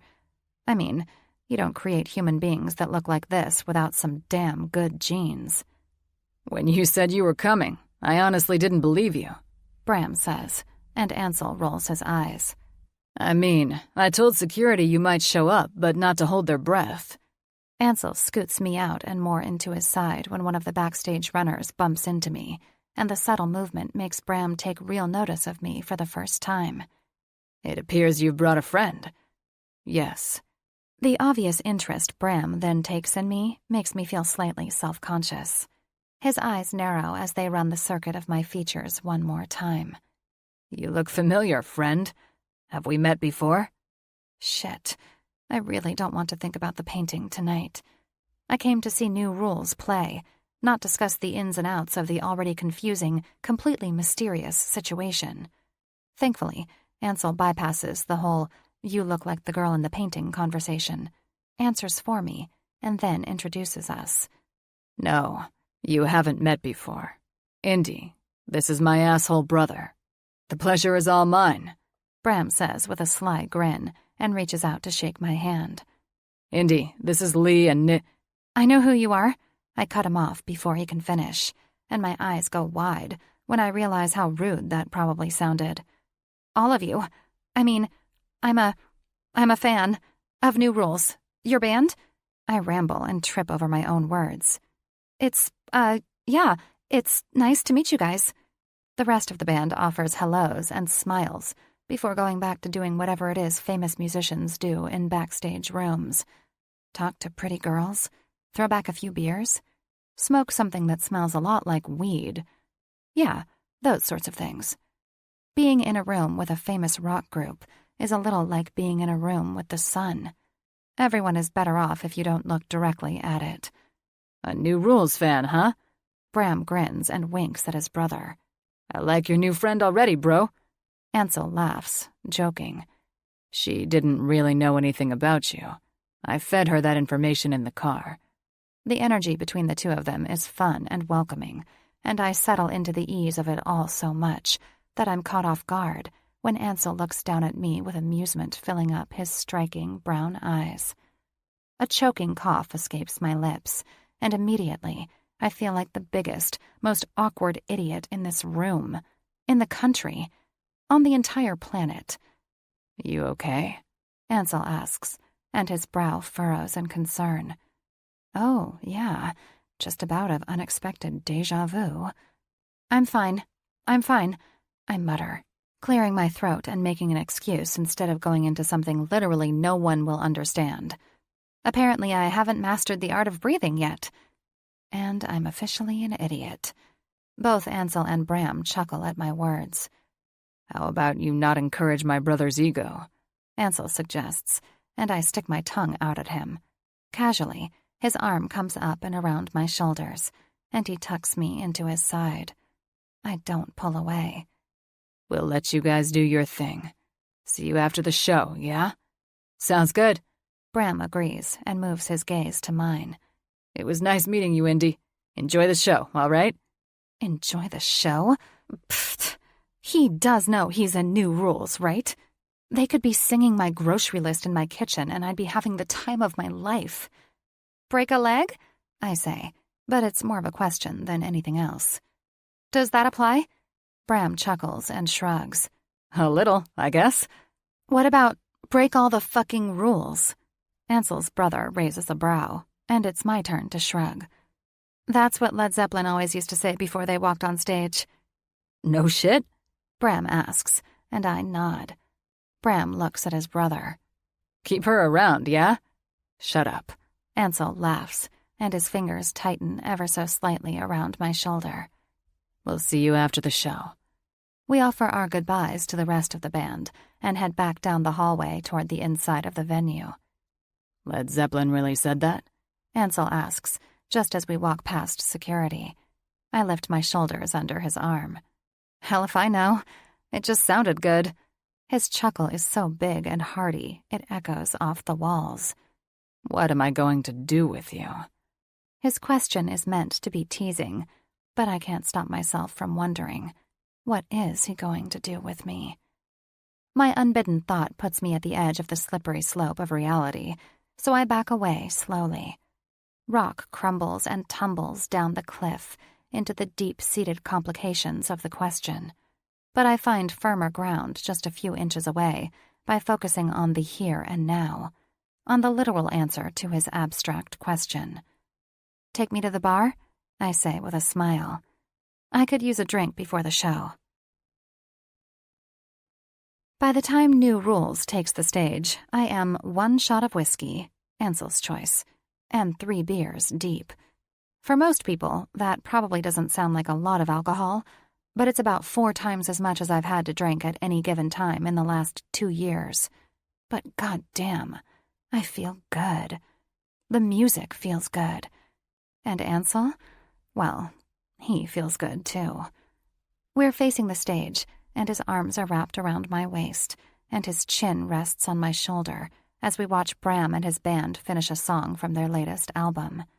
The venue is packed to the brim, but since Ansel is related to the band, we're standing in our own little VIP area located on the right side of the stage.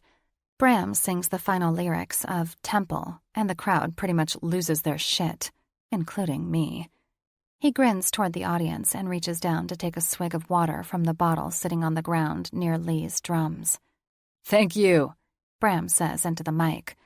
Did you know that 10 years ago today, this is the exact spot where we got our big break? Everyone hoots and hollers and claps their hands, and a woman in the back screams, "I love you!" Love you too, honey, he responds as he adjusts a few chords on his guitar.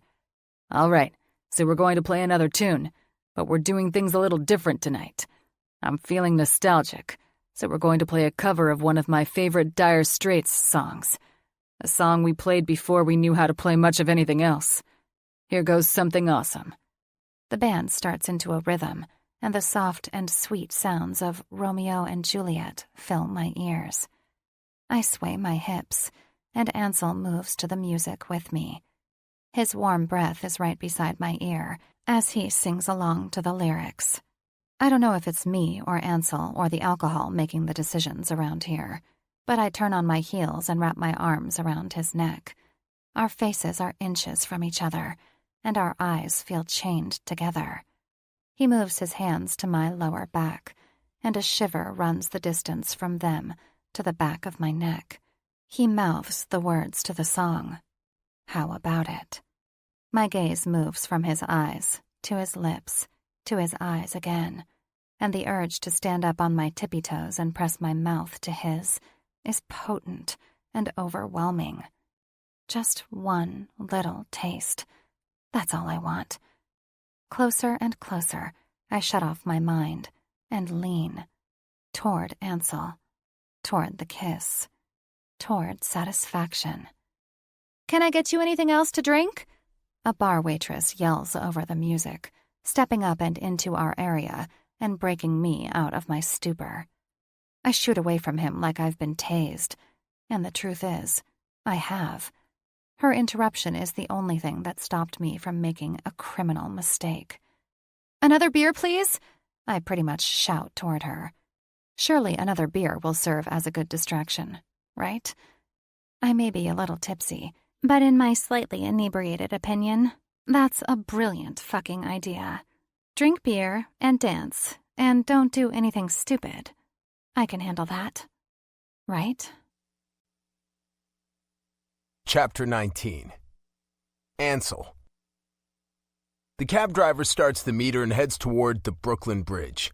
Being inside of a cab makes my stomach churn and my skin crawl with unease, but Indy was swaying on her feet and it's nearly 2 a.m. Visions of her stumbling around the subway platform, maybe off of it, made me suck up my discomfort. Plus, I didn't want to call Hank and make him get out of bed at this hour. Now that I'm sitting inside of this godforsaken cab, I'm kind of regretting that. A little over 5 years ago, I innocently hailed a cab to head to a showing for one of my friends at a gallery in Soho, and ended up in an ambulance with broken bones and eyes filled with glass. My mind barely remembers any of the middle of the story, but somehow my body does. Every time I'm inside a cab now, I would need a jackhammer if I wanted a chance to break apart the tension in my muscles. Indy rests her head on my shoulder, and I give the cab driver the address of her apartment. "And please, take your time," I urge, and reach across Indy to buckle her seatbelt before moving to mine. Getting us there safely is better than not getting us there at all. The cabbie nods and smiles at me in the rearview mirror. "You got it." Thankfully, traffic is non-existent at this hour of the night, and the driver doesn't appear to have a lead foot as he pulls out onto the road. I stare out the window, and without even realizing it, I start to smile. This fucking night, it was perfect. She was perfect. New rules brought the fucking house down, and I actually enjoyed seeing my brother in his element. He was happy and at ease, and for as much shit as I gave him while he was doing it, he deserves one hell of a life after the way he helped me through my loss of sight. After the show, Indy and I met the band backstage for a few more drinks and some laughs. In hindsight, now that I've gotten Indy into the cab and we're heading toward her apartment, I'm realizing a few more drinks really weren't needed. I glanced down to see her eyelids drooping and her long lashes fluttering down across her cheeks. "You okay?" "Mm-hmm. Just sleepy." Indy whispers toward me and wraps her hands around my bicep, snuggling her head into my skin. She's drunk, nearly sloppy. She's slurring and swaying so much, but I don't hold it against her like I would someone else. To be honest, she's an adorable drunk, all cutesy smiles and rosy cheeks. Apparently this woman does no wrong in my eyes. I gaze down at the angel crowding my personal space and smile. God, what is it about this woman? It's like she has me under some spell. And I crave more. More time, more words, more stolen glances, more smiles, more Indy. I wrap my arm around her shoulders and pull her closer to my side. "Are you going to be able to wake up when we get to your apartment?" I ask softly into her ear. No response. "Indy," I say a little louder this time. "Can you wake up for me?" Still no response. Only the soft, lulling breaths of a woman who's succumbed to the alcohol and exhaustion and passed out. "Looks like you've got a goner back there," the cab driver says over his shoulder, and I catch his smile in the rearview mirror. "Yeah, well, I don't think this was the plan, but pretty sure those are famous last words, huh?" "Exactly," the cab driver chuckles. "Tomorrow your girlfriend will be saying she's never drinking again. They always do." My girlfriend. I don't correct him. I look down at her again, and my amusement turns to unease. The more I think about leaving Indy in her apartment by herself in this condition, the more uncomfortable I become. After 2 more attempts to wake her up, I make an executive decision. "Mind if we switch up the destination?" I ask the cabbie. "Can you head toward the village instead of Brooklyn?" "It's going to end up costing you more," he says, but I wave him off. I don't give a fuck about the money as long as Indy is taken care of. Understandable. 30 minutes later, we're pulling up in front of my place, and Indy is pretty much down for the count. I pay the cabbie, tip him generously, and with gentle arms, pick up Indy and carry her toward my front door. She doesn't budge as I fumble for my keys, or when I get us inside, or when I carry her up the stairs and into my bedroom. Hell, she doesn't even budge when I remove her shoes. Thankfully, though, her eyes peek open as I adjust her head on a pillow and pull the sheets and comforter over her body. "Ansel?" she whispers. "I'm here." I brush her long locks away from her face. "Just get some rest, okay?" "Is the show over?" I grin. "Yeah, it's over." "It was a good show," she whispers. It was. Her blue, slightly out of focus eyes gaze up at me. "Why do I have so much fun with you?" she asks, and blows out a slightly frustrated breath. "Most fun I ever had." Her eyelids start to droop again as she adds, "I'm a stupid moth." I smile at her words, half of which I don't understand, but I figure that's on par for drunk rambling. It's best if I encourage her to sleep. "Good night, Indy," I whisper, and because I can't fucking help myself, I gently brush my lips across the soft skin of her forehead. "I'll see you in the morning." I know I'm crossing a line, but this girl, this beautiful fucking girl, affects me in ways no one ever has. I start to stand up and leave the bedroom, but she wraps her arms around my neck and doesn't let me go. "You know what?" she asks, and I tilt my head to the side. "What?" Without warning, she presses her full, pink, perfect lips against mine. Shock electrifies every inch of my skin, and my eyes widen, but she doesn't stop or pull away. Soft and slow at first, her mouth just barely explores mine, and I let her. I'm a bastard for not being the sober, responsible adult, but it feels so fucking good. Her inhibitions left unchecked thanks to her lack of a clear head and reason. Her lips turn needy and hurried, and she slips her tongue past my lips to take a taste. A groan starts in my chest and rattles seductively up to the top of my throat. Indy moans against my mouth and slides her hands into my hair, her arms digging into my shoulders and neck. It takes everything inside me not to coax this kiss into something more. Because fuck, I want to, but she's drunk. Fuck, you need to stop this right now. I let her keep the lead for another moment or two until I finally find the strength to take control and slow down her momentum. Once, twice, 3 times, I gently press my lips to hers and end the kiss before anything more can happen while she's this intoxicated. Silence stretches between us as I hold her in my arms and let her search my eyes. Eventually, she releases her arms from my neck and snuggles into the covers, dropping straight into the deep sleep of a woman who's had too much to drink. At least, I think she does. Just before I reach the doorway, her voice stops me in my tracks. Ansel. Yeah, Indy? I've been wanting to do that all night. Do what? Kiss you. I know she's drunk, and I know she doesn't know what she's saying, and I know she probably won't remember any of this, but like a bullet, those 2 words hit me straight in the chest, and I don't bother to guard my words. I've been wanting to do it a hell of a lot longer than that.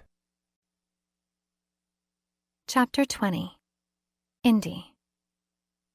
Sleep pulls and pushes, clawing me closer to the sweet sounds of my dreams, and then releasing me to drift back into reality. The cycle is long, and my eyes are heavy, but after several attempts, I finally overturn the magnets on my eyelids. Music soothes and rolls, much like it did in the depths of my dream, but the cold of the room around me feels much different from my fantasy's warm womb. Who's playing music in my apartment? I blink a few times to moisten my eyes and focus on the squares on the coffered ceiling. Wait, when did I get a coffered ceiling? Abruptly, I sit up, and as soon as I do, the truth is obvious. I'm not in my apartment, not in my bedroom, not even in my own bed. Holy shit. Although this is the first time I've seen his bedroom, it doesn't take me long to attribute ownership to Ansel. 2 leather club chairs face a fireplace in the corner, a glass and gold side table filling the space between them. Exposed brick runs the length of the back wall, and the sleek king bed I'm in is low to the floor and beautiful in its simplicity. A white comforter covers my body, and a cream throw rests on top of that for good measure. Oh my God, did I sleep with him? My hand creeps up to my mouth, an involuntary reaction to the shock of my poor decisions, and I try like hell to recall all the details of the last 12 or so hours. Ansel picking me up at my apartment, meeting new rules, the concert, dancing, drinking. I grimace and move my hand to my forehead as the pounding in my temples puts another tally mark next to the drinking. Fuck, why did I drink so much last night? I scrap and jockey, trying valiantly to cut through enough of the fog from my hangover to remember what happened next. What happened that made me end up here in his bed? But the effort is fruitless. The last thing I remember is being backstage after the concert. Surely I didn't sleep with him, right? I slide the covers off my body, and I'm relieved to find I'm still fully dressed in last night's clothes. Okay, that's a good sign. In order to have sex with someone, clothes have to be removed. There's no way I had more than one wrestle with my clothes last night, so the fact that they're on must mean I never took them off in the first place. Good morning. Hysteria makes me pull the covers back up over my fully clothed body as Ansel leans into the doorway of his bedroom. He rubs a towel through his wet hair, and the soft smile of a man who isn't hungover and doesn't have a splitting headache crests his lips. I kind of hate how good he looks fresh out of the shower and wearing a simple t-shirt and pair of sweatpants, and the fact that he probably remembers what happened last night with a touch more clarity. Seriously, why can't I remember what happened? Good morning, I croak out through the cobwebs in my throat. How are you feeling? All sorts of manic comments about hysteria and leaving the country come to mind, but I don't let any of them overflow the surface as I shrug. I mean, I've been better.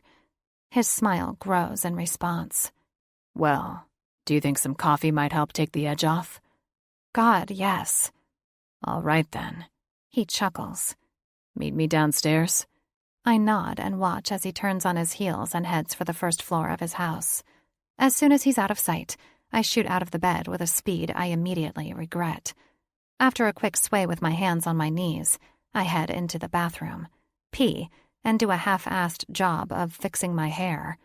I mean, what's the point now? I pretty much ruined the allure of a woman who has her shit together last night when I decided to test my ability to hold my alcohol like a frat boy. Fucking hell. I failed. I make the best of my situation and brush my teeth with toothpaste and my index finger. Then, I take one last glance in the mirror, groan at my borderline horrid appearance, pull up my proverbial big girl panties, and head for the stairs. Luckily, I have the delicious aroma of bacon to guide my way to the kitchen like a lighthouse beacon shining in the night. When I get there, Ansel is by the stove, flipping said bacon and scrambling up some eggs. Jesus, he cooks too? You made breakfast? I did. He grins at me over his shoulder. Take a seat and have some coffee. He nods at the already poured steaming mug sitting on the kitchen island. This will be ready in a minute or two. I do as he says and sit down on the stool directly behind my mug. I'm almost scared to taste it, but when I do, it's exactly the way I like it. Coffee good? He asks with a wry grin, and I nod. Perfect, I whisper. I'm clutching the cup in my hands like it's the key to the Queen's castle, and the tips of my fingers start to feel weirdly numb. It's just a cup of coffee, Indy, I tell myself. Then why doesn't it feel like it? I blame my weird thoughts on all of the alcohol I shoved into my body last night and focus on the plate full of bacon and eggs that Ansel slides in front of me. Not to mention the 3 ibuprofen he discreetly sets down beside my coffee. Ah, yes, painkillers. He has literally thought of everything. I quickly down the pills, and my stomach growls hungrily at the sight of the delicious food. The eggs are fluffy and light, and just what I need to cut through the consequences of the alcohol. Breakfast is served. He winks, and I giggle. Thank you, I say, and pick up my fork. This looks delicious. He sits down beside me and digs into his food. He's almost finished, and I've only managed 4 bites of eggs when I finally decide to address the big, fat elephant playing soccer with my mind. So, what exactly happened last night? He glances at me out of his periphery as he takes a sip of coffee. What do you mean? I mean, how did I end up here? Oh. He nods and sets down his mug. You were a little too drunk last night to be on your own. God. I drop my head to the counter and groan before looking back up to meet his eyes. I'm so sorry about that. If it's not obvious, I almost never drink alcohol. Pretty sure my tolerance is equivalent to a toddler's. No apology necessary. Ansel chuckles, and a whole new set of butterflies takes flight in my stomach. I thought it'd be easy, that we would naturally segue into the conversation about whether anything physical happened. But we didn't. And now I have to put myself out there all over again. Christ, Indy, you are banned from alcohol for the rest of your life. So, did anything happen? He searches my eyes for a long moment, and my breath freezes in my lungs. Oh God, I start to panic. Something happened. I swallow thickly and chew at the inside of my lip. Ansel finally sighs. Besides you sleeping in my bed and me sleeping on the couch? No, Indy, he says. Nothing happened. Okay, good news. I didn't sleep with him. I expect myself to settle, to fall into the embrace of relief and breathe again. I mean, I should be happy nothing happened between us. Thrilled, even. But for some reason, I just feel even sicker. You don't need to feel bad or guilty, okay? Ansel insists. His brown eyes are worried, and I get sucked so deep into them that I forget to answer. Okay? He asks again. Okay. I nod to ease his discomfort. You didn't have to give me your bed. He shrugs. It's the only one in the house. I never got around to putting anything in the other bedrooms. I manage a half smile. Now, let's just enjoy our breakfast, and when you're ready to go home, I'll give Hank a ring. Okay, I repeat, and lift a piece of bacon to my mouth for a bite. But I should make it clear, he continues with a secret smirk. If you start going on and on about how awesome you think my brother is again, I might as well just give Hank a call now. An abrupt laugh escapes my throat, and a bite of bacon shoots out of my mouth and onto the table. Oh my God, I didn't mean to do that. I cover my mouth with my hand about 2 seconds too late, and it only makes me laugh harder. Well, shit, Ansel mutters through an amused chuckle. You don't have to spit your food out over it. I mean, I guess I can at least listen to what you thought of the concert. I giggle snort. Just eat your breakfast and forget that ever happened. Okay, but before I do that, there's something I need to do. He grins and grabs a fresh paper towel from the kitchen counter. 2 seconds later, that damn paper towel is tucked into my sweater like a bib. There. The handsome jerk grins. Perfect. And in an instant, I go from anxious and confused to smiling and laughing my ass off. All because of him. God, what is this man doing to me? Chapter 21. Ansel. Look who finally decided to show up. Only 20 minutes late. Bram bellows from inside my mom's house the second I open the front door. He can't even see me, but already he's laying into me.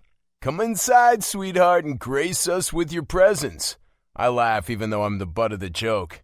In my defense, I didn't mean to be late, but my mom and Neil's house is an hour outside of the city, and I had a meeting with my accountant that lasted longer than I expected.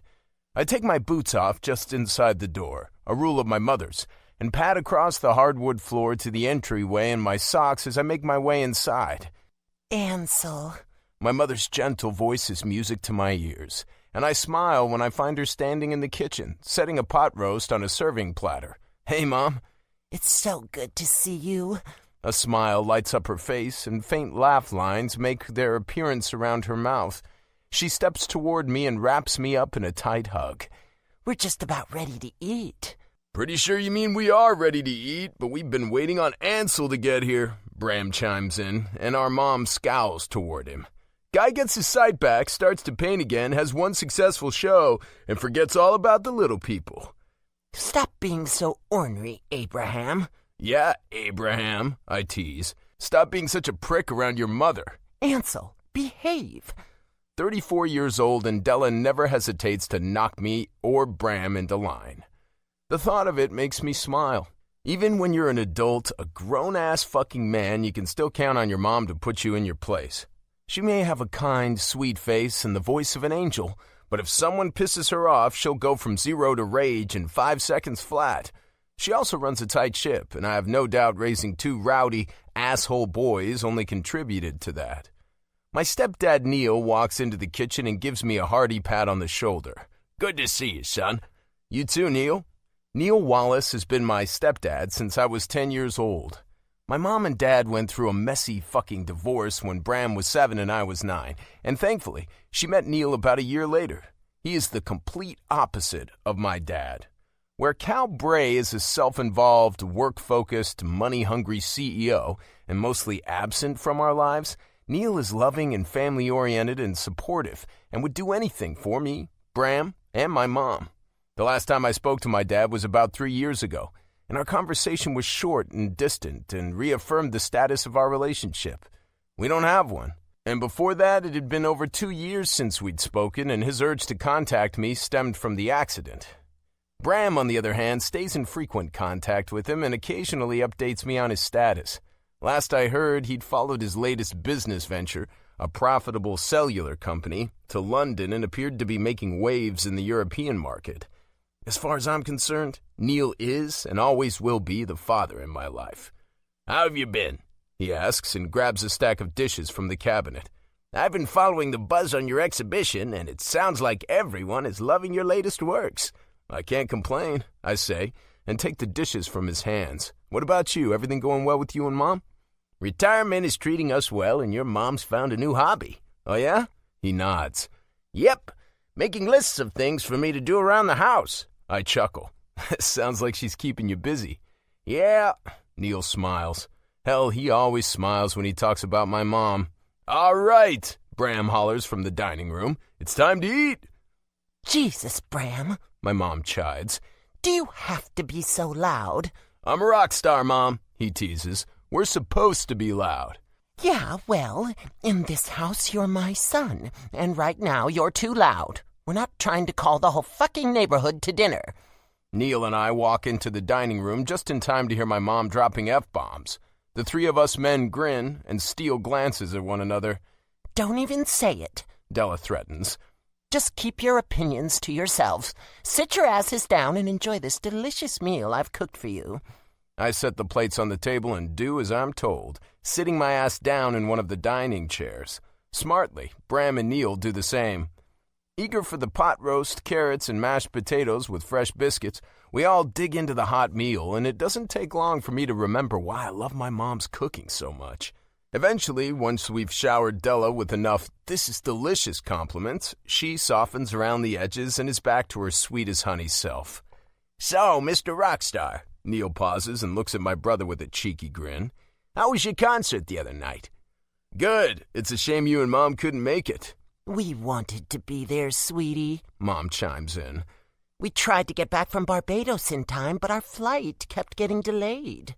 Mom and Neil have spent the last 2 years of retirement being world travelers, scheduling a trip to a new destination every 3 months or so. "It's okay," he reassures, and a mischievous smile stretches across his face. "Ansel made it, and he brought someone with him." I toss a glare in my brother's direction. Oh, really? Like a date? My mom asks, and Bram nods. Yup. But Ansel doesn't date. Immediately, she turns her curiosity to me. Who did you bring with you? Don't get all excited. She's just a friend. Bram's smile turns challenging. Her name is Indy, and she's beautiful, and Ansel is completely smitten. I'm sorry, did we somehow end up back in time? Because I swear to God that's exactly what 10-year-old Bram would have said. He just smirks. Such a fucking shit stirrer. You know, my mom says with a wistfulness to her voice, I knew there was something different about you, Ans, but I just couldn't put my finger on it. I roll my eyes. Don't be ridiculous, Mom. There is nothing different about me. This is exactly why I didn't want to bring up Indy at dinner. For one, I'm not in a relationship with her, and two, my mom gets far too excitable over any relationship prospects for her sons. If she could marry us off and get grandkids out of the deal, she would have done it 5 years ago.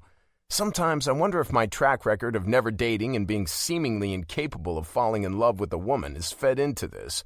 Sometimes I also wonder if my DNA, specifically those genes that came from my father, have fucked up my ability to commit to anyone. I've never been interested in progressing things past a short fling or one-night stand. Until now, with a woman who's unavailable. Yeah, there is. My mom pauses and her knowing gaze searches my face. There's a lightness to your eyes, and that signature scowl of yours is practically non-existent. Do you want to know what she looks like? Bram asks, but he doesn't give anyone time to respond. She looks exactly like the girl in the painting that people are going so crazy over. My eyes skitter to Bram and he smirks, mouthing the taunting words, I figured it out. Fucking nosy prick. I mouth back. Ansel's painting? The painting with the pretty blue-eyed girl? Our mom asks, and my bastard brother keeps this insane conversation going. That's the one. Della's gaze shoots to mine. Is she the girl in your painting? I shake my head. I met her after I painted it, Mom. I know they say the truth will set you free, but in this case, the truth would only lock me inside an interrogation room with Della. Talk about some coincidence, Neil contributes, and my mother nods her agreement. And, like a fucking miracle, my phone starts vibrating in my pocket. I pull it out as if it is the one and only key to my eternal salvation. Incoming call, Nigel. Shit, sorry, I mutter and hold my phone up in the air. I need to take this. Ansel, my mother sighs. But we haven't finished eating. I'm sorry, Mom. I stand up from my seat, but it's important. I'm not sorry. I'm fucking thankful. Bullshit, Bram mutters through a cough, but I flip him the bird and answer Nigel's call by the third ring. Hey, Nige, just give me a second, I greet, immediately making a beeline for the entryway. But before I'm able to shrug on my jacket and step outside to take Nigel's call, I don't miss my mom saying, I really hope I get to meet her. Damn it, Bram. All right, my mother says, and I look up from my spot on the couch in their sunroom to see her standing in the doorway, her petite body wrapped up in a thick winter jacket, a scarf, gloves, and a hat. I know you're avoiding me. I'm not avoiding you. It takes her all of 2 seconds to call me out on my lie. Yes, you are. She grins, hands me a fresh cup of coffee, and sits down beside me. It's 30 degrees out, and you're sitting in the sunroom of all places. This is the coldest spot in the whole house. but the view is perfect. I smile at her and make a show of looking through the large windows and out toward their backyard. The sun is set, and the sky is dark, but the glow of the moon shimmers and shines off the lake I used to swim in as a kid. From where Bram and I are in the city, my mom and Neil live about an hour away, in a more suburban part of New Jersey. Every once in a while, the silence and serenity that comes with stepping outside of the hustle and bustle is a much-needed reprieve. For a long moment, we just sit side by side and drink from our mugs. Occasionally, my mother reaches out to pat my knee or my hand like only a mother can, but mostly we just savor the quietness and the companionship of each other. That is, until her curiosity gets the best of her. So, are you going to tell me about her? An exasperated sigh leaves my lungs. Ugh, I think you're being a little dramatic. There's nothing to tell. I don't think I am. She reaches out and takes my hand into hers. Can I meet her? Her question makes me grimace. It's not that simple, Mom. Why? Because she's not mine. She has a boyfriend. I answer, even though it makes my chest hurt. And we're just friends. From what Bram told me, it doesn't seem like you're just friends. I shake my head. My fucking brother. Bram doesn't know anything. Your brother knows a lot more than you think, Ans. Are you sure you're talking about the same person? I ask on a laugh, and she has to fight her smile. I mean, you're saying Bram and knows a lot in the same sentence, and it just isn't adding up right now. Okay, smartass. She laughs and nudges my arm with her elbow. Can I just say one thing and then I'll drop it? I think we both know you're going to tell me no matter what I say. She snorts and shakes her head. Can you drop the sarcasm act for 1 minute? Fine, I'll shut up. I make a show of acting like I'm zipping my mouth shut with my index finger and thumb. Her responding smile is contagious, but it doesn't take long for her eyes to turn serious. Relationships are hard, and marriages are even harder. But I can tell you, whoever this girl is, if she's the one for you, if she's meant to be an important part of your life, there won't be any question. You'll be able to feel it. She gently taps the palm of her hand to the center of my chest. Right here. The soft seriousness of her tone makes me keep my mouth shut and listen. When it came to your father and me, I thought I felt it. But when I look back, I know I never did. It wasn't until Neil that I really felt it, that I really knew. And when I met Neil, it was awful timing, Ansel. Horrible timing, actually. She says on a quiet laugh. He had a girlfriend, and I was in the middle of a divorce and had 2 young boys. It was a total mess. My eyes go wide with surprise. Neil had a girlfriend when you two met? She nods. Like I said, horrible, awful timing. I didn't know that. Well, you and Bram were just kids at the time, and I was trying like hell to keep you guys out of all the drama. And trust me, there was some drama. There were 100 different reasons why Neil and I shouldn't have been together. But I felt it, Ansel, and he felt it. And now here we are, over 20 years later, together, happy, still feeling it. All I'm saying is, sometimes it's not black and white. Sometimes things are very, very gray. All you can do is lead with the best intentions, and then it's up to fate to decide. This feels like horrible advice for a mother to give her son about cheating. She smacks me. I said to lead with the best of intentions. I just know. Sometimes you can't control the rest. Why did you tell me all of this? I don't know. I guess I just felt like you needed to hear it. I let her words soak in, and I stare out through the windows and up at the sky. I don't know why Indy is the girl in my paintings, the girl inside my mind, and I sure as fuck don't know why I'm so drawn to her, why I can never seem to stop thinking about her, why being with her feels like my own personal slice of heaven. But I guess all I can do right now is what my mother said. Lead with the best intentions. Fuck, I hope I'm doing this. If Indy's in a relationship with Matt, that's her choice. I can't rob her of the one she would have to make to be with me. And with the way her face crumpled at the idea of being together the other night, it doesn't seem like she's ready to make it. That's why I kept the truth about the kiss to myself. Now, if you don't mind, my mom says and stands up from the couch. I'd like you to come inside with me so we can eat some dessert, okay? If there's one thing I've learned over the years, it's that one never keeps Della from her dessert. Okay, I grin without hesitation and take her outstretched hand. And as we walk into the house, I remind myself of her last piece of advice. Let fate decide. Chapter 22. Indy.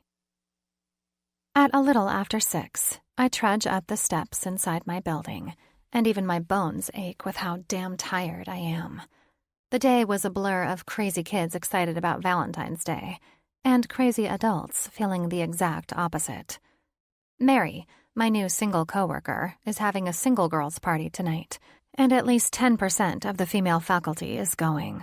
She tried to wrangle me into coming to the thing, but I reminded her, and myself a little bit, that I have a boyfriend. And the 3 music lessons I had after school proved to be just as difficult. From here on out, I'm going to make it a rule that I call out of work on any and all holidays that don't result in a day off already. When I reach the front door of my apartment, I find a large bouquet of beautiful flowers sitting on my doorstep. Shades of reds and pinks and whites fill my eyes, and I reach down to run my index finger over the petals of the roses inside the vase. A small white note sticks out from the top, and my heart pounds wildly inside my chest as I pull it into my hand and read the printed text. Happy Valentine's Day, baby. Sorry I couldn't be there, but just know I'm thinking about you, and I hope these flowers put a smile on my pretty Valentine's face. Love, Matt. The rhythm inside my chest skips a beat before returning to a rapid pace. This time, for an entirely different reason. Sweet, thoughtful, thousands of miles away, Matt. The flowers were a caring gesture, but my heart hurts at the oftentimes long-distance reality of our relationship. We've been together for over a year, and I can count on one finger how many holidays we've spent together. Not this past Christmas, but the previous one.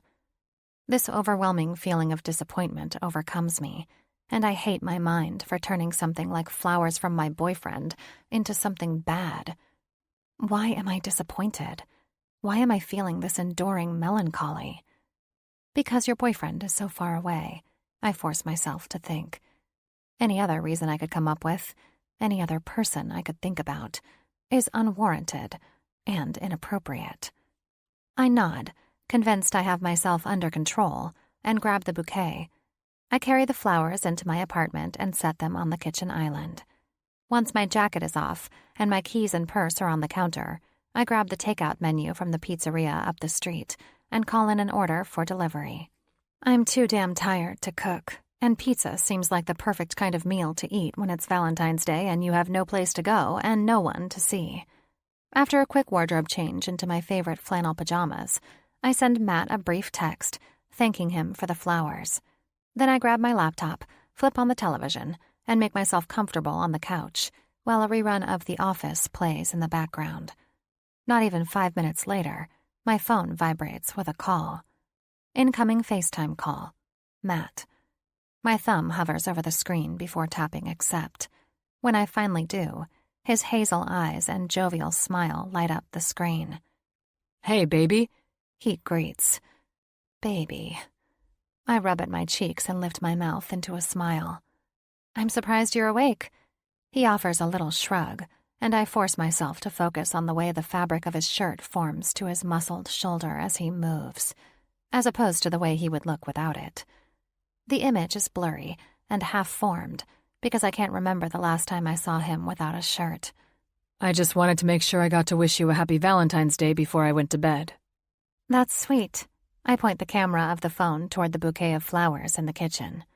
Thank you for the pretty flowers. I'm glad you got them, he answers, and I put my face back in front of the camera to meet his eyes. Sorry I'm not there to celebrate with you, but just know I miss you like crazy, baby. That's okay, I respond easily. Perhaps too easily. I'm not sure when I got so okay with him being gone. I doubt I would have been much fun today anyway. I had one hell of a long day with the kids. I ordered a pizza, and I'm settled in for the night. Pizza? That's kind of sad, baby. Meh, I shrug. I think I'll live. I would expect someone with your status to be out and about, schmoozing the town, he says. I tilt my head to the side. What do you mean by that? I hear you've been outed as the muse of a certain famous artist. Well, what? I stutter, and the hand holding my phone begins to shake of its own accord. Why is he bringing this up? I've told Matt exactly nothing about Ansel or the time I've spent with him. I haven't told anyone. And the painting? Jesus, I thought the media had moved on. It takes everything inside me to keep my face neutral. What are you talking about? I saw Lily's article. Matt's smile is nothing more than a soft crest of his lips. What is he talking about? What article? You didn't see her article, baby? He asks, and his eyes crease with incredulity. It published this morning. My God, the press did die down. It's my sister who didn't. I didn't, I answer truthfully. Because, yeah, honestly, I haven't seen or heard a thing about this supposed article. But I was pretty busy with classes and music lessons. I can barely get the lame excuse past my lips because the guilt that's starting to migrate up my throat is almost too much to bear. The fact that I haven't told Matt anything about the time I've spent with Ansel is starting to feel like 1,000 tons on my shoulders. I know I should, but I can't find the words. I don't know what I would say or where I would begin. I don't understand any of it myself. It's not like you've cheated on Matt, I try to reassure myself. You just spent time with him. That's it. You look like you're exhausted, Matt says, and pulls me from my scattered, racing thoughts. I hope you're planning on calling it an early night. Pretty sure you should be the exhausted one, I retort, trying to make him feel that way with subliminal nudging at this point. I can't keep my freak out inside much longer. I need to get off the phone. I mean, it's what, after midnight your time? Yeah. A yawn escapes his lips, and he grins. And I have to get an early start to prepare for a breakfast meeting. Mind if I let you go now? Of course. Thank God. Well, I'm glad I got to see you today, he says with a sweet smile. Miss you, baby, and happy Valentine's Day. We say our goodbyes, and when I tap end on the call, the first thing I do is snag my laptop from the couch cushion beside me and go to the New York Press's website. My sister's article is the first thing to pop up in the Arts and Leisure section. Ansel Bray accidentally painted my sister. An exclusive interview.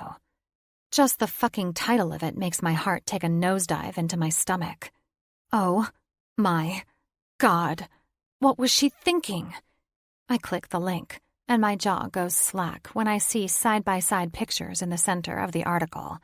Ansel's painting, and a picture of me that was taken for the school website last year. I kind of want to vomit, and I can't even get through the whole article before I'm grabbing my phone and calling my sister. "Hey, Buttercup," she greets on the second ring. "Happy Valentine's Day." "Lily," I ignore her greeting altogether. "What is going on?" "What do you mean? Why did you write that Ansel Bray article?" I question, and my words come out harsh and rigid around the edges. "I mean, why was I even mentioned, Lil?" "I told you I was going to write a column on him," she responds without hesitation. "You were at the interview with me. I figured you at least had an idea of what I was going to write about." "Are you fucking kidding me right now?" I snap. "You really think I had an idea that you were going to include me, your sister, in the article? I feel completely blindsided by this." "Whoa," Lily mutters, and surprise raises her voice. "You're, like, insanely upset right now." "Of course I'm upset," I shout. "You put my picture in your column and didn't give me any sort of heads up," I retort, and stand up from the couch to start pacing the floor of my living room. "I mean, isn't there some kind of code of ethics where you have to ask for permission to use someone's photo before you publish it in the newspaper?" "But you're my sister," she says like it's some sort of excuse. "And it's not like I said anything bad about you, Indy. I said all good things. I mean, I compared you to this amazing, gorgeous, stunning painting that people are raving about," she continues, and it only makes me cringe more. "I'm a little confused on why you're so mad about this. If anything, the article debunks the assumption that you're the girl in the painting." Why am I mad? Because I am. You're mad because this is going to make it harder to spend time with him. Is that why I'm mad? Because Ansel is involved? Because I can't seem to stop spending time with him, and this article is going to get in the way of our friendship? My subconscious laughs at the use of the last word, but I tell it to fuck off. I'm confused enough as it is without its 2 cents. Indy, my sister's voice fills my ear. Are you still there? Yeah, I mutter and run a hand through my hair. I'm sorry I freaked out. I guess I was just a little surprised. It's okay. Lily lets out a deep exhale. And I'm sorry I didn't give you a heads up. When I think about it and hear your side of things, I guess I can understand why it might have upset you a little. It's fine, Lil. Are you sure you're okay? She asks with concern. I'm fine. Promise. It's a blatant lie, but I just can't find the strength to pull her into my muddled web of feelings. We good then? Yeah, I nod even though she can't see me. We're good. You're not going to come over here and strangle me in my sleep or anything, right? She jokes, and my laugh almost seems natural. Chapter 23. Ansel. The buyer still wants to remain anonymous, Nigel responds, and I roll my eyes. But they've increased the offer. This is the third call I've received today about selling one of my paintings from the show in his gallery, and I was done with the conversation before the first call came through. I don't really give a shit, Nigel. The first offer was $200,000. The second offer was $250,000. The third offer? Who fucking cares? His soft chuckles fill my ears. You don't even want to hear the offer? I'll listen to the offer when this mysterious buyer tells me who they are. I'm not a fan of this smoke and mirrors approach, and if I'm being honest, I'll probably never sell the painting he's after. Fuck if I'm gonna let some pretentious art collector store a painting I consider priceless in some secret art room where only wealthy friends and fellow investors can stare at it. I'd rather cut off my dick than do that. I liked you a lot better when you were poor and desperate for money. Ha! Nigel laughs again, but I'll let them know. I liked you better when you were younger too. Nye mutters a selection of choice words, and a few moments later, we end the call. 15 years ago, when I first jumped into the art scene, I was desperate. Desperate to make a name for myself and to make a living off my art. My first big paycheck was for $1,500, and you would have thought I'd won the goddamn lottery back then. Obviously, times have changed, and as my success has grown and my bank account has thrived and my paintings have flourished in popularity and value, I've turned protective of my work. Money only gets you so far in life. Sure, it can provide stability and allow you the comforts and luxuries that most could only dream of, but it can never replace the fact that a good life is one lived with meaning, a life lived with passion, a life lived with love and adoration and human connection. I've had the success. I've had the emotionless fucks and one-night stands that come from the popularity. I currently have the money, and none of those are the things that bring me true joy. It's important people, true connection, beauty and agony, and cherishing the health in my body. Without thought, I pick up my phone and type out a message to Indy. It's only been a few days since I last saw her, but after avoiding contacting her all day yesterday, Valentine's Day, out of some pseudo-respect for her relationship, I'm jonesing for another fix. Me. Something has been bothering me, and I want to fix it. Indy. That's cryptic. Me. When are you done for the day? Indy. 2:30-ish? Why? I glance at the clock and see it's already nearing 1. Perfect. Me. I'll meet you at your school at 2:30. Indy. Do I even get a say in this? Me. Do you want a say in this? Indy. Bring fresh coffee, and you have a deal. My responding smile could probably light up my whole fucking studio. Me. I'll see you at 2:30. It doesn't take long before I'm shutting off the lights in my studio and walking into Luce's office to let her know I'm leaving for the day. It's like 1, she says and raises an eyebrow in my direction. I mean, I know it's Friday, but you never leave this early. Well, today I am. Are you feeling okay? She searches my face. You don't look like yourself. What do you mean? I feel fine. You're like smiling and shit. It's weird. I furrow my brow. What's wrong with that? You never smile. I smile. No you don't. She retorts on a laugh. Not even on your birthday. No one smiles on their fucking birthday once they reach 30. Yeah, she chimes in with a cheeky smile. And you're 34, so... Are you done? She shrugs one bony shoulder and rests her chin on her hands. Are you gonna tell me what has you all smiley and shit? No. Then yeah, I'm done. I'll see you Monday, I say through yet another smile. If Nigel calls, let him know I don't want to talk to him. Now Lucy's mouth curls up at the corners. Will do. With the essentials in my pockets, I shrug my leather jacket over my shoulders and head out the door. First stop, coffee. Second stop, Indy. I arrive at Indy's school early, 30 minutes early to be exact. Instead of waiting outside in the blistering cold, I decide to hit the buzzer on the front door and let them know I'm a visitor for Miss Davis. They let me inside, and I walk in the direction of the front office to get my visitor's pass. Drawings and artwork line the walls, and I smile at the idea of budding new artists. A few tiny people roam about outside of their classrooms, but mostly the hallway is silent. I grin when I see a little boy with curly red hair attempt to get a sip of water from the fountain and miss his mouth entirely. He swipes one hand down his shirt, soaking the liquid into the cotton material before giving it another try and managing to hit his mouth bullseye on his second attempt. I walk inside the door marked Office and am greeted by a pleasant woman in a turtleneck and sweater vest.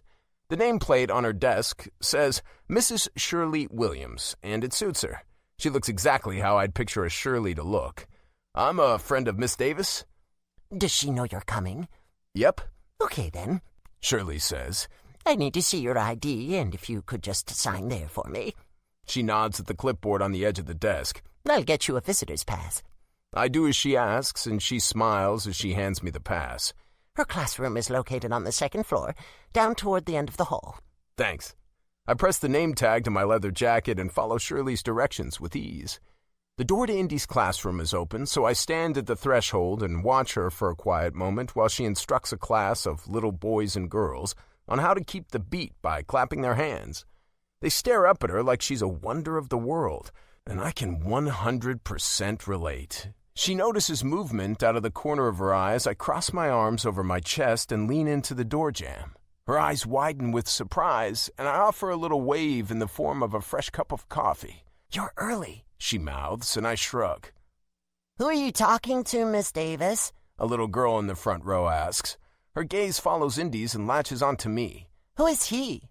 The rest of the class moves their attention toward the door, and Indy lets out an exasperated laugh. Looks like you've been caught red-handed, and now you need to face the consequences. A confused smile crosses my lips. Consequences? Indy doesn't respond. Instead, she gestures me inside. This is my friend, she announces to her class. Class, everyone say hello to Mr. Bray. Hello, Mr. Bray. Hi, I laugh, and run a hand through my hair as I walk toward the front of the classroom and set Indy's coffee on her desk. It's nice to meet you. Why are you here? What is your first name? Are you Miss Davis's boyfriend?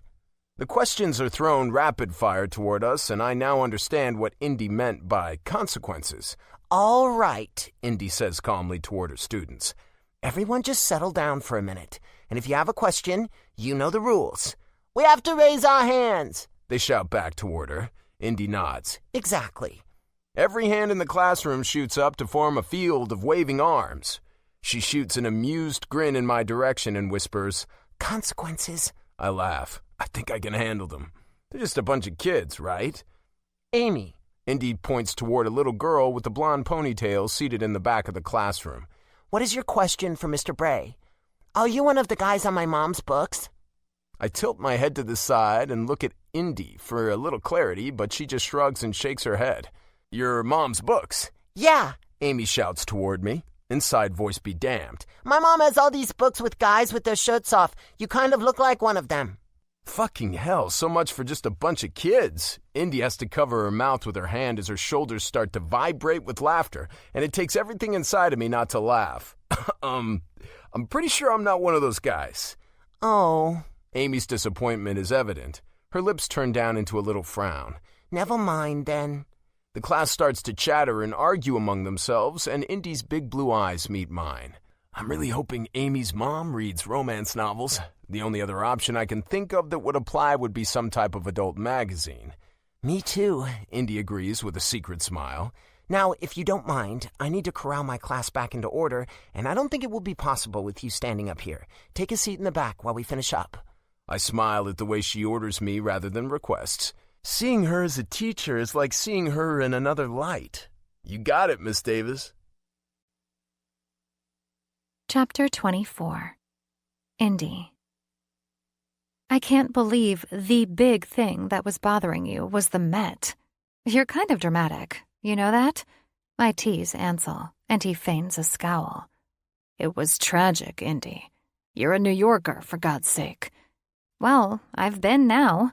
I waggle my brows and look around the vast displays of painting and sculptures encased within one of the most popular art museums in the country, if not the world. Yeah, thanks to me. Minor semantics. I grin and follow Ansel's path toward a long wall of large, ornately framed paintings. By the way, I still think you're dramatic. I'm an artist, Indy. He grins at me in my periphery. We're known to be moody, intolerable, stubborn bastards. Dramatic isn't exactly far removed from that list. For the past hour, we've explored the Metropolitan Museum of Art's creative and iconic nooks and crannies, and I've yet to grow bored of listening to him tell me about the artists and the sculptors and showing me his favorite works. His passion for art shines in his words, and I don't think I could ever get tired of that kind of love and adoration. The more time I spend with him, the more I realize he is infinitely interesting to me. Each encounter, I learned something new. About him, about myself, about life. It's as if he has the ability to open my eyes to worlds I didn't know existed. Also, I guess I should admit, I'm glad your art neuroses got the best of you today. I nudge his arm with my elbow. Thanks for bringing me here. You're welcome. He wraps his arm around my shoulders, and the warmth of his body permeates my sweater. And if you like this, then one day you need to go to Paris to see the Louvre. You've been to Paris? More than a few times, he answers. It might be my favorite city in the world, and that's saying a lot coming from a homebody like me. I smile at his playful words, but mostly my mind flits off into a tiny daydream of Ansel and me in Paris. I imagine myself inside the city of love, exploring its beauty and charm. The Louvre, the Eiffel Tower, Montmartre, all of the places I've heard about but have never seen up close and personal. I want to see his favorite places and works of art with that mesmerizing passion shining from his eyes. He stops in front of a painting titled The Birth of Venus, and I blink out of my unrealistic fantasy as Ansel invites me to look at it closely. We're not in Paris, though, I suppose, I could be. A gold plaque sits below the large framed work and names Alexandre Cabanel as the artist. My gaze moves across the canvas and takes in the soft lines of the female form, the angels hanging above her, the way her hair rests on top of the water, and the tender curves of her body. I think this is the 10th Venus I've seen today, I joke, and Ansel's responding chuckle causes a smile to kiss my lips.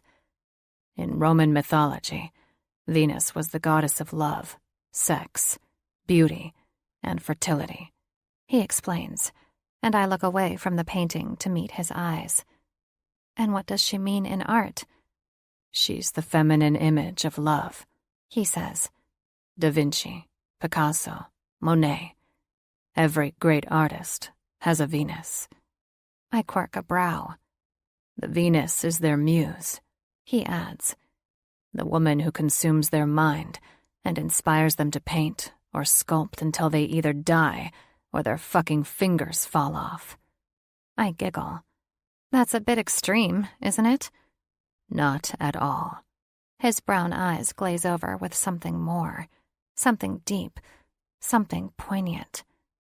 That's intense, I respond on a mere whisper, and I don't know if I'm responding to his words or describing his eyes. God, those eyes. I feel like they can see everything, like they can see me, all of my good and my bad and my ugly, all of my imperfections, all of my hopes and dreams. I stare into them for a long moment, just letting myself bask in their beauty and mystery and familiarity. They suit him so well. What color were your eyes before the accident? I ask without thinking. I've been wondering about it for too long, and I'm unable to ignore my curiosity any longer. Brown, he says without hesitation. I thought it was weird at first. He shrugs. That my new eyes are nearly the same color as the old ones. It's fate, I declare, and he laughs. Fate, or biology. It turns out, over 50% of the world's population has brown eyes. Maybe, I nod. But these aren't just brown. These are something special. Ansel slips his fingers under my chin and leans down to press a soft kiss against my cheek. His next words brush across my skin. A muse, a true muse, changes you forever. When you find your Venus, she alters your art and your soul in such a way that there is no going back. My heart flutters and flips inside of my chest, and goosebumps roll up my spine and arms and neck in disquieting waves. My eyes flick to his lips, and before I know it, without rational thought or reason or anything but letting feelings and fate guide me, I stand up on my tiptoes and press my mouth to his. Gently, tenderly, softly at first, but quicker than it started. The moment consumes me, and I lose sight of where we are or what we're doing. My lips turn gluttonous when he slides his tongue into my mouth to dance with mine, and the power of it all has me balling my fists into the leather of his jacket. When the kiss grows deeper, I moan against his mouth.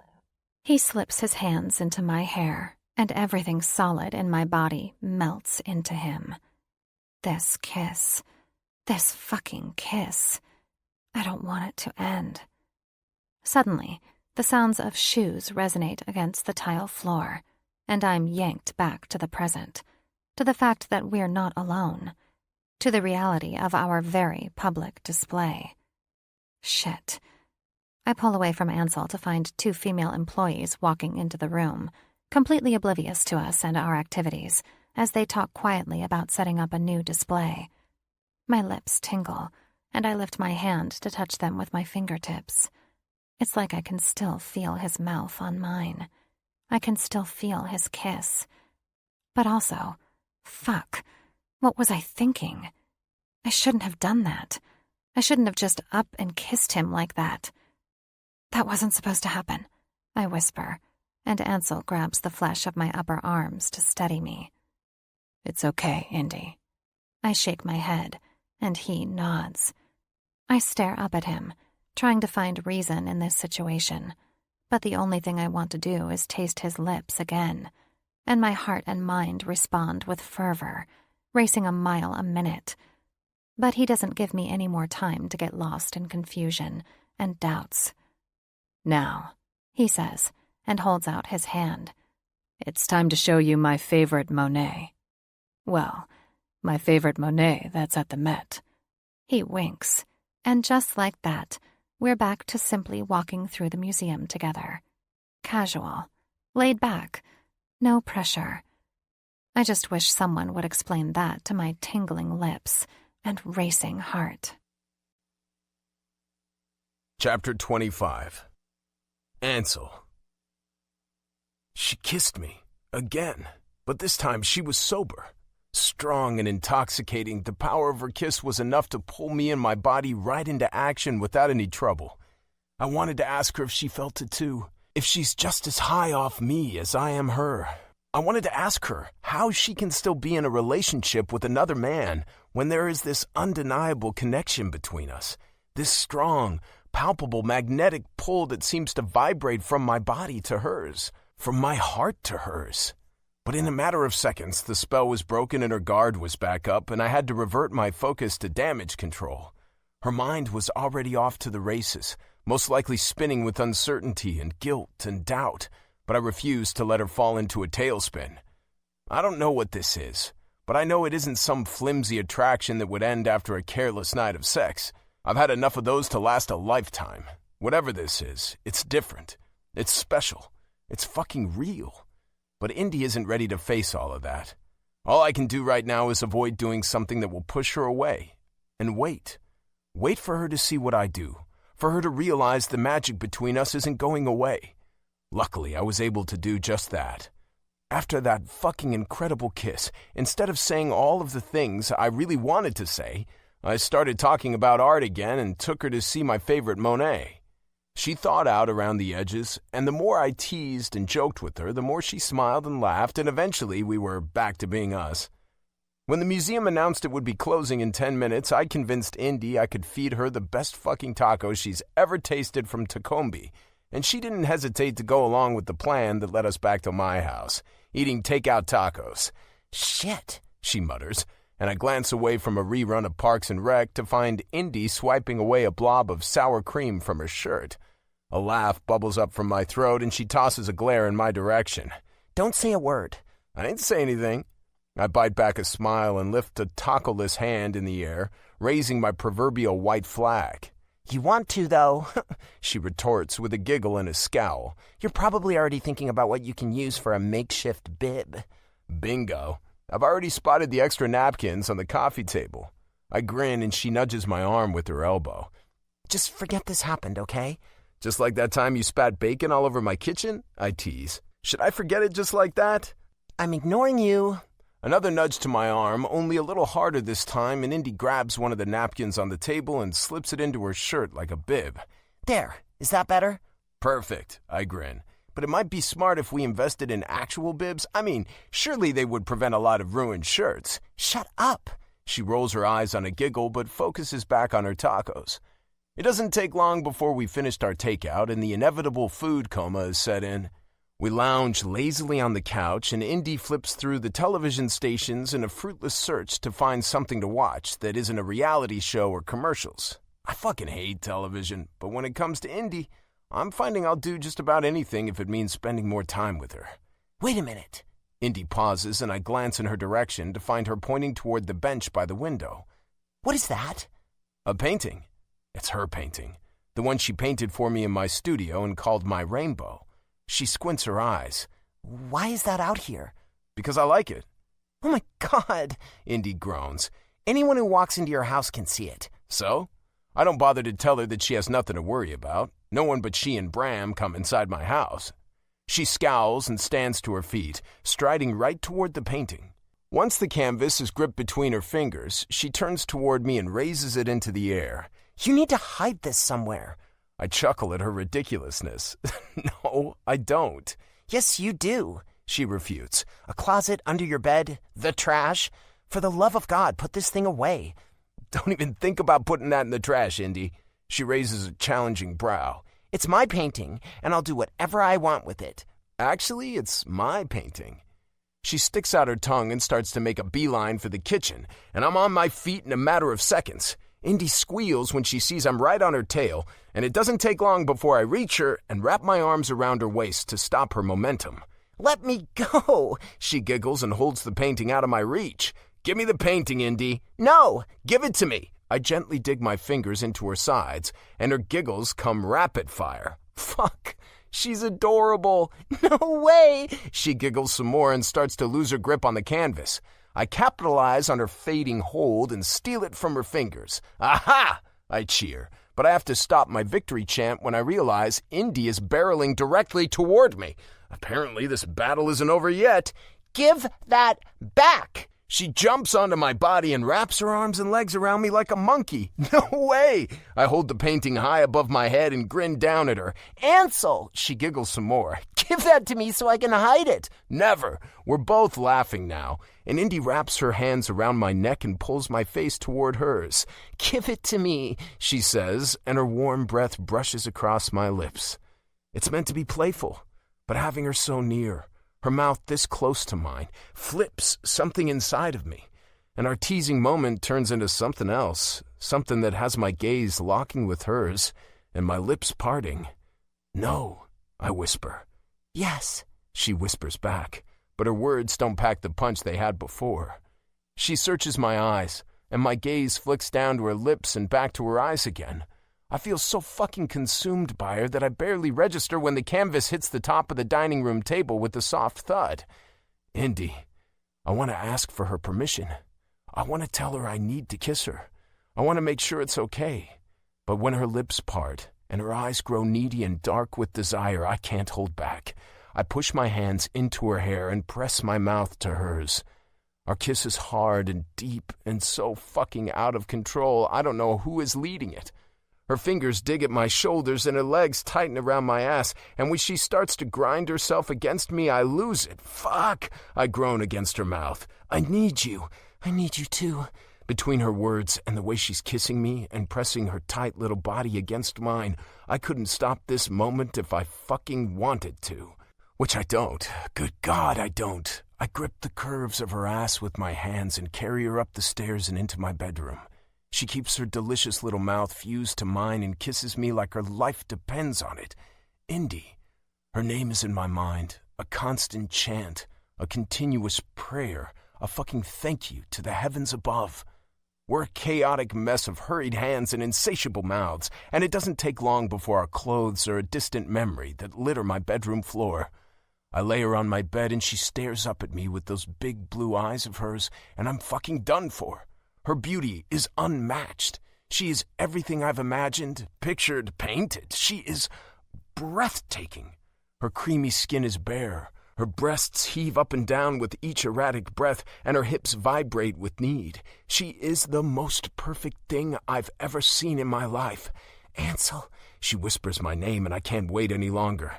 She reaches out for me, and I barely have time to pull a condom from my nightstand and slide it on. But I do. And then I'm hovering over her, locking my gaze with hers, and sliding myself inside of her. Fuck, it's perfect. She's perfect. We fit together so fucking perfect, it's as if we were always meant to do this. To be this. I slide my hand behind Indy's neck, growling into another kiss as she whimpers in pleasure. I move my hungry mouth to her breasts, sucking and feasting on her skin, and her legs come up around my hips to pull me closer. It doesn't matter that closer is an impossibility. Her eyes fall closed, her lips part. She moans again. Fuck. I try to take my time, slowing my movements, savoring how good she feels, how good this feels. When she opens her eyes again and locks that heady blue gaze with mine, it's hard to hold back, to make the moment last. I'm caught between the intoxication of the climax and extending this moment I never want to end. Indy slides her hands into my hair and pulls my face to hers. She moans as she kisses me, deep and hard and with a passion I've never known before. We lose ourselves to chasing each other's pleasure, chasing our own pleasure, chasing the high that is us together. There is no going back for me after this. Chapter 26. Indy. Inside this room, Ansel's room, there is nothing but twilight and shadows. Soft breaths and gentle caresses surround us in a cocoon of warmth and sated limbs. His strong body supports the weight of my lax one, and a delicious ache pulses between my legs, and the lingering memories of what we just did fill my head. I know what Ansel feels like inside of me. I know what he looks like when desire consumes him. I know the way his eyes melt and his lips part when he's close. And I know what he sounds like when he comes. When I'm truthful with myself, I can admit I wanted to know all of it, fantasized about it even. And now that I've experienced it, I know my fantasies were nothing more than bland placeholders. Silence spreads across his bedroom, and we both let it linger as we continue touching each other. Never stop caressing each other's skin. Never stop glancing into each other's eyes. It's magic. He's magic. The guilt will come later. I know it will. But for now, I refuse to let it root itself in a moment I don't want ruined. I'm loyal by nature. When I make a commitment to someone, I stick by it. I know what I did goes completely against that. I know I let myself play much too closely to the fire, but there has to be a reason I'm here. A reason I'm unable to pull myself from Ansel's arms and leave like I should. Are you okay? His voice is soft, and he tightens his grip on my body, pulling me as close to him as physically possible. Yes, I say. For now, it's the only answer I'm willing to explore. When it comes to this man, it's like something inside of me shifts, and I can't resist him. I can't ignore the way he makes me feel. I can't turn a blind eye to all of the crazy things that have brought us together, the things that I don't understand at all. I can't do anything but follow my heart. What are you thinking about right now, Indy? The girl in the painting? What about her? Do you think she's really me? Indy. He hesitates and averts his gaze. Just tell me, I whisper. It's hard to tell you something I don't even really understand myself. But deep down, yes, I know she's you. The way you move, the way you talk, the things you do. They're all the things I love about her. All the things I love about her. It doesn't make sense. A soft, incredulous laugh leaves his lips. In fact, it's the most irrational thing that's ever happened to me.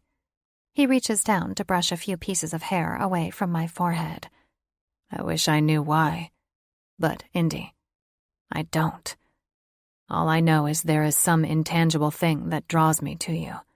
And as hard as I try, I can't avoid it. Can't resist it. Can't do anything but give in.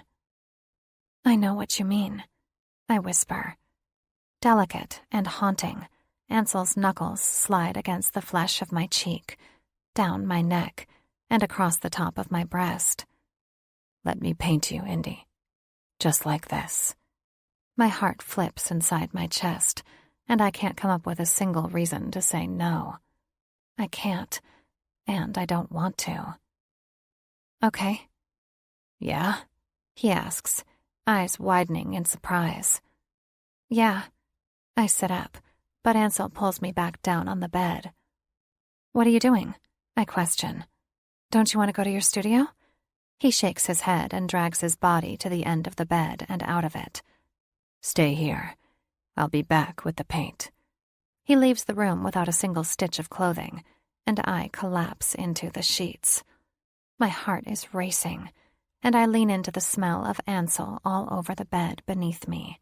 He has a clear toolbox full of paint and a handful of brushes when he returns, but no canvas.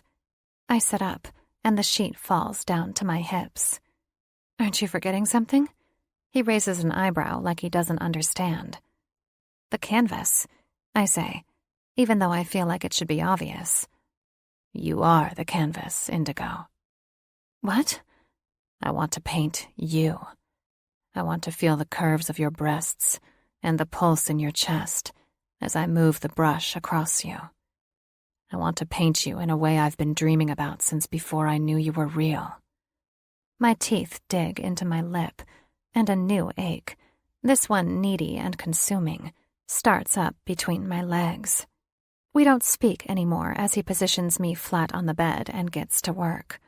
The glass and gold table in the sitting area becomes his workstation at the side of the bed, and his paints get lined up one by one on the top. Blues and purples and pinks. It's all the colors I've loved all my life. My breathing shallows, and I'm not surprised Ansel hears it. When it comes to me, Ansel seems to hear everything. I know. I don't know how, but I just know, Indy. Everything about you. It's right there in the open for me to see. I nod. It's all I can do. With a dip of the bristles in the bluest of indigos, he puts paint to my skin. Each stroke drags me a little deeper into the heaven we've created. He tugs at his lip with his teeth, and his forehead furrows with concentration. While he explores with the brush in one hand, his other roams the rest of my landscape. It is, without a doubt, the most beautiful art I've ever experienced. Chapter 27. Ansel. Indy's chest rises and falls with easy breaths as I move the brush across the hollow below her collarbone. Her face is lax, and her jaw is slack, and her lips are parted in rapture. I watch in fascination as the feathered strokes I've left on her breasts move with the motion of her breathing. Her nipples are tight and pink, the perfect complement to the palette I've used around them, but the desire to paint them is too strong to let them be. I grab a clean brush and dip it into the pink paint before swirling it slowly around the peak of one and then the other. Indy's breathing changes from slow and steady to the deep, dragging pulls of arousal, and her legs fall open beside me. Untainted by paint, the area between her legs taunts me to take a taste.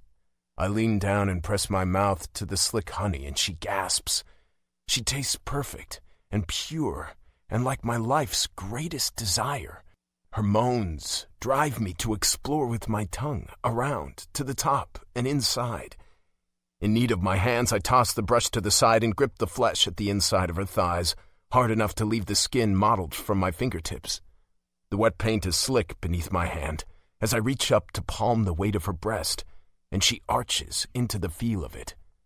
I move away briefly enough to get a condom from my nightstand and roll it on with my clean hand. Indy watches with dark, bottomless eyes and palpable want. When I climb back on the bed, I fit my hips between her legs and slide myself inside to assure that no paint gets where it shouldn't. Her body feels warm under mine as I lean my chest to hers to let her paint cover me. It swirls and mixes between us, and I don't even have to see it to know that it's the most beautiful, perfect piece I've ever created. Ansel, Indy moans as I put my mouth to hers. You are perfect, Indigo Davis. Our climax happens quickly, but just like with everything else between us, it's completely in sync.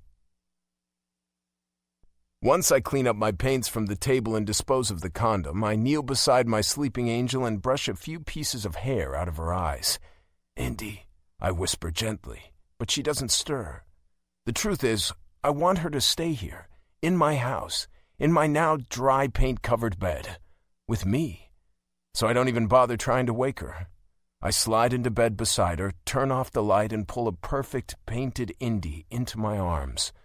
She wraps her little body around mine like a vine and snuggles her face into my chest, and it takes all of 2 minutes for her breaths to turn soft and her body to grow heavy and relaxed against mine. "Good night, Indy," I whisper into the dark room and place a soft kiss to her forehead. I will never recover from this night. Never recover from you. Good morning, Ansel. I blink my eyes open to find bright blue staring back at me and the early morning sun coming in through the windows. What time is it?" I croak out, and Indy smiles. A little before 8, I think. "Too early." I tease on a groan and make a dramatic show of closing my eyes. "Go away and don't come back until it's at least 9. No way. Her giggle brushes against my cheek. It's time for you to wake up and make me breakfast. I peek at her through my lashes. "Oh, so that's how it is?" Uh-huh. She adjusts herself under the blankets until her entire body covers mine. Her naked little body is warm and soft, and I move my hands to her ass and shut my eyes closed again. Perfect. Hey, she says and presses playful kisses to my cheek. Wake up. Eventually, I give in to her demands and work my eyes open until they're face to face with the bright blue again. The blue of her eyes, the blue of her body, and the blue on my sheets. My life is a perfect shade of indigo. Pretty sure I could get used to this every morning. There, she says with a grin. That's better. A soft chuckle jumps from my lips. Just for the record, you wake up too fucking early. I know, right? She responds on a sigh. It's a hazard of my job, I guess. During the school year, I usually wake up by 6. I cringe. Yeah, that's way too early. When do you usually get out of bed to start your day? It depends on what I have going on, I say, and press a soft kiss to her lips. But usually no later than 9:30 or 10. She grins. By 9, I'm usually well into my day. I run my fingers up and down her back, and when my hand reaches the spot where her hips meet the curve of her ass, I remember something. I have to admit, I say, and tap the right side of her lower back. I wasn't expecting this. Expecting what? This tattoo. A red lotus flower etched into her skin. It's delicate and feminine, and yet still big enough to catch your eye. It's beautiful and completely wrong at the same time. Oh. Her lips form a tiny O and then lift into a mischievous smile. I guess your visions of me don't show you everything? We both laugh. I got it a few years ago. I guess they don't, I agree, rather than go into the details of what made me bring it up. If I bring it up, I'll have to tell her there's more than one painting of her, and I'm not sure if I'm ready to do that. I'm not sure if she's ready for me to do that. I feel like it might be too much for her. Lucky for you, seeing my paint all over your beautiful body this morning is satisfying enough to make me give in to your demands. One last kiss to her lips and I push myself out of bed. Once I slide on a pair of sweatpants, I turn around to see she's still lazing it up in my bed. "Are you expecting breakfast in bed, miss?" I tease, and she shakes her head on a laugh. No, but I wouldn't mind a shower. She glances down at the dried paint covering nearly every inch of her body, and I shake my head. "Oops, sorry, that's the one request we can't fulfill." Ansel! With a swoop and a bend, I reach into the bed and pluck her out of it, tossing her over my shoulder for good measure. Ansel! "This way, miss. Your breakfast awaits." Chapter 28. Indy.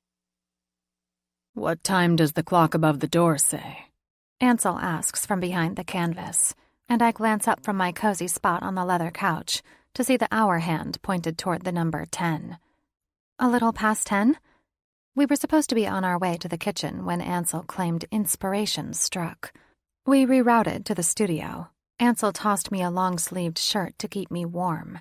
I settled onto the couch, and we've been here ever since. Really? He says, and meets my eyes. No wonder I'm so hungry, and I'm sure you're probably starved by now, too. I offer a little shrug and grin. Maybe just a little. Just a little. He is unconvinced. Okay, a lot, actually. I figured as much, you little liar. A soft chuckle leaves his lips as he sets his brush down and runs a hand through his hair. How about you stay put, and I'll run down and toss some cinnamon rolls in the oven. My eyes perk up. You have cinnamon rolls? I do. He waggles his brows. Sit tight, and I'll be back.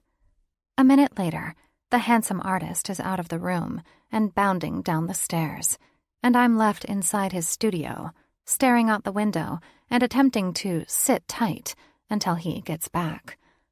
It's much easier to be the subject when your eyes are fixed on the gorgeous man holding the brush.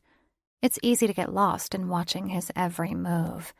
The way his eyes change, the way his brow furrows, the way he licks at his bottom lip. But without Ansel to gawk at, I can only manage to sit tight for all of 2 minutes. Eventually, I get a little restless and decide to explore the expansive room. With bare feet and curious eyes, I tiptoe around the space and take in all of the art supplies and finished paintings. I run my hand over the bottles of paint lined up in a neat row on the counters and let the various brushes tickle my fingertips. When I notice a small, little room toward the back, I push open the already cracked door and peek inside. More paintings. I grin and step inside, taking in the brilliance that is Ansel Bray's mind. God, he's talented. I let my gaze wander around the room, but when shades of brown and blue and pink catch my eyes, I stop dead in my tracks. The girl in the painting. Only, it's not the same one in the gallery. It's a different one. The painting is a visual of her from behind, the delicate lines of her bare skin being showcased from the back of her head to her neck to the small area where her lower back meets the curves of her hips. When my eyes make their way down her body, they freeze on the right side of her lower back and latch on to red.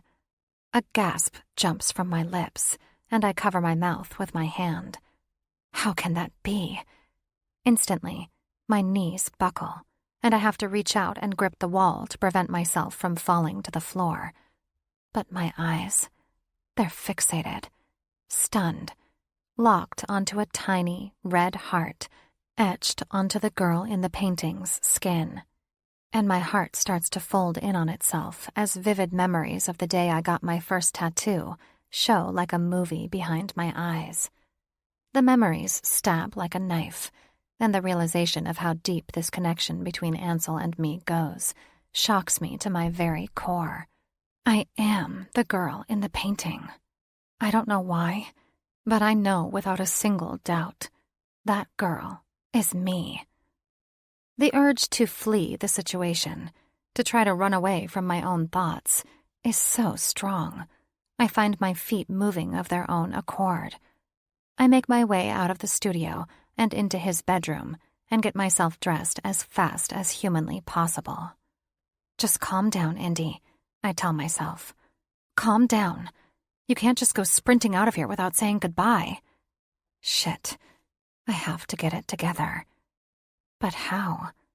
How do I get it together after seeing that?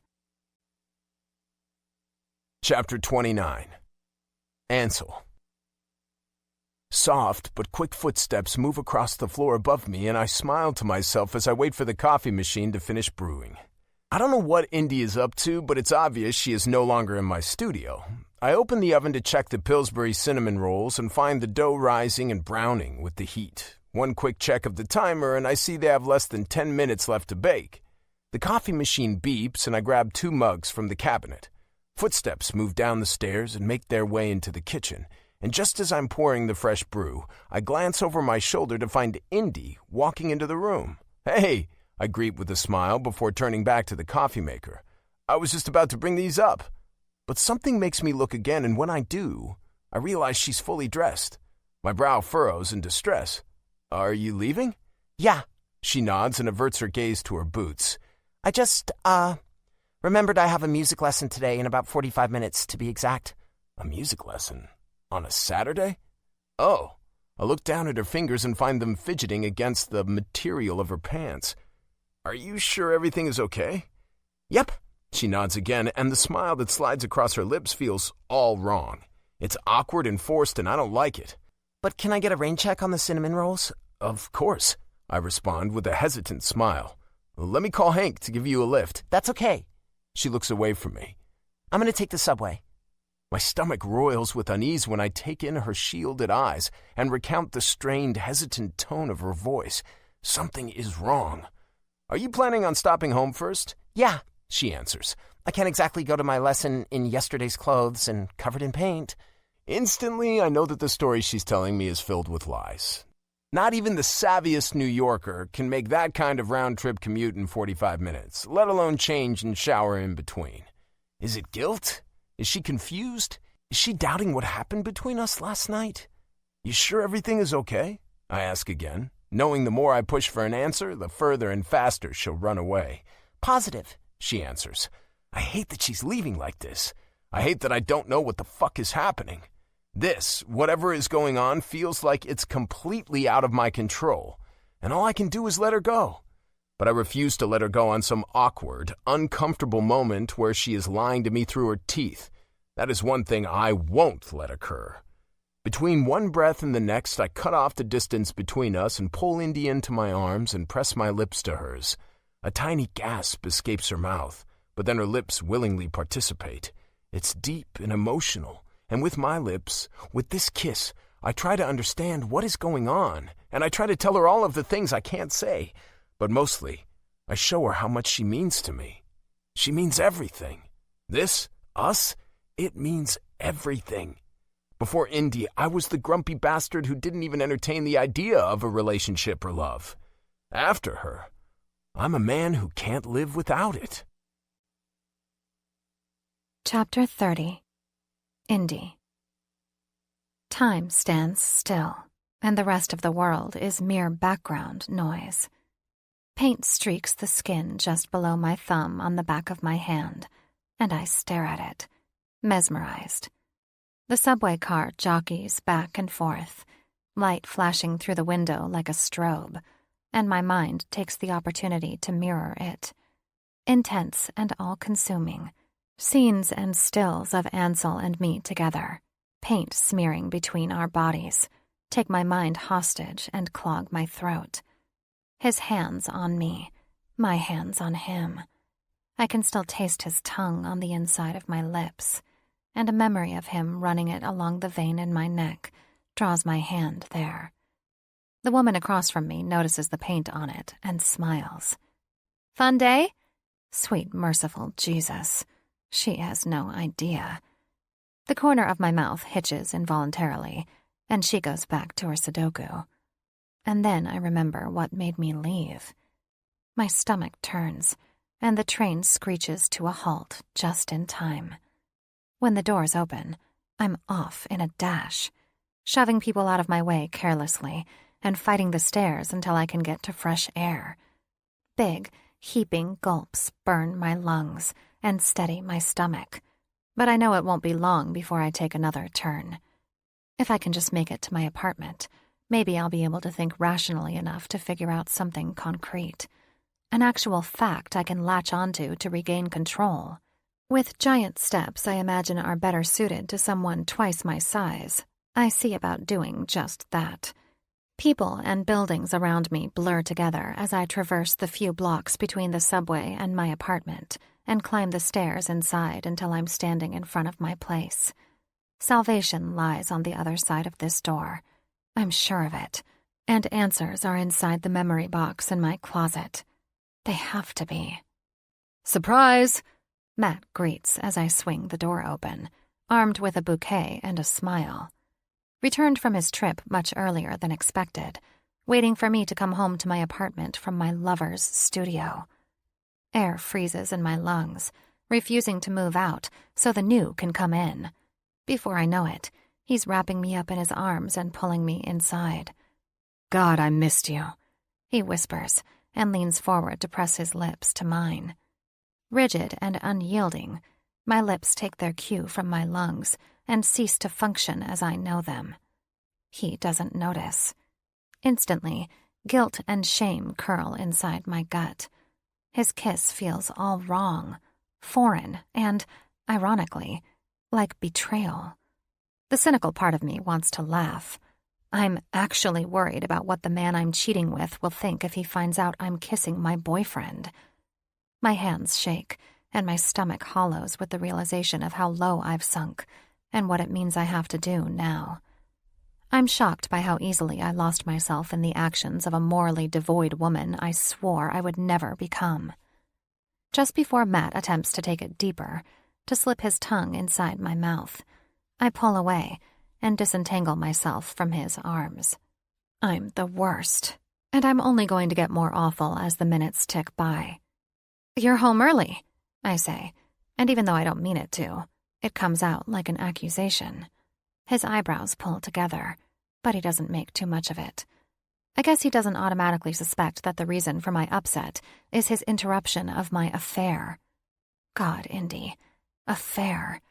How did I get so off course? He nods, the pinch in his eyebrows smoothing out as he tries to explain himself, like he's the one who's done something wrong. I cut the meeting short. For once, I paid attention to how you sounded, instead of what you said. Tugging at the scarf around my neck, I look to the carpet and question, "What do you mean? How did I sound?" Like you weren't okay with the fact that I'm always gone. That's just the thing, though. I was okay with it. Never disappointed or lonely. I didn't mind Matt's trips. I didn't mind at all. I should have realized what that meant earlier. When Matt steps forward to help me take my coat off, I take 2 steps away from him and wrap myself in it. It feels like a barrier against everything I know is coming. Indy? His brow furrows again, and this time it sticks. Are you okay? Yes? No? I don't know. I pause and shake my head. I have something to tell you, and it's not easy. I hate myself for the awful way I've strung him along. I hate the fact that throughout our entire relationship, before that even, I've basically been sleepwalking through my life. And I really fucking hate the fact that it was another man who woke me up. But all the hate in the world for what is doesn't change that it is. And Matt deserves to know the truth, even if it makes me feel ugly. Okay, he says slowly, trying to get his bearings in a storm he had no warning was on the horizon. Let's talk about it. It's the last thing I want to do, to admit so many faults in myself, but I refuse to allow myself cowardice any longer.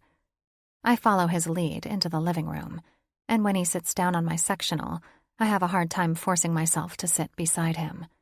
Fuck, this is awful. What's going on, sweetheart? Just tell him, Indy. It's not going to go well, no matter how you word it. I look into the depths of his hazel eyes, and my heart aches.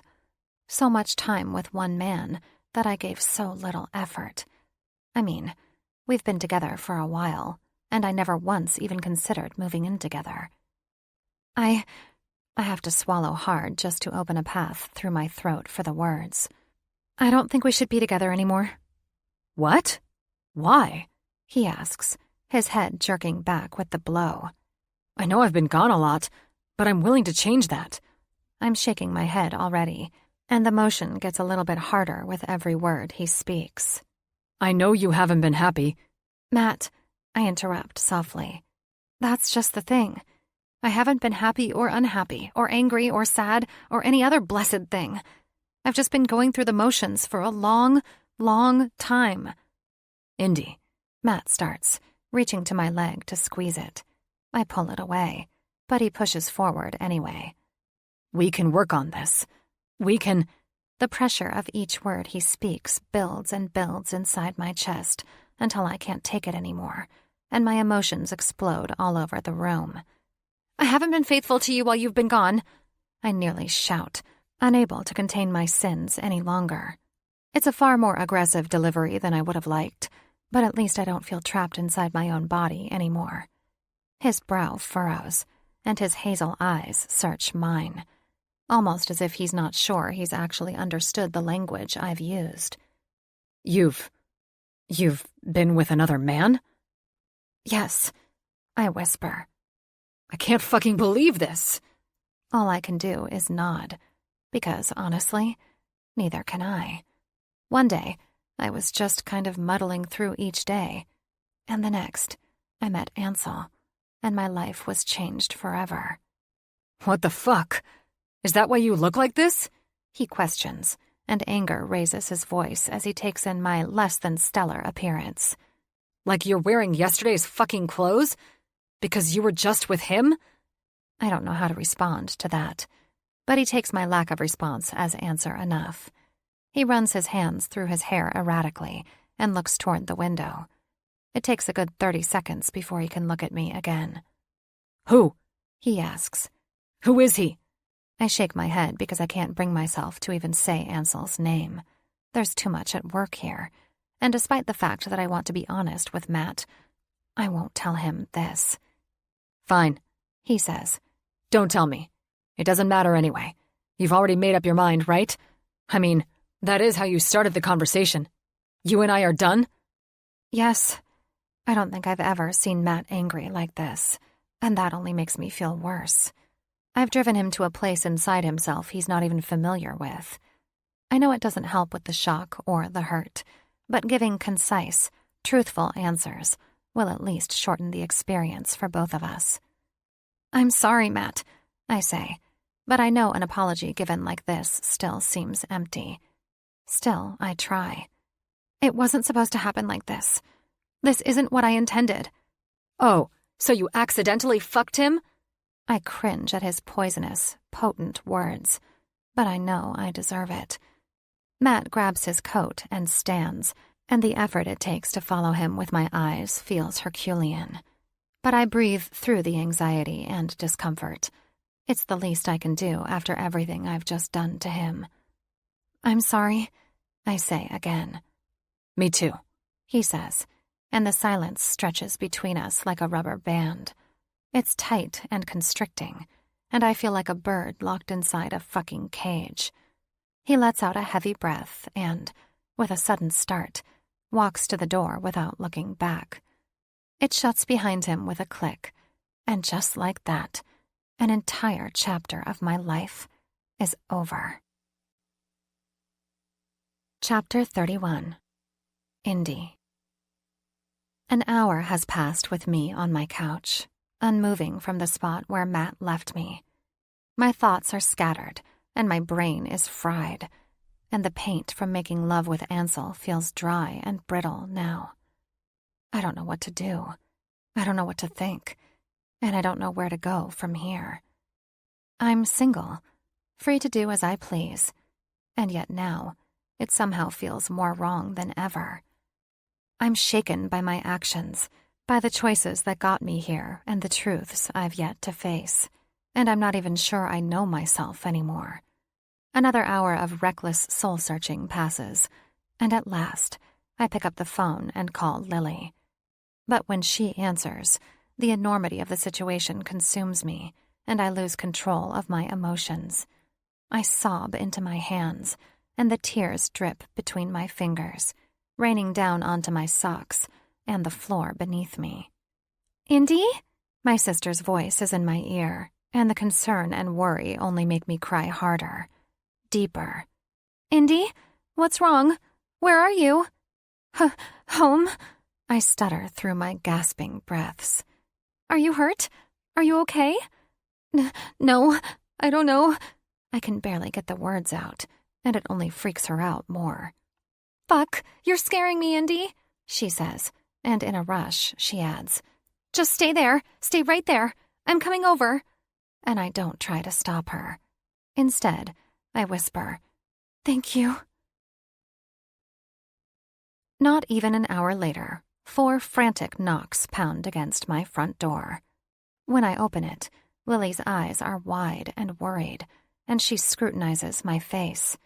She takes in the remnants of my tears and my red eyes and my trembling lip and the paint still on my arms. "Oh my God, are you hurt? What's going on?" she asks. I just throw myself into her arms.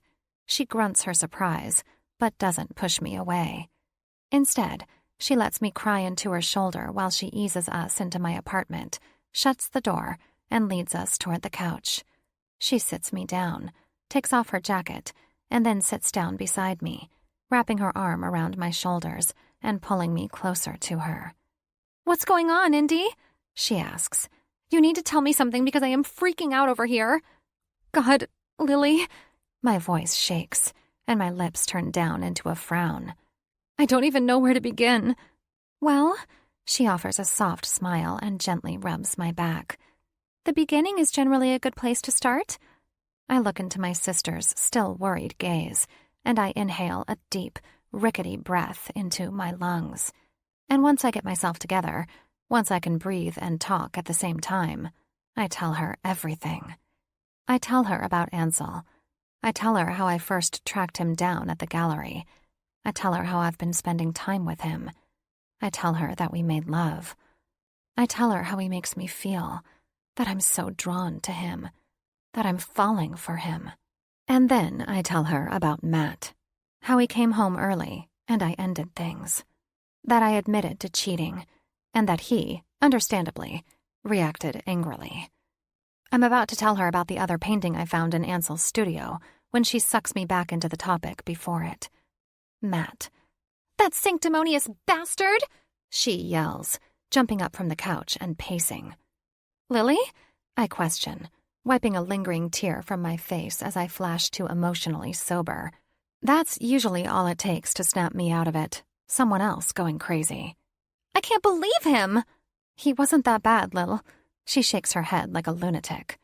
"Seriously," I emphasize. Suddenly, she drops to the couch next to me and takes my hand in hers. Okay, she pep talks herself. "Just tell her." "Just tell me what?" "Indy, Matt, the rat bastard, has absolutely no high hill to stand on. He cheated on you, too." "What?" I whisper, searching my sister's eyes. "How? When?" I shake my head. "You knew?" Lily nods guiltily and squeezes my hands to keep me from pulling them away. "A while ago, 7 or so months, I think." "This happened 7 months ago?" My eyes pop wide open. "What the fuck, Lil? And she's just telling me this now?" "I know. God, I know how it seems, Indy, but..." She pauses and grips my hands tighter. "As far as I know, it only happened once. I saw them in Chinatown together. He swore up and down it was the biggest mistake of his life and that he regretted it. I don't know, Indy. I really believed him, so I didn't tell you." I'm shaking head to toe, and I have absolutely no idea what I'm supposed to feel. Lily keeps talking to try to soothe it. "I felt like I had finally gotten my sister back," she whispers, and tears well in her eyes. You seemed happy for the first time since... I didn't want to ruin it. Since Adam, I finish for her, and she nods. I see now that you weren't happy. She pauses, and her voice shakes. That you haven't been happy. God, I'm so sorry. I should have told you. I shake my head because that's all I can do. I should be mad at her, incredibly pissed even. I should feel betrayed that she didn't tell me the truth. I felt like I had finally gotten my sister back. Her words repeat inside of my mind over and over again, and once the initial shock wears off, it's impossible for me to be mad at her. And I don't feel betrayed. I mostly just understand. Before Matt, I was a bit of a mess. Actually, I was a real fucking mess. A shell of myself. I barely spent time with my family, and doing simple tasks like taking a shower and going to work felt like the world's biggest feats. And just before I started dating Matt, I made a point to change my miserable, hermit ways. I didn't want to be the sad girl who was letting her life pass her by. Beneath all the wreckage, I wanted to find myself again. So, eventually, I started to open myself up to my family, my friends, life. I started going out and doing things. Drinks with friends, family dinners, outings with Lil. By the time I was in a relationship with Matt, I was at least trying to be me again. I was trying not to be so isolated. I was simply trying. And I think it's safe to say my sister misconstrued Matt as being the reason for the positive change. Of course, she should have told me the truth. But deep down, I know her fear was what held back the truth. Fear that I would crawl back into my pathetic shell again. Fear that I'd go right back to the sad, mostly absentee sister. You should go visit him, she says, pulling me from my thoughts. Adam, I mean. Matt can go fuck himself. I laugh despite the fucking mess that is my life right now, and Lily smiles her sweetest smile through the apologetic emotion that still rests beneath her eyelids. You need to get some sort of closure, she adds on a soft whisper, and I know she's right. Before I can move on to Ansel, to any of the things I want from him, with him, or to the painting I saw in his studio, I have to go back to the day that changed me forever. Chapter 32. Indy. The soles of my boots sink into the snow-covered ground and leave a path of my footsteps behind me. It's cold, frigid even, but I hardly notice as I walk across the grounds of the cemetery. Just beyond the big oak tree, and past the tragic section of gravestones in memoriam of an entire family with the last name Conroy, I stop at my intended destination. In memory of Adam Thomas Lane. His gravestone is as white as the crystalline snow. It stands here, before me, with its youthful glow, strong, erect, and ready to last 100 years. Yet I'll never see Adam's golden skin, his tall frame, or his brown eyes. I'll never see him behind the lens of his camera, or flashing that handsome smile. There's such cruel irony in that. I reach out with a gloved hand to touch the marble and run my fingers over the engraved black lettering. But quickly, I remove the glove. My bare fingers blanch in the wintry wind, but I don't care.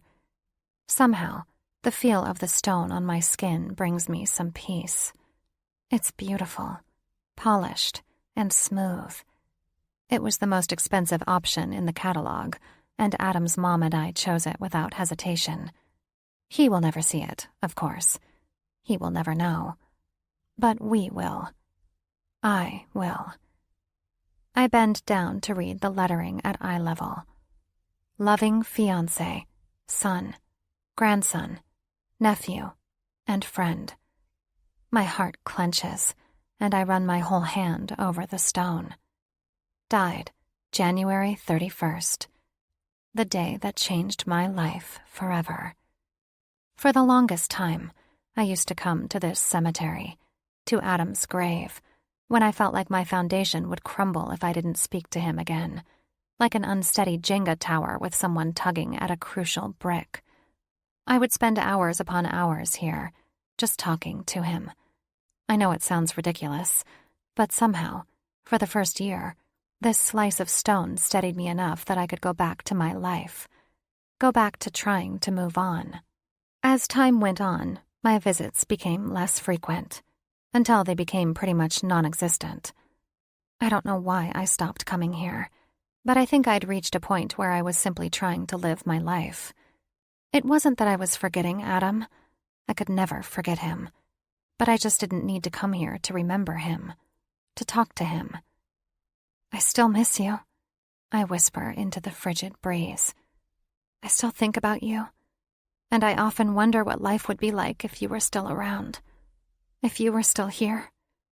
Rationally, I know I'm just talking to bones, but inside my heart, I hope Adam can hear me. I hope God is carrying my voice to the heavens so Adam knows I'm thinking of him. 4 years is a long time, but simultaneously, it feels like no time at all. I'm sorry it's been a while since I've come to see you, but just know you're always in my heart, no matter what. I stare across the vast rows of gravestones before finally moving my gaze back to his. I feel bad I haven't responded to your mom. She's reached out to me so many times, yet I haven't answered her. I whisper, and a soft sigh leaves my lungs and billows into the air in a white puff. Sometimes it's just easier not to think about you, you know? Sometimes it's just easier to be distracted by my everyday life and not think about the wonderful memories of you that hurt my heart. But I promise, I'll call her. I'll go see her. A bird crows in the distance, and I look up toward the sky to see it flying from the big oak tree and across the cemetery. I follow his path until he's just a blip in the sky, a tiny black dot my eyes can hardly see. I'm still at Great Home, I whisper, and look back at Adam's name. I'm still teaching music, but I'm not. I pause and realize just how sad it is that I can't even admit the truth, that I'm still not playing the violin. That the day Adam died was the last day it was in my hands. And when I open my mouth to tell him something else, I can't get those words out either. God, my life is a fucking mess right now. I'm a fucking mess right now. Instead of saying all the things racing through my mind, I find myself rambling inside my own head. I've met someone, Adam. I've met someone, and he's an artist, like you. A painter, actually. And his paintings remind me of the silly photographs you used to take of me. Do you remember when we got the heart tattoos, and you forced me into taking that ridiculous picture to commemorate it? As if a tattoo wasn't commemoration enough. Well, one of the paintings, it looks exactly like that photograph. And I don't understand why. He seems to understand everything I'm feeling and thinking just by looking into my eyes. It terrifies me. He terrifies me. I inhale a deep breath and run one gloved hand across the top of his gravestone. Who I am when I'm with him terrifies me. I cheated Adam, had an actual affair. I shake my head in the cool wind. I went against everything I thought I stood for, but I didn't feel like there was an option. It felt inevitable, like some kind of otherworldly force was pulling me toward Ansel, and I was powerless to fight it. And the worst part of all, the hardest part to admit to myself, I don't want to take it back. Not for 1,000,000 years. I don't regret what I did, and if I could do it all over again, I would. Because the way Ansel makes me feel, the way he made me feel when he was making love to me, it was everything. I never thought I'd fall in love again, Adam. But the frigid wind taps at my bones, and my ungloved fingers burn. And I realize, unless I want to go back home with fewer limbs, I need to start heading back to the car sooner rather than later. With my hand on Adam's gravestone, I shut my eyes for a long moment, taking in cold breaths of air, until I find the strength to say goodbye. Forever sweet dreams, and until we meet again, I whisper and stand to my feet. I blow him a kiss and turn on my heels to trudge back through the grass-covered snow. When I reach the zip car I rented to come out here for the day, I slip inside and click the engine on. Cold air blows out from the vents, and I turn up the thermostat and rub my palms together. Shit, it's cold.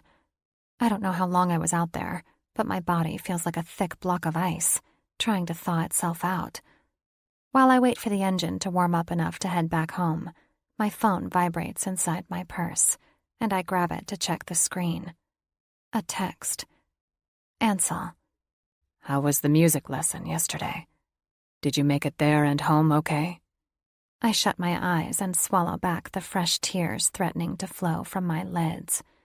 This is the second text he's sent me since I left his house yesterday, and I know I need to respond. It would be completely cruel if I didn't respond. Before I can second-guess myself, I open the message box, type out a simple response, and hit send. Me. I did, and it was good. There was no music lesson, but I just didn't know what else to tell him when I left yesterday morning. Seeing the painting with the tattoo, my old tattoo, it was too much to bear, too much to process. Ansel. Good. I'm glad. Everything else okay? Me. Yep. I'm just a little busy running errands. Talk later? More lies. Ansel. Of course. God, I hate that I'm lying to him. And my reasoning is shit, I know that. But I can't seem to do anything else but put some distance between us until I can wrap my mind around what I saw. I just need a little more time. Just a little more time to understand why. Before I put my phone to sleep, I catch sight of the name Sally in my text message inbox again. And maybe it's because of the visit to Adam, but this time I open up the text conversation. Sally. Hey, sweetie. I'd love to see you. Call me soon. Sally. Hi, Indy. Just wanted to let you know I thought of you today. Would love to hear from you. And there are another 4 or so messages just like those. Always kind, Adam's mom has been reaching out to me with a consistent sweetness, despite going unanswered by me. She deserves better than this. Before I second-guess it, before I can stop myself, I find her name in my contacts and hit call. This is one promise that I need to keep. Sally answers on the second ring. Indy, she greets, and the way she says my name is equal parts heartwarming and painful. She is the sweetest, kindest soul. A woman who always puts everyone else's needs before her own. A woman who loved her son more than anyone in the world. And somehow, even after she lost him, she still kept her thoughtful, unjaded heart. Hi, Sally. Wow, she says, and I can practically hear the smile in her voice. It's so good to hear from you. I'm so sorry I haven't reached out for a while. That's okay, sweetie, she says in her familiar, motherly tone. I know you're busy, and I also know sometimes it's hard. It is. My voice quivers, and I have to swallow back the emotion that threatens to take up residence in my throat. Why don't you come over to the house for a bit, Indy? I know Bill would love to see you, and I'd really like to give you something. Something Adam would want you to have. I squeeze my eyes shut against the impulse to pull away and force myself outside of numb comfort. I've been frozen there long enough. I'd really like that.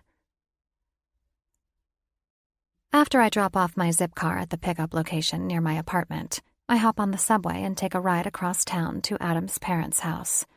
The instant I arrive, before I even ring the doorbell, actually, Sally steps out onto the small porch and wraps me up in her arms, pulling me inside and demanding I make myself at home. Bill and Sally's house is just as I remembered. Warm and cozy, with a Southern living vibe, and enough quilts and hand-sewn inspirational quotes to give TED Talks a run for their money. Adam hated those quotes.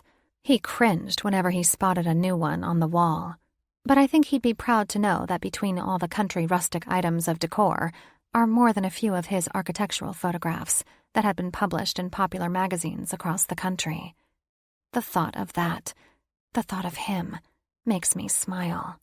Sally sets a fresh plate of oatmeal raisin cookies onto the kitchen table, and Adam's dad is the first to reach out and snag one in his hand. "Bill," she chastises her husband, and I grin. "You don't have to be such a hooligan about it." He just chuckles and takes a big ol' bite in spite of her.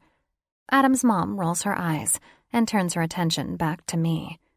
"When I talked to your mom a few months ago, she said you were still at Great Elm and giving music lessons after school. That's still going well for you?" Ever since I stepped through the door, she's kept up a steady stream of questions, asking me about anything and everything she can think of. I don't mind, though. If anything, it's nice to see Adam's parents again. "It is," I answer. "The kids are wild some days, but mostly, I enjoy it." "You teach all grades?" Bill asks through a mouthful of cookie, and his wife groans in annoyance at his lack of manners.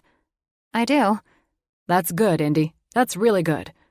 Bill, while a happy-go-lucky kind of guy, is generally a man of few words.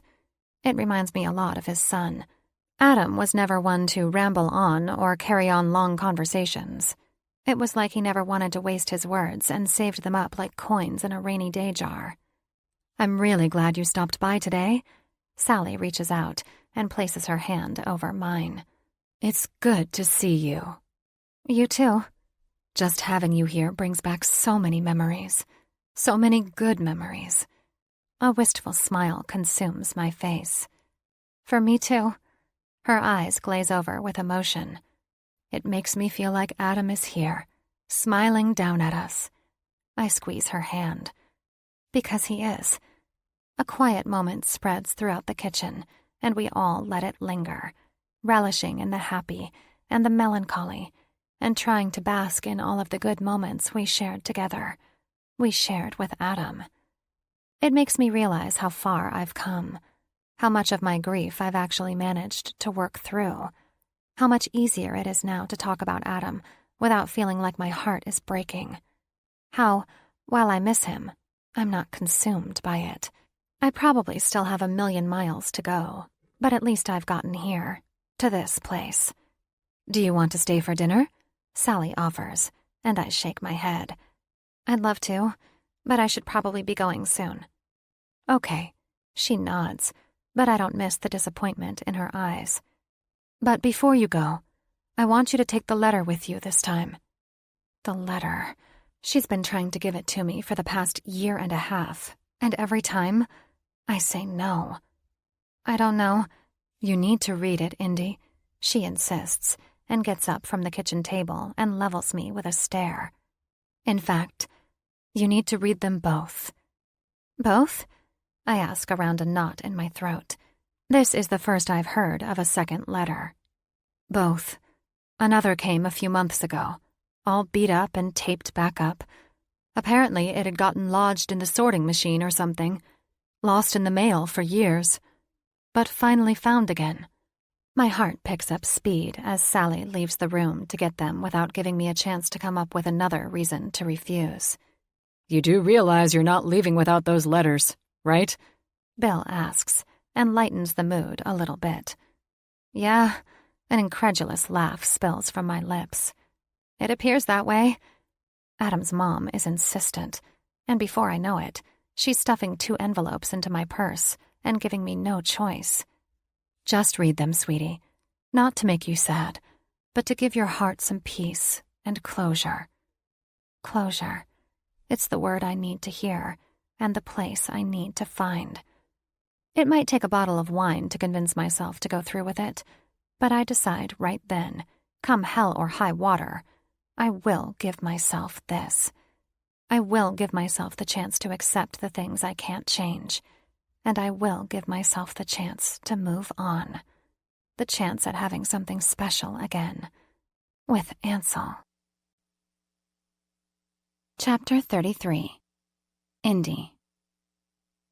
By the time I leave Bill and Sally's, it's getting close to dinner time. I grab a burger and fries from a fast food joint, and when I step inside my apartment, only silence fills my ears. What a fucking day. I kick off my boots and head into my bedroom to slip on a pair of flannel pajama pants, and I toss my long locks up into a messy bun. Emotionally, I'm drained.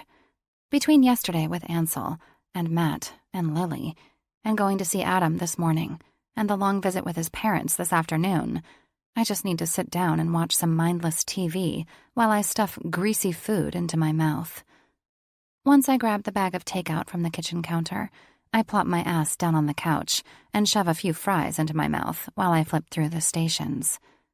But it doesn't take long before my gaze is glancing toward my purse, toward the envelopes inside of it. Those damn things have been taunting me ever since Sally put them there. She says they'll give me peace, closure even. But I have a hard time understanding how 2 letters from people I've never met before will have that much impact. Just read the letters, my mind mocks. Don't be such a coward. 2 minutes pass. I eat all of my burger and fries. An entire episode of Friends plays through on the television. And still, my mind is fixated on those letters. Just read them. On a sigh, I get up from the couch and pull them from the front pocket of my purse. What's the use of fighting it? And what's the worst reading these letters can do, anyway? With my index finger, I slide my nail underneath the flap of one of the envelopes and open it. Inside is a piece of pink paper, and when I unfold it, my eyes are greeted with soft and flowing cursive. The handwriting is neat and pretty, and the words written across the page match. It's from a woman, and she is thanking Adam and thanking his family and thanking his fiancée, me. Because of him, her life was changed. Because of him, she is able to keep living. She's able to see her children grow up, and she's able to kiss her husband goodnight.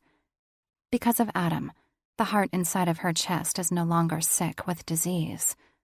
Because of Adam, the heart inside of her chest is healthy and strong and beating. Her words make my own heart feel full, and I'm starting to understand why Sally was so damn persistent. Without hesitation, I open the second envelope and start reading the messy and sort of all over the place scrawl on the crinkled white paper. I know my words could never be enough to ease the pain of your tragic loss, but I figured some words, even if they're not the right ones, are better than no words at all. Because of your loved one, I am a man who has received an incredible gift. The gift of a chance at something other than the eternal solitude of never-ending darkness. A chance that, when I open my eyes, the world around me is no longer empty and black, but is instead vivid and bright. The eyes are the windows to the soul, and once those windows are closed, evil and loathing spread their roots like ivy. Without your loved one's generous, miraculous gift, my windows would be forever shut, and I would never feel the beauty of painting again. Thank you for finding it inside yourself to give something born of a situation in which you had no choice. I stop and reread the sentence. I would never feel the beauty of painting again. My jaw goes slack and my lips part, but I keep reading until I reach the end and I can't seem to draw enough oxygen into my lungs. My eternal gratitude. A.B. Chapter 34. Indy. Time is so much like water. It can pass slowly, a drop at a time, or rush by in a blink. The clock says it is measured and constant. Tick-tock, tick-tock. Part of an orderly world. But the clock lies. The last 2 hours have passed like thousands of camera images shown slowly, one single tiny frame at a time. My brain is fixated on each paragraph, each sentence, every single fucking word inside the letter that's still gripped between my fingertips, and the photos I dug out of the box in my closet to join it. Over and over again, I read it and glance to the photos that look so much like Ansel's paintings. And the acute shock of it all eventually turns into something else. Something deeper. Something unsettling. Something devastating. First, I feel sick. Stomach-curling nausea that incites my skin to break out in a sheen of sweat and forces me to run to the bathroom and empty everything I ate for dinner into the toilet. Then, I pace my living room. Back and forth. Back and forth. No destination, just a circuit leading me from my kitchen to my bedroom. And I do that what feels like 1,000 times, but all the while, I don't even feel like I'm inside my body. I am Casper, hovering above the hardwood. Tears drip down my cheeks in steady waves, and I decide to hop into the shower to wash off the emotion. But after 10 minutes of sobbing into the hot water and billowing steam, I realize it's a shit idea. A pathetic and unsuccessful attempt at getting myself together. Once I dry myself off and wrap my robe firmly around my body, I check my phone to find another missed call from Ansel. I wonder if he knows I'm avoiding him. It hasn't been long since we've spoken, but the distance and chain of events between us make it feel like an eternity. I don't want to ignore him. Every cell inside my body is revolting against it. But fuck, I don't know what to say. How do I even begin to tell him the truth of our connection? I grab the letter, his letter, from my nightstand and read the words he wrote to Adam's family again. The words he wrote to me. God, how could this be? I've read this letter what feels like 1,000 times, and still I've yet to wrap my mind around it.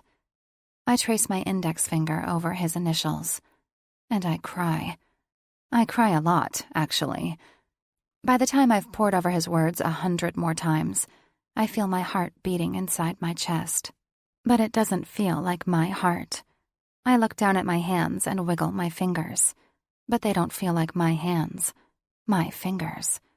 And when I inhale air into my lungs, I might as well be watching someone else breathe. I'm just numb. And my body is so fucking tired. My bones ache, and my muscles throb, and I should probably sleep, but I know it's an impossibility. Not with the way my mind races. Like a sprinter jumping out of the blocks at the sound of the gun. Only, there is no finish line. There is no destination. Only this never-ending path of uncertainty and disbelief and utter confusion.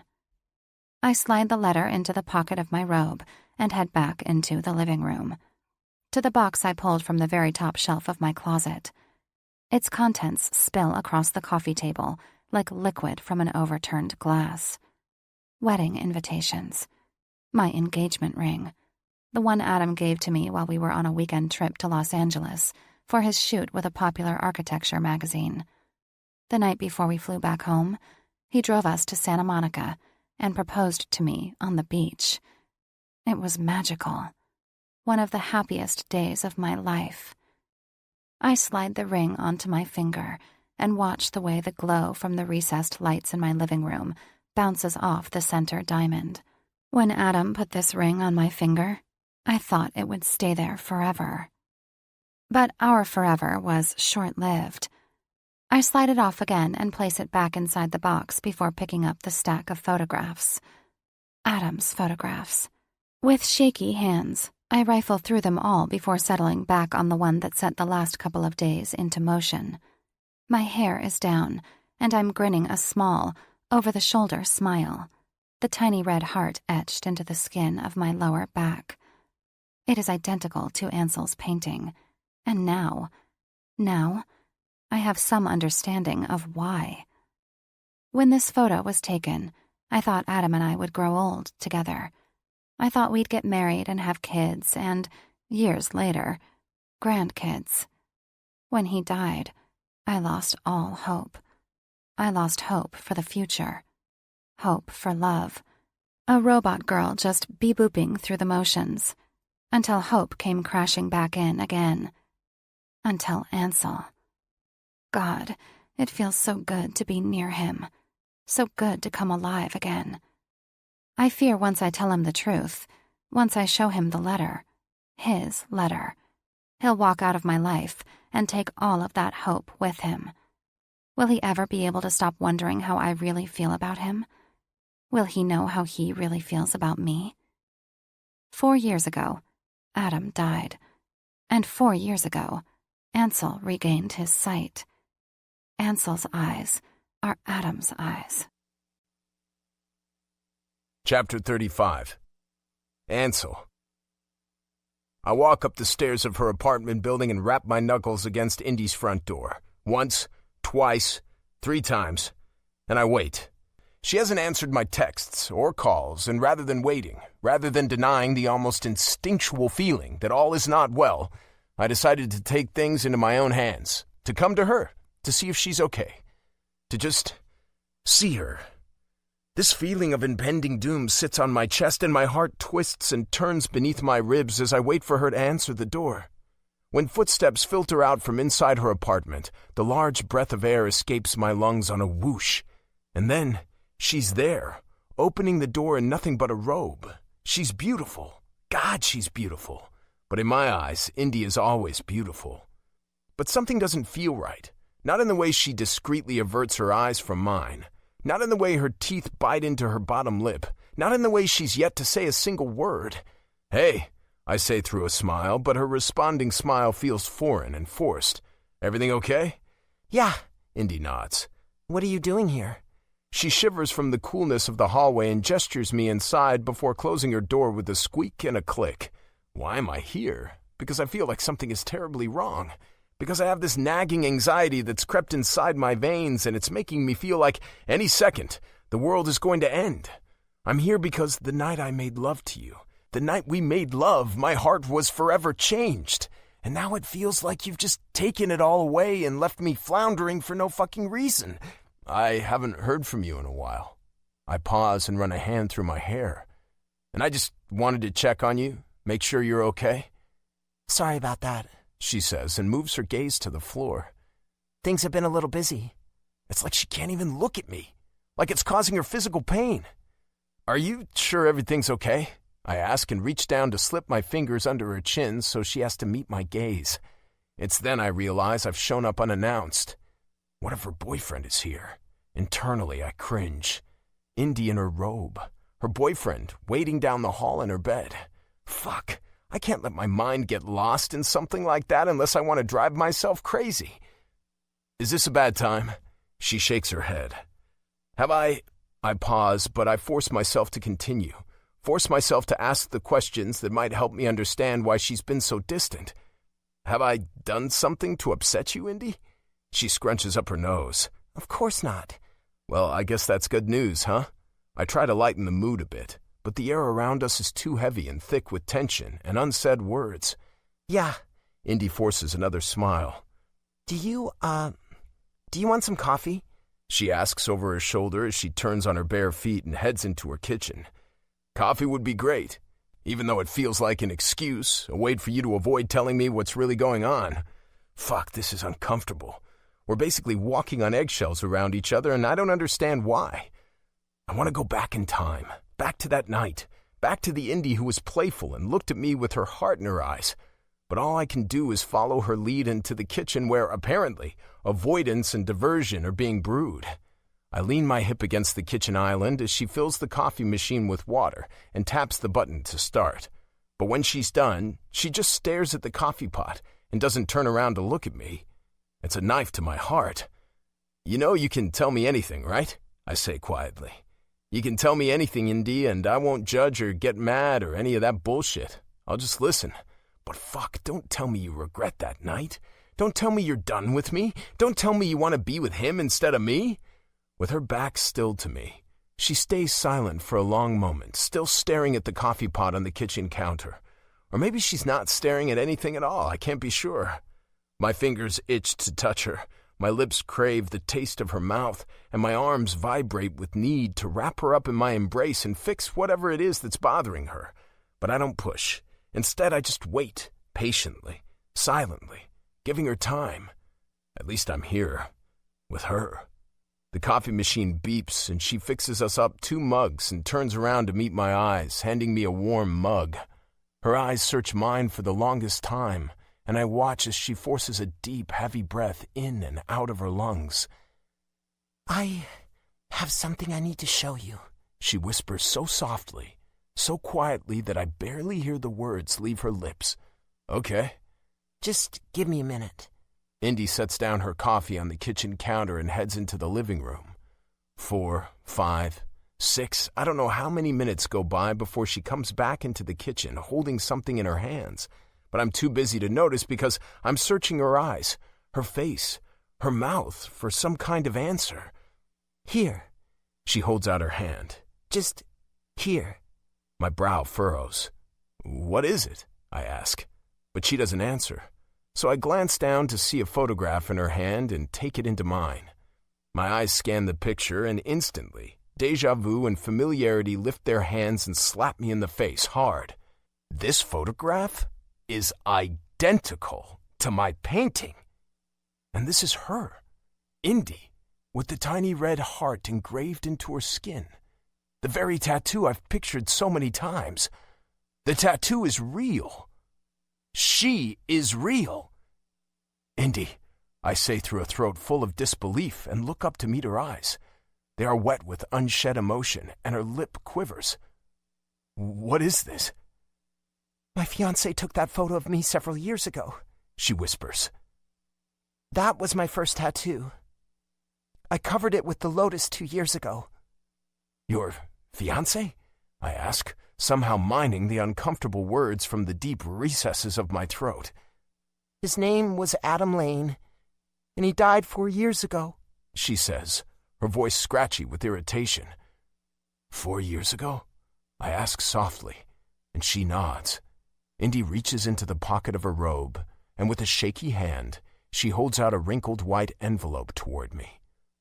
"You should read this," she says quietly, and I watch as one small tear slips past her lid and down her cheek. Fuck, she's crying. I want to comfort her. I want to wrap her in my arms and tell her it's going to be okay. "Indy," I whisper and start to step toward her, but she gently pushes the envelope into my chest. My brow furrows as I watch her step back and put distance between us. "Please." She pauses and swallows hard. "Just read it." I peel it open and pull out a folded piece of paper. I look at her as I unfold it, but her eyes never leave the sheet of paper. When I move my gaze down to the letter, the words written on the paper, to the signature at the bottom, my heart clenches inside my chest. How did you get this?" Tears are in her eyes, and I'm so fucking confused. These are my words, the very personal, heartfelt words I wrote right before my surgery. The words I wrote to my donor's family. The very words that didn't feel good enough. This is the first time I'm actually seeing them with my own eyes, but these words are ones I can never forget. They are forever engraved inside of my mind. "Indy?" I ask. "Why do you have this?" "I went to see Adam's family." "Okay." I look down at the letter again, and my eyes latch on to my signature. My eternal gratitude, A.B. "His mother wanted to show me the 2 letters she'd received from the recipients of Adam's organ donations," she whispers, and her voice cracks. "One letter from a 30-year-old woman who received his heart, and this." This. Mine. I glance down at the letter and then back at Indy. Tears stream down her cheeks in steady waves, and I'm too fucking shocked to react to anything. Her fiancé was my donor. Her fiancé was my donor. Her fiancé was my donor. Over and over again, my mind gets stuck on that one reality. Oh my God. Because of her fiancé dying 4 years ago, I gained my sight back. His death, his eyes, they gave me my life back. And in an instant, everything makes sense. Why I couldn't stop seeing her. Why I painted her. God, Indy. I whisper her name like a prayer. I don't know what to say. Because I don't. It's too much to wrap my head around. It feels like some kind of cosmic joke. Like the stars aligned just to fuck with me. I am in love with her. So damn deep in love with this woman, yet I can't shake this feeling that I am a part of her pain. I know I didn't have a role in Adam's death, but I feel accountable for the agony that's sliding down her cheeks right now. I'm so sorry, Ansel, she says through another onslaught of tears. I'm so sorry. I had no idea. Sorry? Why is she sorry? I try to stare deep into her eyes and search for answers, search for what she is thinking and feeling, but she keeps averting her eyes from mine. Fuck, can she even look at me now without thinking of him? Without it causing her pain? I see her drawn, defeated shoulders painting a picture of her heart. And in her blue eyes, I see her mind has built new walls with her so lonely, so sad on the other side. I want to remove those walls, brick by fucking brick, but I know I can't. Not when I'm the cause. This is so hard, she whispers. Tears flow unchecked down her cheeks and drip from her chin. She's too sad to cry out or wail, and she just stands there, still as a statue, while the magnitude of her hurt sweeps over her. This is so hard. She is in pain right now, and it's because of me. My heart feels like it falls out of my fucking chest and onto the floor. I look away, and then I look at her again. I'm so sorry, Ansel. A sob spills from her throat, and she lifts up her hand and swipes the tears away from her cheeks. I don't know what to say. It's just too overwhelming. Too hard. I can't. Too overwhelming, too hard. The walls of her apartment are closing in around me, and my heart is pounding so loud in my ears I can't hear anything else. It doesn't matter how much I love her. Knowing I'm carrying a part of her dead fiancé with me is too hard. I have to get away from here. Her tears, her pain, the photograph, the fucking letter, it's all too much. I can't, she said. I'm sorry, Indy, I whisper, and set the letter and the photograph on the kitchen counter. I'm just so fucking sorry. Next thing I know, my feet are moving toward her door, and I'm opening her door and moving down the hall into the stairs. Then I'm outside, and my feet are pounding against the pavement, and my heart is beating so loud it might have actually invaded my skull, and I can't do anything but keep walking. When my phone starts ringing in my pocket, I turn the fucker off, and instead of taking the subway, I hail a cab because I just need to get out of here, away from Brooklyn, away from the girl who can't look at me anymore without it causing her pain.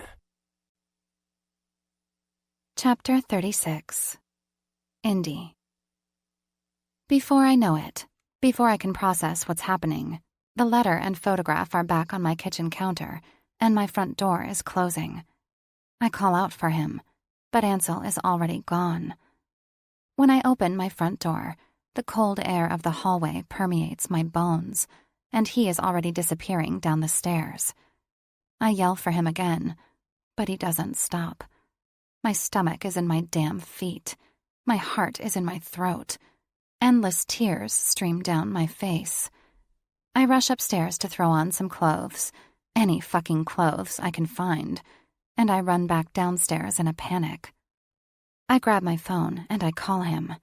It rings once, twice, 3 times, then it goes to his voicemail. I try again, but this time, it just goes straight to voicemail. Fuck. I'm out the door again and walking as fast as I can toward the subway station I know he'd have to take to get to the village. The wind is so cold, it's damn near blistering, but I hardly register my pathetic attire of a flimsy sweatshirt and a pair of yoga pants. Time is going too slowly, and I pick up my pace until I'm pretty much sprinting as fast as my legs will take me. 1 block, 2 blocks, 3 blocks. My lungs burn, and my heart is banging against my ribcage, but I just keep going. When I reach the station, I frantically search for him. Left, right, every fucking where. But he's nowhere. Just nowhere. And when I reach the platform he would take, there is no Ansel to be found. I try to call him, but it goes straight to voicemail. Again. He doesn't want to talk to me. He doesn't want to be anywhere near me.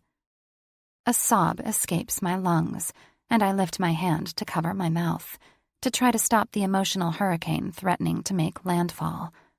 But it doesn't work. It's too much for him. The letter. Adam. It's all too much for him. One tiny sob turns into 2, which turns into 3, and then it doesn't stop. And within those wretched sobs is the sound of my heart breaking. Hearts don't snap like hard pretzels or burst like an overfilled balloon.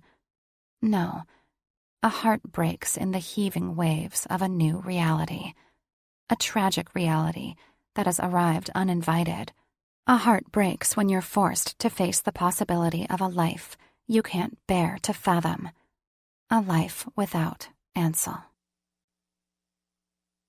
Chapter 37. Indy. 7 days have passed, and each day I greet the sun like a climber greets their rope, fingers holding on as tight as fucking possible, despite the pain. But it's no use. I'm just a shell of a woman. I can't eat. I can't be awake without thinking of Ansel, and I can't think about Ansel without crying. It's a vicious and what feels like infinite cycle of hell. It's Friday, and I've called off work every day this week, canceled all of my after-school music lessons, claimed I have the flu. But, in reality, I have something much worse than the flu.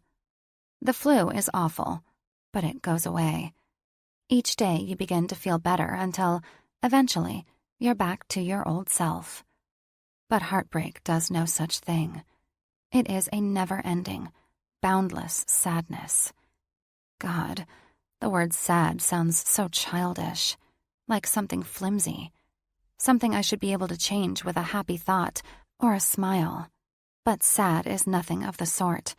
It sits inside your soul like a seed of depression, and with the right conditions, it spreads its roots and chokes the hope out of your heart.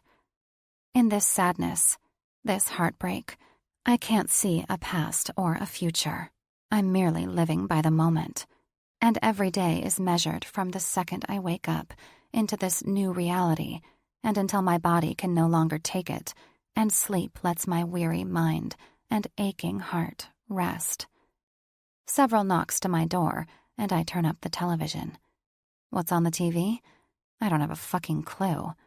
But whoever is on the other side of the door needs to go away. Unfortunately for me, whoever it is has a key.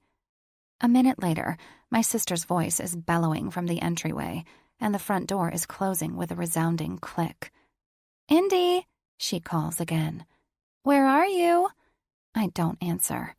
Instead, I pull a pillow from the couch and put it over my head. Maybe if she doesn't see me, she'll go away. Her footsteps get closer, and I hold my breath. But it's no use. "Indy, what in the hell are you doing?" she asks, and the pillow is yanked from my hands. I groan. "Go away, Lil." "Good God, this place is a mess." I ignore her, even though I know she's right. My kitchen and living room are a shrine to barely eaten takeout containers, dirty laundry, and unread mail. "Fucking hell," she mutters and starts walking around my apartment, picking up garbage. "Just go home, Lil," I say, and she tosses a glare my way. "Yeah, right," she retorts. "Like I'm going to leave you like this." "It's fine." "It's fine?" Her eyes go wide, and she pointedly looks around my apartment and holds up an old pizza box in her hands. "You sure about that?" I sigh and avert my gaze back to the television, and Lily continues to clean up my apartment until she appears happy enough to sit down beside me on the couch. "Have you gone to work this week?" "No, I haven't been feeling well. I think I have the flu." She snorts. "This isn't the flu, honey." I glare. "It's the flu." "Pretty sure when you say the flu, you really mean heartbreak." I roll my eyes. "Why are you here?"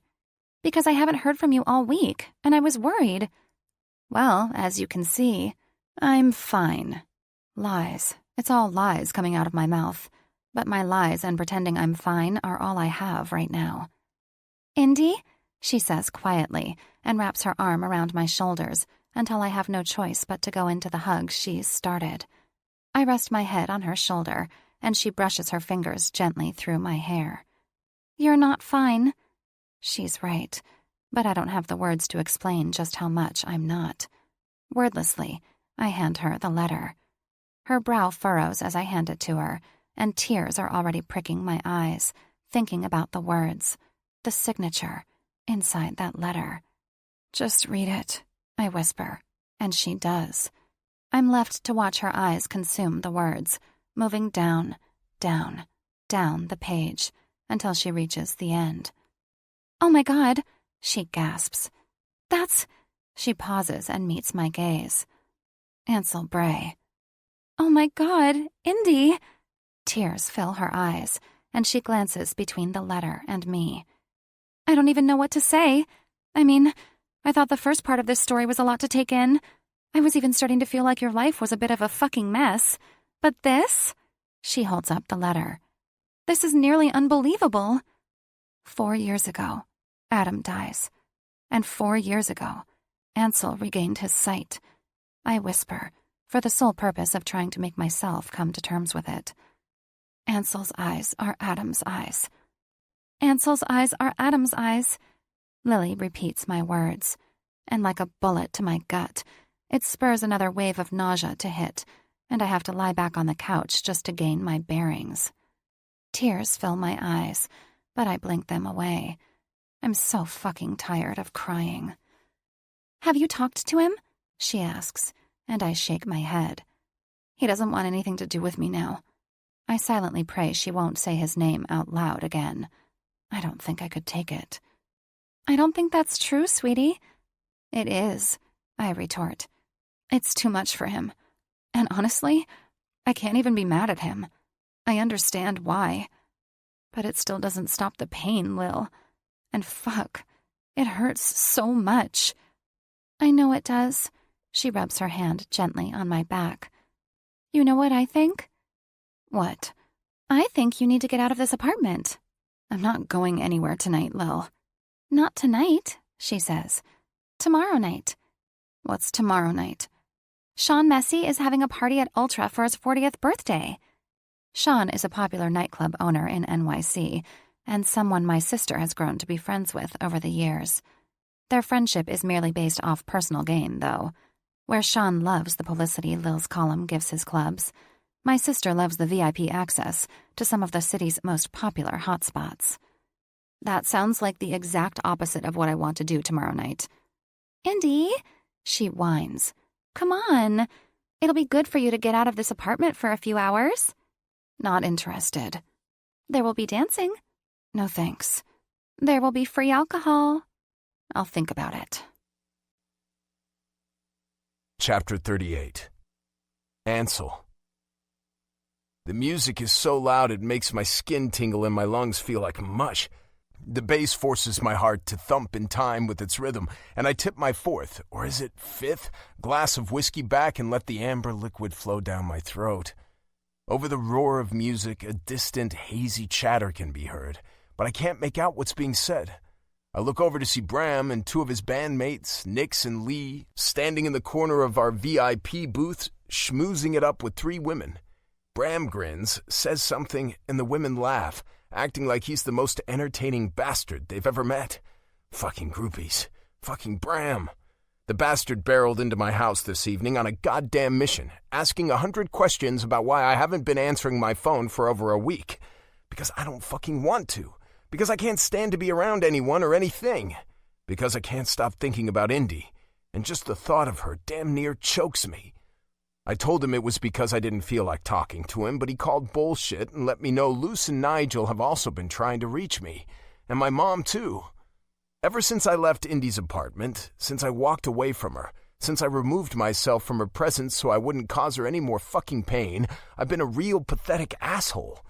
Instead of forcing my misery on other people, I've stayed holed up in my brownstone, alternating my time between my bed and my studio. Although, even when I'm in my studio, all my fingers seem to want to paint is her. But my sheets are still covered in her paint, and all my studio does is remind me of her. It's a fucking disaster. And now, because of Bram's fucking insistence, I'm sitting in some nightclub called Until or Ulta. Fuck, I can't remember. All I know is that it's for some rich guy's birthday. Apparently said rich guy owns the joint and wants to spend the whole night flaunting how great he is and how much money he has. One of the cocktail waitresses sets a fresh glass of whiskey on the table beside my chair, and I don't hesitate to lift it to my mouth. Happy birthday to the owner of this club. Cheers to you, you pretentious douchebag. I hope you go bankrupt. I laugh at my own joke. What are you laughing about? Someone purrs into my ear, and I look up to see a blonde with big fake tits and plastic lips smiling down at me. Her hand is on my shoulder, and she's rubbing at my skin. Nothing, I respond. What? She asks and flutters her eyelashes. You don't want to tell me? Nope, she pouts. I look away. Fucking Bram. I should have stayed home. The only reason he got me out of the house was because he mentioned whiskey. I figured, what the hell? I'd drink a few and then head home. Little did I know he was bringing me to the land of annoying music, pretentious assholes, and aggressive fucking women who either don't realize I'm not interested or they don't care. What's your name? The woman asks. Chuck. I'm pretty sure that's not your name. She slaps my shoulder on a high-pitched giggle. You're Ansel Bray, right? Nope. She giggles again. You're so funny. Funny? This chick has a weird fucking sense of humor. She takes it upon herself to sit down right beside me on the black pleather couch. If she gets any closer, she'll be in my fucking lap. What are you drinking? She asks and puts her hand on my thigh. Whiskey. She says through a little moan. I love whiskey. Liar. Only alcoholics are people trying to escape their fucking misery. People like me like whiskey. Good for you. She giggles again and reaches across my body, brushing her hand over my chest, and takes my glass from the table. She lifts it to her lips in a dramatic display, takes a drink and licks her lips. Immediately, I wave down the cocktail waitress and ask her to bring me another glass. Aren't you going to ask my name? No. More giggles. It's Serena, by the way. I don't respond, and hopefully in about 30 seconds I won't even remember her name. The cocktail waitress brings me a fresh drink, and I make damn sure it's out of what's-her-name's reach. I prefer my alcohol devoid of lipstick, desperation, and collagen. Thank you very much. You're not much of a talker, are you? She asks. Don't worry, I don't mind. She rubs her hand up and down my chest. I love the broody, mysterious type. Broody artist. I think about Indy, and I think about the very first time she said those words to me. We were on the subway, playing music for each other, and fuck, she took my breath away. Her smile, the way her blue eyes lit up when she was amused, the way those eyes slow danced with emotion when the music in her ears was affecting her. What's-her-name's voice fills my ears, and I outright ignore her and just let myself fall headfirst into thoughts of Indy. Fuck, I miss her. I miss her smile and her laugh and the way she bites on her bottom lip when she's nervous. I miss her kiss and her touch and the way it felt to make love to her. I feel like she's mine, like she belongs with me, but I also feel like she was never mine to begin with. She can't even fucking look at me anymore. When she looks at me, when she looks into my eyes, all she sees is him, Adam, my donor. His eyes are my eyes, and because of that, because Indy knows that, she will never be able to look at me without pain, without heartache. When I was blind, I thought painting gave me life. I thought it was my life. But I was wrong. Painting gave me purpose. Indy gave me life. Fuck, I just want to hold her again, touch her again, kiss her again, show her how much I love her. Because I do. I love Indy. Chapter 39. Indy. Can we just go? I ask on a huff, and Lily looks down at me, makeup brush in her hand, and glares. Just chill out, she mutters, and close your eyes. Just a few more finishing touches to your eye makeup, and we'll be all set. I groan. Why did I let you talk me into this? Because you love me, and you know I'm right. Right about what? That you need to get out of this fucking apartment. I'm tempted to back out, to tell her I'm not going to this stupid club for Sean Messie's big birthday bash. But I know she won't let me off the hook that easy. Especially after she showed up to my apartment with a little black dress, stilettos, and enough makeup to fill one of the Kardashians' glam rooms. All for me. There, she grins at me. All set, Buttercup. I look at my reflection in the mirror, taking in the rare occurrence of sparkle and shine and stiletto heels, and I can't deny my sister worked some magic. Somehow, She turned a disheveled hermit into a girl who looks like she has her shit together. "You like?" "Yeah." Hesitantly, I nod. "You did good, Lil." Her responding smile is victorious. "Let's go have some fun tonight." Fun? Fuck. I don't know about fun. Tonight, in this sexy dress and far too high heels, I will try not to fall on my face. I will try not to think about Ansel. I will try not to cry if I do think about Ansel. I will simply try to make it through. Before I know it, we're flashing our IDs to the bouncer manning the entrance at Ultra.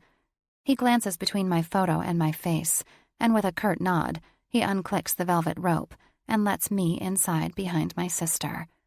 1 foot through the tinted glass doors, and my senses are assaulted by pounding music and people. So many people. And they're dancing and laughing and drinking, and everyone around us looks like they're having the time of their lives. Celebrating, partying, living. Everyone but me. I shut my eyes for a brief moment and breathe through the pressure that settles itself on my chest, pushing down on my lungs like a vice. What am I doing here? I shouldn't be here. "Come on!" Lily calls over the music and grabs my hand. "Let's go get a drink." God, I wish I wouldn't have agreed to this. I swallow past the building anxiety in my chest, and we shuffle through the crowd until we reach the bar. But before we even get a chance to order, Lily gets sidetracked when she spots Sean Messy near the DJ booth. "Happy birthday!" she shouts toward him. "Lily, get your ass over here!" He yells back, and immediately her excited gaze darts to mine. "Go say hi," I encourage, and offer a friendly wave to Sean. "I'll stay here and get a drink." "Are you sure?" "Positive," I say. "Tell him I said happy birthday." I don't have to tell her twice. A minute later, I spot her standing in the DJ booth with Sean, smiling and laughing, and just being my outgoing extrovert sister that I know and love so much. One of the bartenders makes eye contact with me, and his eyes offer up his assistance with a little grin. Yes, alcohol. The club is too loud to shout my order across the bar, so instead, I point toward the bottle of tequila on the back wall and the container of limes near his hip. He nods his understanding and holds up 1 finger. "1 shot?" he asks, and I shake my head. I'm not much of a drinker, but fuck, 1 shot of tequila isn't going to be enough to quell this earthquake of emotion threatening to shake itself out of my body. I hold up 2 fingers, and his lips pop wide with a smile and what I can assume is an amused laugh. He makes quick work of my order, and before I know it, he's sliding 2 shot glasses of tequila, limes, and salt in front of me. "Trying to catch up?" he asks, and I shrug. I feel like I've been playing catch-up ever since I met Ansel Bray. "Something like that." The alcohol floods my bloodstream, and the weight of my unease lifts from my chest and my shoulders. And for the first time since I stepped into this club, my knees aren't shaking, and my palms aren't sweating. I look toward the DJ booth to find my sister, but she's not there anymore. I search the crowd for her, but the damn place is too packed. Fuck it. I order another shot of tequila from the friendly bartender, and it goes down even smoother than the first 2. When Camila Cabello's voice starts to bounce off the walls of the club, I can't stop myself from sliding into the center of the room and letting the music wash over me. Maybe it's the alcohol. Maybe it's the song. I don't know. But I dance. By myself. In the middle of the club. Camila sings about never being the same, and the lyrics glide over my skin and leave goosebumps in their wake. I'm not the same. Haven't been the same. Not since Ansel Bray barreled into my life. I raise my hands in the air and I look up at the ceiling, and I let my head fall back and my eyes close as my body moves to the music. It feels good. I feel good. Despite all the shit that's going down inside my head and inside my heart, I just feel good for once. A smile crests my lips, and I open my eyes. But in an instant, a mere second, the room stops. Just stops. The music, the people dancing around me, my heart. Ansel is here, in a roped-off VIP section, and he's not alone. A blonde woman is sitting right beside him, and she's laughing and lifting a glass to her lips and taking a drink. He leans his head back against the couch, and the blonde takes it upon herself to get more comfortable. In his lap. I should look away, but I can't. Ansel is in the corner of the room, with another woman in his lap, and all I can do is stand here and watch like some sort of broken-hearted voyeur. I am bumped from behind, and like someone pushed play, the room comes to life again. I hear the music and the crowd, and I feel the throng of dancers around me, but I'm frozen. My eyes still locked on Ansel and the blonde. "I almost couldn't find you." Lily's voice fills my ears, and I look to my left to find her holding 2 glasses of champagne in her hands. "Don't be mad, but Sean happened to mention that New Rules is here, and Ansel is here too. I think you should go talk to him." "I know," I say, but I can barely get the words out of my mouth. "How do you know?" Instead of answering, I move my gaze toward the VIP section. But this time, instead of the woman just sitting in his lap, I have to witness her lean forward and press her mouth to his. "What the fuck?" Lily questions, but I can barely hear her over the erratic, pounding rhythm of my heart. I know I shouldn't feel angry or jealous or sad. He has a right to try to move on. And for the entire duration of the time we'd spent together, I had a boyfriend. I know the nausea that fills my gut is unwarranted, and I know there shouldn't be tears in my eyes. But just because I know it doesn't make it not real. This moment is so real, so palpable, so in my fucking face that it's choking me. I need to leave. I need to get out of this club. Just as I turn on my heels, my eyes lock with Brown. He sees me, and I don't miss the instant recognition that covers his face. Shit. "Excuse me," I mutter as I push through the crowd. "Please, I need to leave." "Indy, wait!" Lily yells toward me, but I don't stop. I can't stop. And before she can reach me, I'm out of the club and I'm hailing a cab, and I'm gone.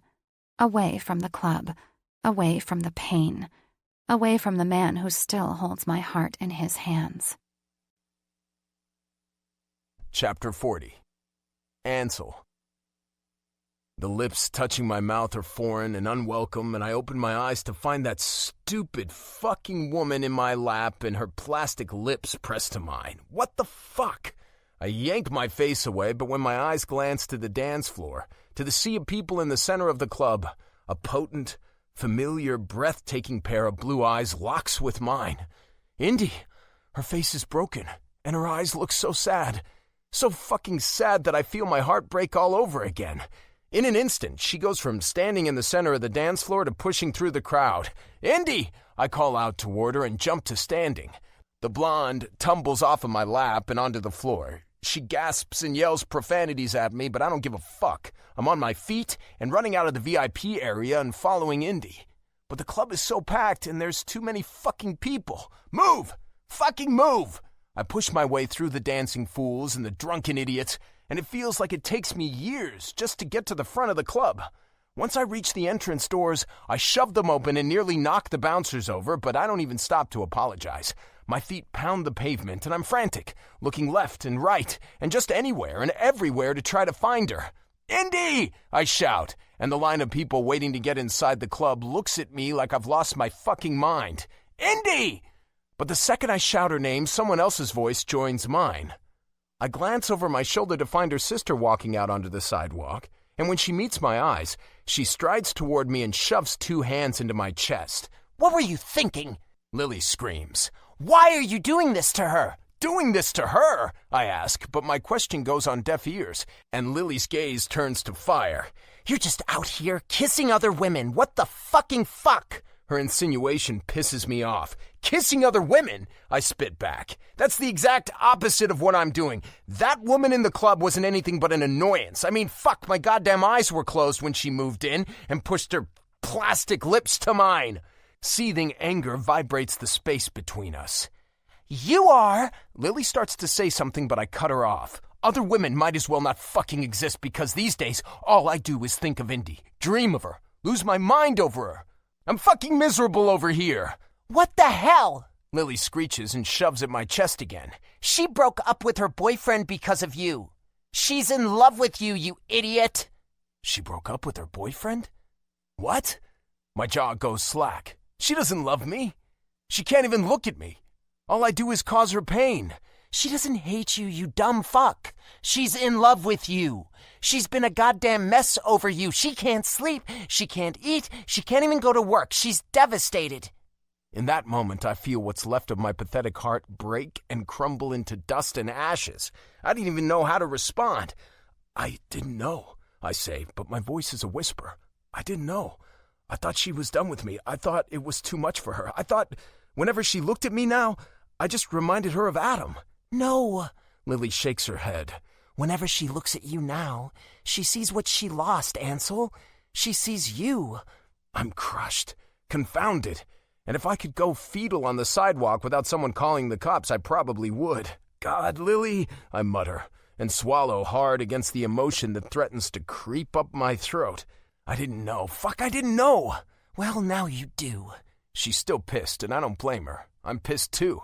Pissed at myself, pissed at that stupid blonde, pissed at the universe for fucking with me so hard. I scramble to pull my phone out of my pocket. Where do you think she went? I don't know. I try to call Indy, but it goes straight to voicemail. And I call her again, and again, and again, only to be left with the same result. Call her, Lily, I demand. Call her from your phone. Her eyes go wide, and she searches my face. I don't know what she finds, but whatever it is, it has her reaching into her purse to call her sister. Is she answering? I ask, my voice panicked. Lily shakes her head. It's going straight to voicemail.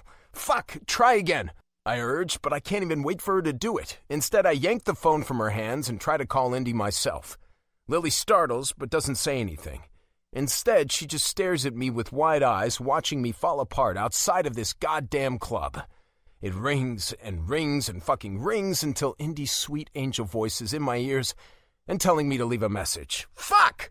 It's okay, Lily whispers, and gently places her hand on my arm. Just calm down, okay? Calm down. How can I stay calm when I've just watched my whole fucking world run in the opposite direction from me? How can I calm down when I feel like I've lost her for a second time? Lost her for good. Chapter 41. Indy.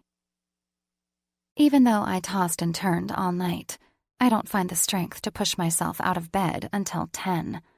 The sun is well on its way to being the center of the sky, and I'm running on fumes. There's a kind of a tired that simply needs a good night's sleep, and another that needs so much more. A kind that is a bone-deep wearing of emotions that leaves you restless and fatigued, and the equivalent of a 5% battery life on an iPhone. After last night at the club, I'm the other. I left in a rush of devastation and hopelessness and a desperate need for self-preservation, although I don't feel like I preserved anything. If anything, the thin shell I've been pretending is me has been left cracked and corroded, and I've been ignoring the outside world ever since. Ansel, even my sister. She called me no less than 15 times last night, and I sent her a text message, telling her I made it home safely and I didn't want to be bothered, and I would call her when I was ready to talk. And then I turned off my phone. Am I being a coward? Probably. But it's all I can manage right now. When I shuffle my way into the kitchen to brew up some coffee, pounding knocks to my front door, stopping my path. "Delivery!" a female voice shouts from the other side. Just a minute, I mutter and drag myself to the front of my apartment. The instant I open the door, a pretty woman with full lips, an ample amount of cleavage, and wearing sky-high stilettos greets me on the other side. She doesn't look like someone who delivers packages for a living. "This is for you," she says, and I scrunch up my nose. "What is it?"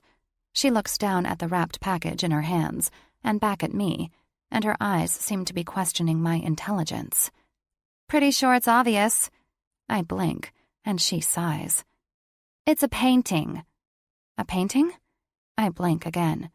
You know, like a painting? It's something artists create. She huffs an annoyed breath.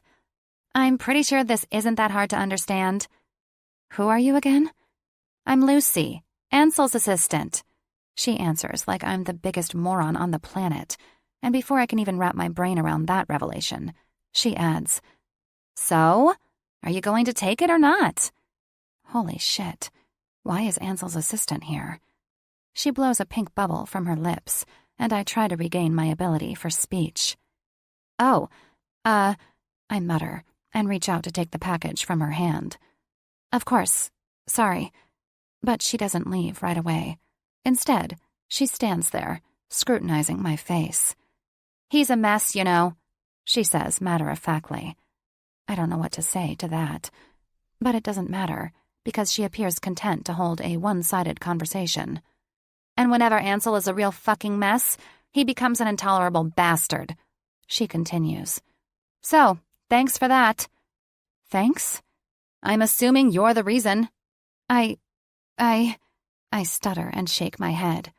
Well, enjoy the painting, I guess. She shrugs, flips her hair over her shoulder, and leaves. Just up and walks away without a goodbye or anything. I stand in my doorway for a long moment, just watching her stilettos eat up the walkway while I grip the package in my hands. I'm not sure what urges me to go back inside, but eventually, I do, and I stride straight to my kitchen and set the package on the center of the island. I stare down at it, unsure of what to do with it. Do I open it? Do I ignore it? Do I try to forget it exists? Curiosity gets the best of me, and I take the small white card off the top of the package and work to see what lies beneath the brown wrapping. I slide my fingers under the rigid paper and tear. 1, 2, 3, 4. I tear until it's revealed to me in its entirety. A hand goes to my mouth, and tears fill my eyes, and I gaze down at the painting. Ansel's painting. I don't know how long I stand there, still as a statue, trying to make sense of it. It's me, but in this painting, there is a violin in my hands, and I'm playing it. My face is so serene, so calm, so at peace, and there is a soft, tiny smile on my lips, and my eyes are so bright and burning and just happy. I don't even know I'm crying, but I am.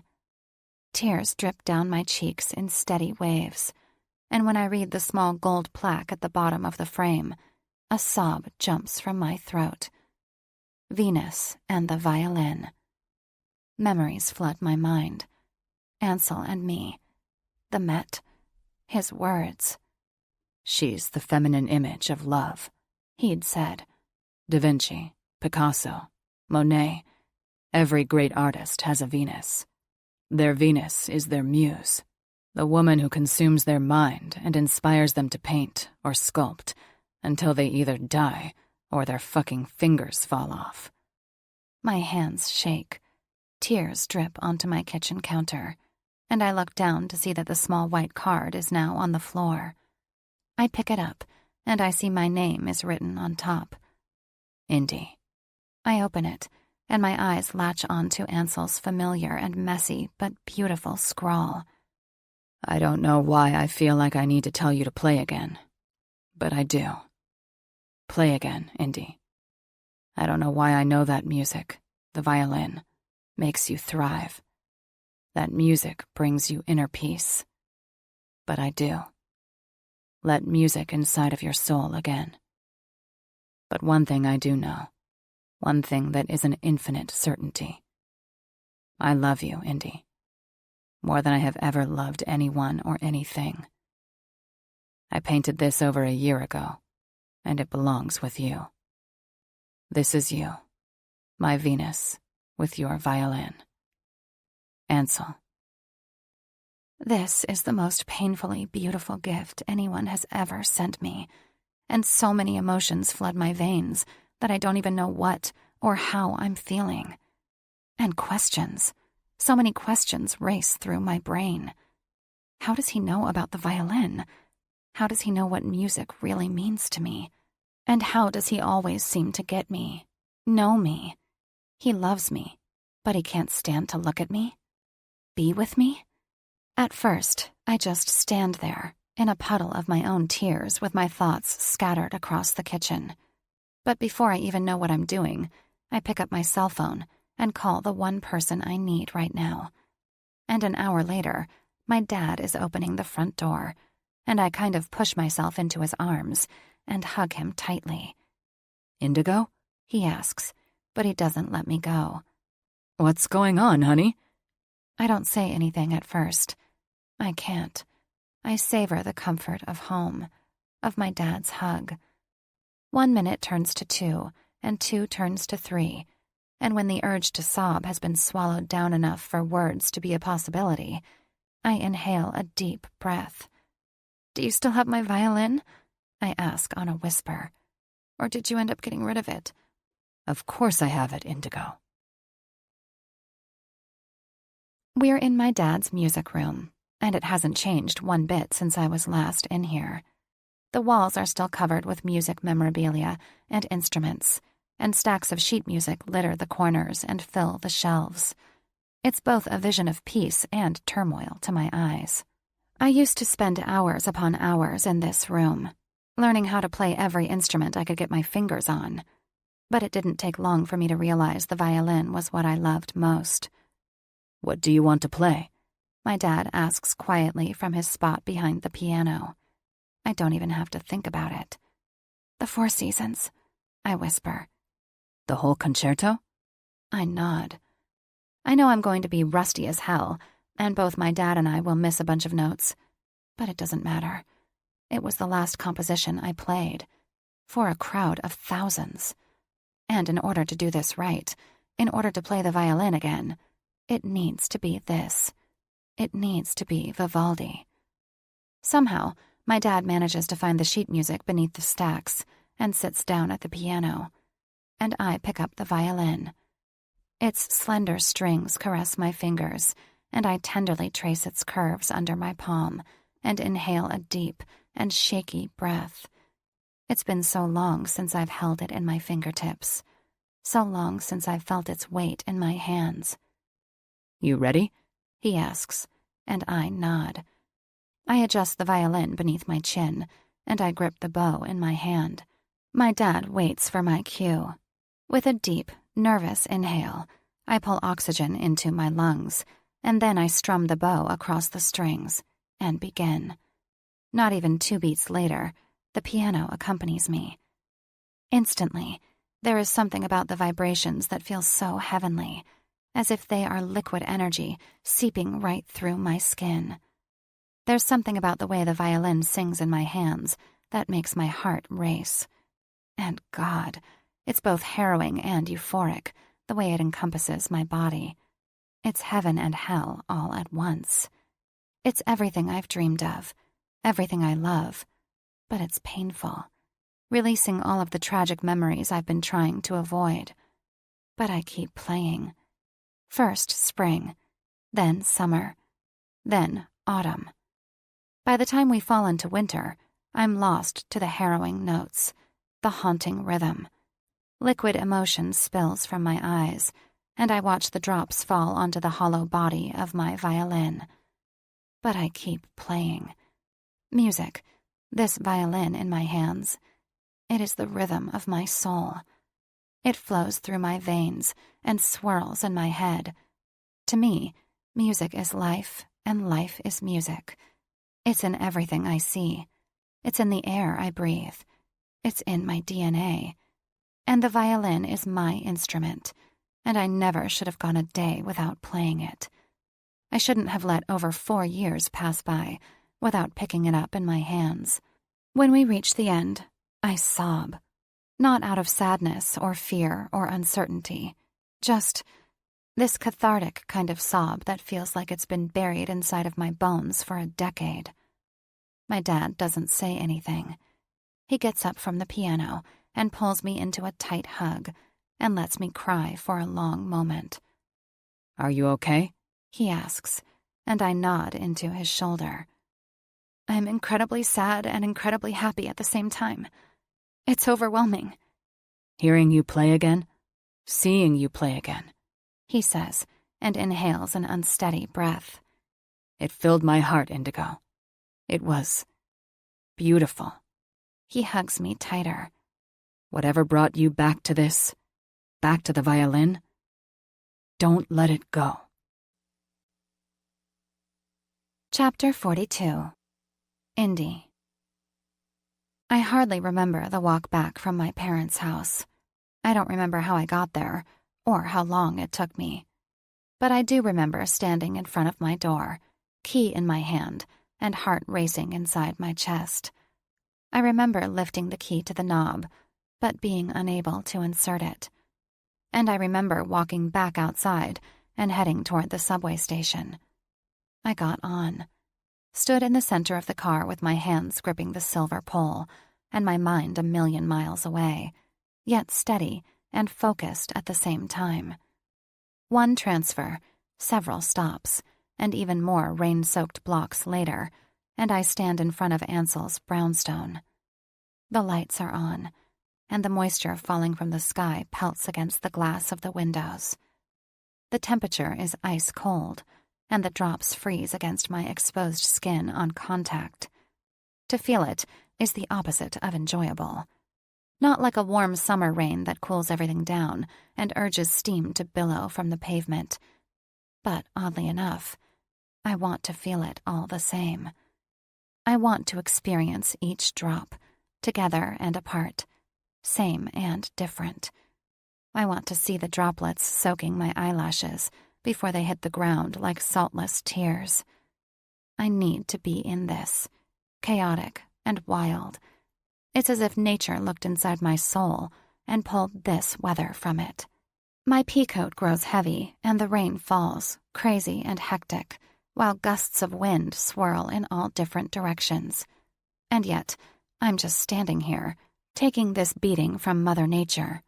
Standing here and trying to find the courage to knock on his door, trying to find the strength to face him again. I force my feet to move until I reach his door. My hands shake. Rain and tears mingle on my face, the salty, emotion-filled tracks blending with the fresh, sky-fallen trickles. Somehow, I find the strength to lift my hand and knock. Ansel opens the door, and my breath is stolen from my lungs. He's beautiful, so fucking beautiful, and his eyes are wild as they take in my wet and downtrodden appearance. "Shit, Indy," he mutters and opens the door wide, trying to coax me inside. "You're soaked." I shake my head and take 2 steps back. He furrows his brow, and more tears start to flow down my face. "Indy?" he asks, and the way my name falls tenderly from his lips makes my chest ache. "Why?" I ask, and my voice comes out louder, harsher than I planned. "I swear to you, Indy, I didn't kiss that woman. I didn't want to." "No," I interrupt him. "I don't care about that stupid kiss." Because I don't. That kiss is inconsequential to me. It's barely a blip on my radar, and it wasn't what made me run out of the club. His mere presence made me run. Being that close to someone you love so much, but can't be with, is soul-crushing. His brow furrows deeper in confusion, and I oblige with another response. "Why did you paint that, Ansel?" He looks at me, but he doesn't say anything. His full lips pinch into a thin line as his eyes search mine. "Why?" I scream at the top of my lungs and step toward him. My emotions are too potent, too strong to control myself. With 2 hands, I shove right into his chest. My fingers scrape against the zipper of his sweater, hard enough to break the skin. But it doesn't matter. Superficial pain is nothing compared to the agony that trembles beneath my skin. "Why, Ansel?" My voice drops and quivers, and a painful shriek escapes my throat as I shove my hands into his chest again. But this time, I don't let go. I grip his sweater so tightly, I can feel the material wrinkling beneath my fingertips. I sob, big, fat tears tripping from my lids like a waterfall, and I bury my face into his chest. His strong arms wrap around me like a vice, and I can't do anything but cry into the solace of his embrace. And the rain doesn't quit. It pelts down on us, soaking our hair, our clothes, and dripping between our bodies. I'm wrecked, shattered, but I'm also comforted, so fucking relieved. It's all so confusing. I don't know, Indy. Ansel whispers into my hair. I just saw it. I still see it, he says, and then his voice shakes as he adds, and for some reason, I just know. I just know you. My soul knows your soul. It's crazy and insane, but it's the only way I can explain it. His words unleash something inside of me, something I've been keeping locked tight inside my heart, something I need to say out loud, if only for the sake of letting myself hear it. Over 4 years ago, I played the biggest concert of my life. I whisper through my tears, but my face, it stays buried against his chest. My music always seemed to be the one sore spot in my relationship with Adam. He was always too busy with photo shoots to see me play. Not once did he see me play at Juilliard, and when I gained a spot with the New York Orchestra, he didn't make it to a single concert. And it hurt, you know? It hurt that he was never there. I wanted him there. I needed him there. I inhale a shaky breath as visuals of that night flash behind my eyes. But I can't stop now. I have to keep going. I have to tell someone. I have to tell him. We had a pretty big fight over it, and that night, he was trying to make it. He was trying to be there at Lincoln Center to see me play. But like always, his photo shoot had him running late, and I was mad at him, Ansel, I say, and a sob wrenches itself from my throat. I was so mad at him for not being there. It was the biggest night of my career, and he missed it. He missed the entire thing. Ansel's fingers grip me tighter to his chest. He was trying to be there, riding his motorcycle through New York traffic. That stupid bike I hated so much because he would never wear a helmet and rode like a maniac through the busy streets of the city. And he never made it, Ansel. He never made it to my concert.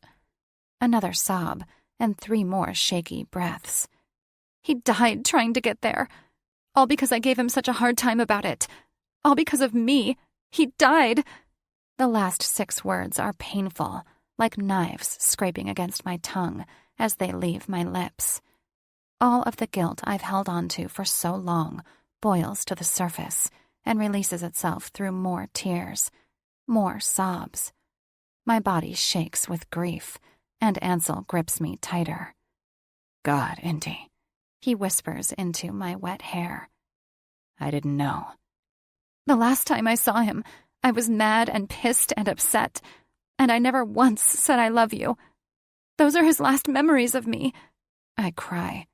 Not happy, not loving, not how they should have been, but angry and mad and just awful. When I found out what happened, I couldn't even touch a violin anymore without getting sick. It wasn't your fault, Indy, Ansel says quietly, but his words are firm. There was no way for you to know. I should have known, I reply. But I should have known. Indy, he says, and his voice turns soft and soothing. His death wasn't your fault. There is no doubt in my mind that he was rushing to your concert because he wanted to be there.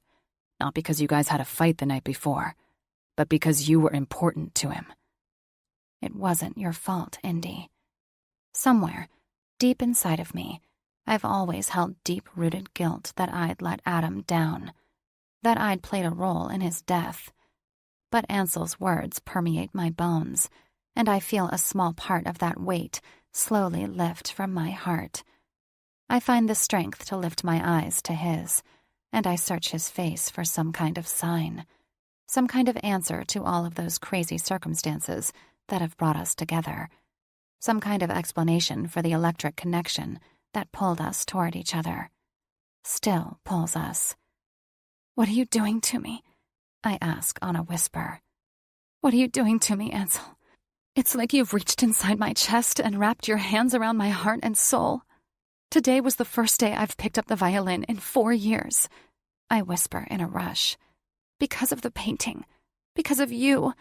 You affect me in ways no one ever has. And I know this is insane for you. I know this is terrifying. But my heart has already made her choice. And she wants you, Ansel. The words fall from my lips before I can stop them. And still, I can't stop them. It's like the faucet has been opened, and I'm just letting everything I'm thinking and feeling flow out. God, I'm sorry. I'm so sorry I'm saying all of this to you. I'm not trying to make you feel bad for walking away. I just want you. Only you. Chapter 43. Ansel. I place both of my hands on the wet skin of her cheeks and bring her gaze back to mine. She's tear-stained and rain-stained and so fucking lovely it makes my chest ache with need for her. In my eyes, no one will ever compare to Indy. 3 years ago, I picked up my brush again, I say, and stared deep into her eyes. Because of you. You saved me, Indy. And yeah, this connection of ours and the situation that has brought us together are scary, insane even. But I don't care about the why or the how. I don't care about anything but you. Ansel. She whispers my name like a prayer. I love you, Indy. I tell her even though those 3 little words don't even come close to how I feel about her.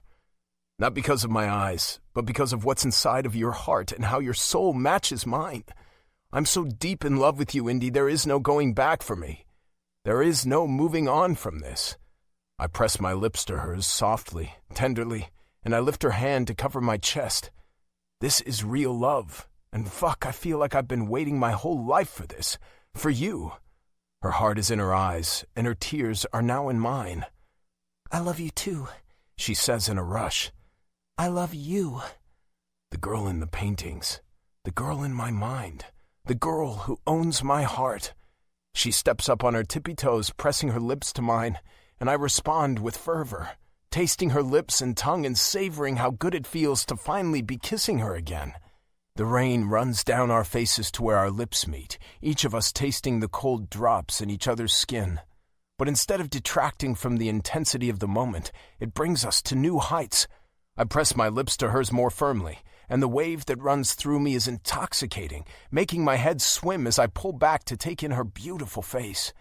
But it's only seconds before we're kissing again, pouring everything we have into this kiss. Our love, our hope, our everything. There is something so heavenly about a kiss in the rain, a tender moment that just won't wait. And this kiss, our kiss, it is a burst of love being expressed and not caring about the fucking rain or anything around us. A connection that shows the strength of our feelings, the mutual need for each other. It is a rebellion against the elements. Nature can bring the rain, but we are telling her to fuck off. I slide my hands under Indy's ass and lift her up, and she wraps her legs around my waist. We don't break the kiss when I walk us inside my house, or when I shut the door. Not even when I walk us up the steps and into my bedroom. I lay her on the bed and remove her wet clothes. She smiles up at me and giggles when I toss her jeans and they hit the hardwood with a slop, and my fucking heart is bursting inside my chest. My clothes are gone, and I climb into the bed, moving my body over hers.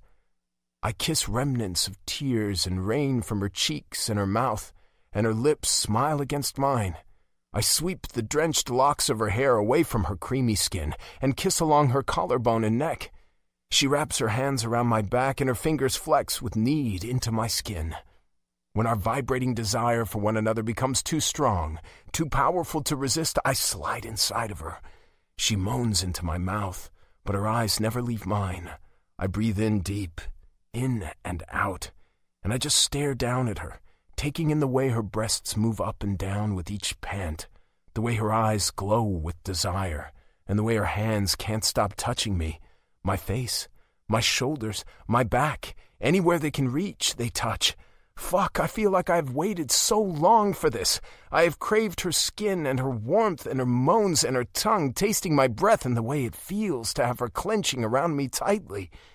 She wraps her legs around my waist, and time is forgotten. The only thing I'm aware of is her. Her eyes, her skin, her moans, and how much I love her.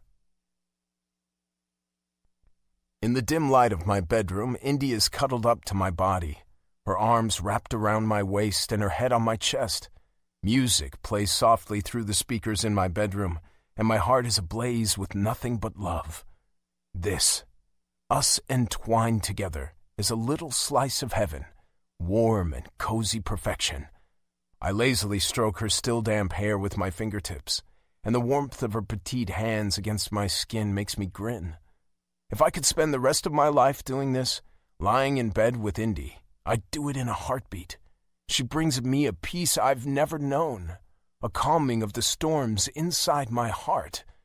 With Indy inside my embrace, I feel like there is nothing to fear or doubt. Hope for the future cocoons the room, filling the silence with solace and contentment and love. It feels like all the love in the world is inside my bedroom. Cantine d'un autre été begins to play, and Indy smiles up at me, her big blue eyes glowing. This is our song. Without hesitation, I shake my head. No, it's not. There's only one song that could possibly encompass what Indy means to me. And although this composition is beautiful, it's not beautiful enough. I found our song a long time ago, years ago in fact, before I met her. And the instant I heard it, I thought that kind of love was impossible. I thought I'd never feel like that about anyone. I was convinced of that very fact. Until Indy. What are you talking about? She questions and scrunches up her nose at me. This is definitely our song, Ansel. It's my turn to smile. We have a song, but you just haven't heard it yet. You realize that makes no sense, right? Her adorable incredulity urges a soft chuckle from my lips. Yeah, but once you hear the song, you'll understand. Okay. She sing-songs the lone word and pauses just long enough to search my eyes dramatically. Are you going to tell me, or are you trying your hand at telepathy? Oh, you want to hear it? She rolls her eyes and I laugh. Give me a second, I say, and sit up. I need to grab my phone. A minute later, and I'm climbing back into bed with a gloriously naked Indy. Come here, I say, and rest my back against the headboard, and she snuggles back into my body. Are you going to tell me the name of the song? I shake my head. Just listen. With the help of my phone and the Bluetooth speakers throughout my house, I turn the volume way up and hit play. The opening of Ginzu's Sweet Love begins to fill the space around us, enveloping us in the soft, subtle piano notes. And then the lyrics come. Slow, steady. But it only takes 2 lines, and Indy is climbing into my lap, her thighs straddling my legs and her hands on my face. Tears are in her eyes, and a smile is on her lips. She locks her gaze with mine, but never stops listening to the song. The music grows in power, stronger, deeper, until it reaches out and touches Indy's skin in the form of emotional eyes and goosebumps, making a path up her arms. In an instant, she leans forward and kisses me, a moan on the tip of her tongue, and I wrap my arms around her body and savor the taste of her mouth. It doesn't take long for our kiss to turn passionate. Panting breaths, greedy hands, erratic lips.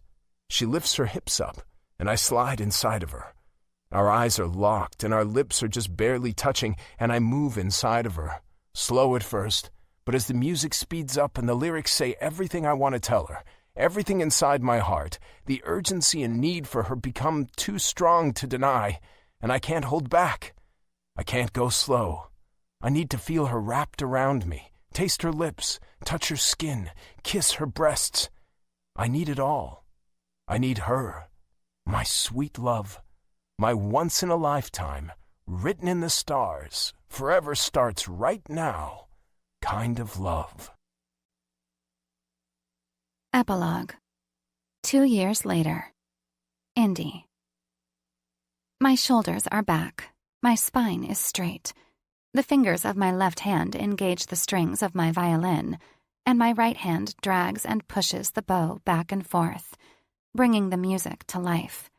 The notes start out clean and clear, but they morph into an airy, almost magical harmony, and the divine vibrations travel from the violin to my fingers, to my chin, to my chest, to my heart. It feels so heavenly, and my body melts into the moment. Occasionally, my eyes drift to the sheet music, but it's more out of habit than needing to follow along. Mostly, though, I just lose myself inside the music and play. God, it doesn't get any better than this. The sounds remind me of sunrises and sweet dreams, and there is this intangible quality to it, like you can sense the beauty, but you can't quite grasp what it is that makes it so beautiful, what makes it so special. As I hit the final notes, I shut my eyes and savor how good it feels to play, how satisfying it feels to move the bow across the strings, how amazing it is to feel the music pulsating inside of me. Yeah, this is my happy place. Eventually, though, reality pulls me out of my trance in the form of a familiar voice coming through the sound booth speakers. Great job, Indy, Don, the producer, says. I think we're all set here. I open my eyes and offer him a nod through the glass before setting down my violin and taking off my headphones. And just as I walk out of the sound booth, Bram is there to greet me with a big, friendly smile. Looking as beautiful as ever. That's definitely sweet, but it's a flat-out lie. I'm 38 weeks pregnant and ready to pop. Beautiful left the building about 2 months ago when tired, uncomfortable, and puffy showed up without an invitation. Yeah, right. I huff out an annoyed sigh. I'm as big as a house. You're gorgeous. My favorite and most gorgeous sister-in-law, he says with a grin, and an amused laugh leaves my lips. I'm your only sister-in-law. But my favorite and most gorgeous one, nonetheless. He winks and reaches out to gently rub my belly. How's my little niece doing? Good. I glance down at my stomach and offer up a silent prayer that my ever-growing belly has reached its peak. Hopefully she's ready to come out soon. He looks up to meet my eyes. I thought you still had another 2 weeks to go. 2 weeks. Sheesh. Why is pregnancy exactly 10 years long? Are you trying to ruin my day? I glare, and Bram has to fight his smile by biting down on his bottom lip. Ansel mentioned you were on a bit of a rampage today. My glare only gets stronger. I'm sorry. Ansel said what? Nothing, he mutters, but the smile he fought so hard against is now present and shining on his face. He said nothing. You're a terrible liar. Maybe. He shrugs. But you know what you are? What am I? Grumpy, sweaty, miserable? All three would be apt descriptions of my current state. Fucking brilliant. I quirk a brow, and he continues. I heard the last half of your recording session, and it was perfect, Indy. Holy hell. A real, genuine compliment that has nothing to do with trying to make me feel better about not being able to see my feet and days away from pushing a baby out of my body. It's the unicorn of compliments, and instantly, I soften around the edges. You really liked it? Loved it, he says, and sits down beside Don, the producer of New Rule's next album. He pats him on the back and grins. Tell her, Donnie, it was perfect, yeah? That it was. He agrees with a quick glance and smile in my direction. You and Mac brought your A-game. Even in my cranky, uncomfortable, far too sweaty for doing nothing but standing here pregnancy state, I can't not smile at that. 6 months ago, Bram came to me with an idea. One that involved adding a small violin composition to the beginning of one of the tracks on New Rule's next album. At first, I outright said no. But then, once good old Mac Davis jumped on the bandwagon, I had to agree. Seriously. The only answer my stubborn, music-loving dad would take was yes. And 2 months later, my dad and I composed something we were really proud of, and thankfully, New Rules loved. Despite my initial resistance, I'm so thankful I ended up doing it. The whole process, working with my dad, creating music with my dad, has been a dream, an incredibly special and unforgettable experience.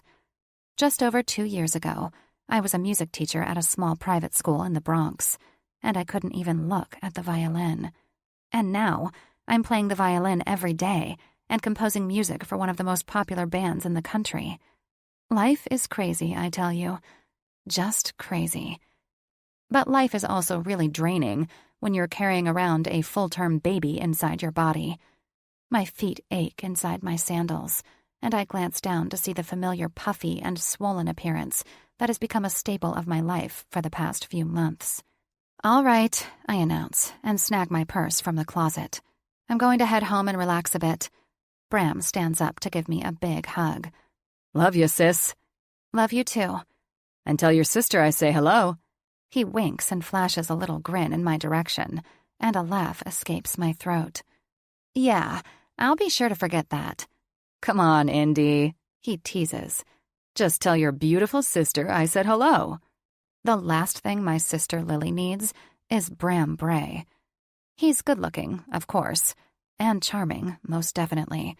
But he is trouble with a capital T, and my sister gets into enough trouble as it is. I'm just thankful Ansel and I didn't end up having the big wedding we'd originally planned. Who knows what would have happened if Bram had a whole week of wedding activities to work his magic on Lil. "Yeah, okay," I say with a roll of my eyes. "I'll be sure to tell her." Promise? "Goodbye, Dawn," I call over my shoulder as I turn for the door and promptly ignore my brother-in-law.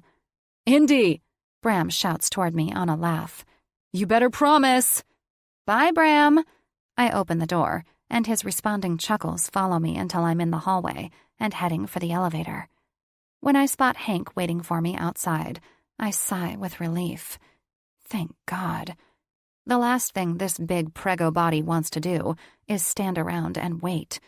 Or worse, walk several blocks because he can't find a spot near the doors. I swear I'm not usually such a diva, but I'm 9.5 months pregnant. Surely that provides me with some kind of free pass to be intolerable. Afternoon, Indy.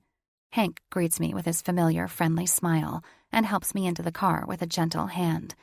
Once he ensures I'm safely inside, he starts the engine and pulls out into the road, heading for home in Greenwich Village. New York passes me by in a blur of skyscrapers and taxicabs and people hurrying in various directions, and eventually my mind slowly drifts off to one very special day that ended in I do.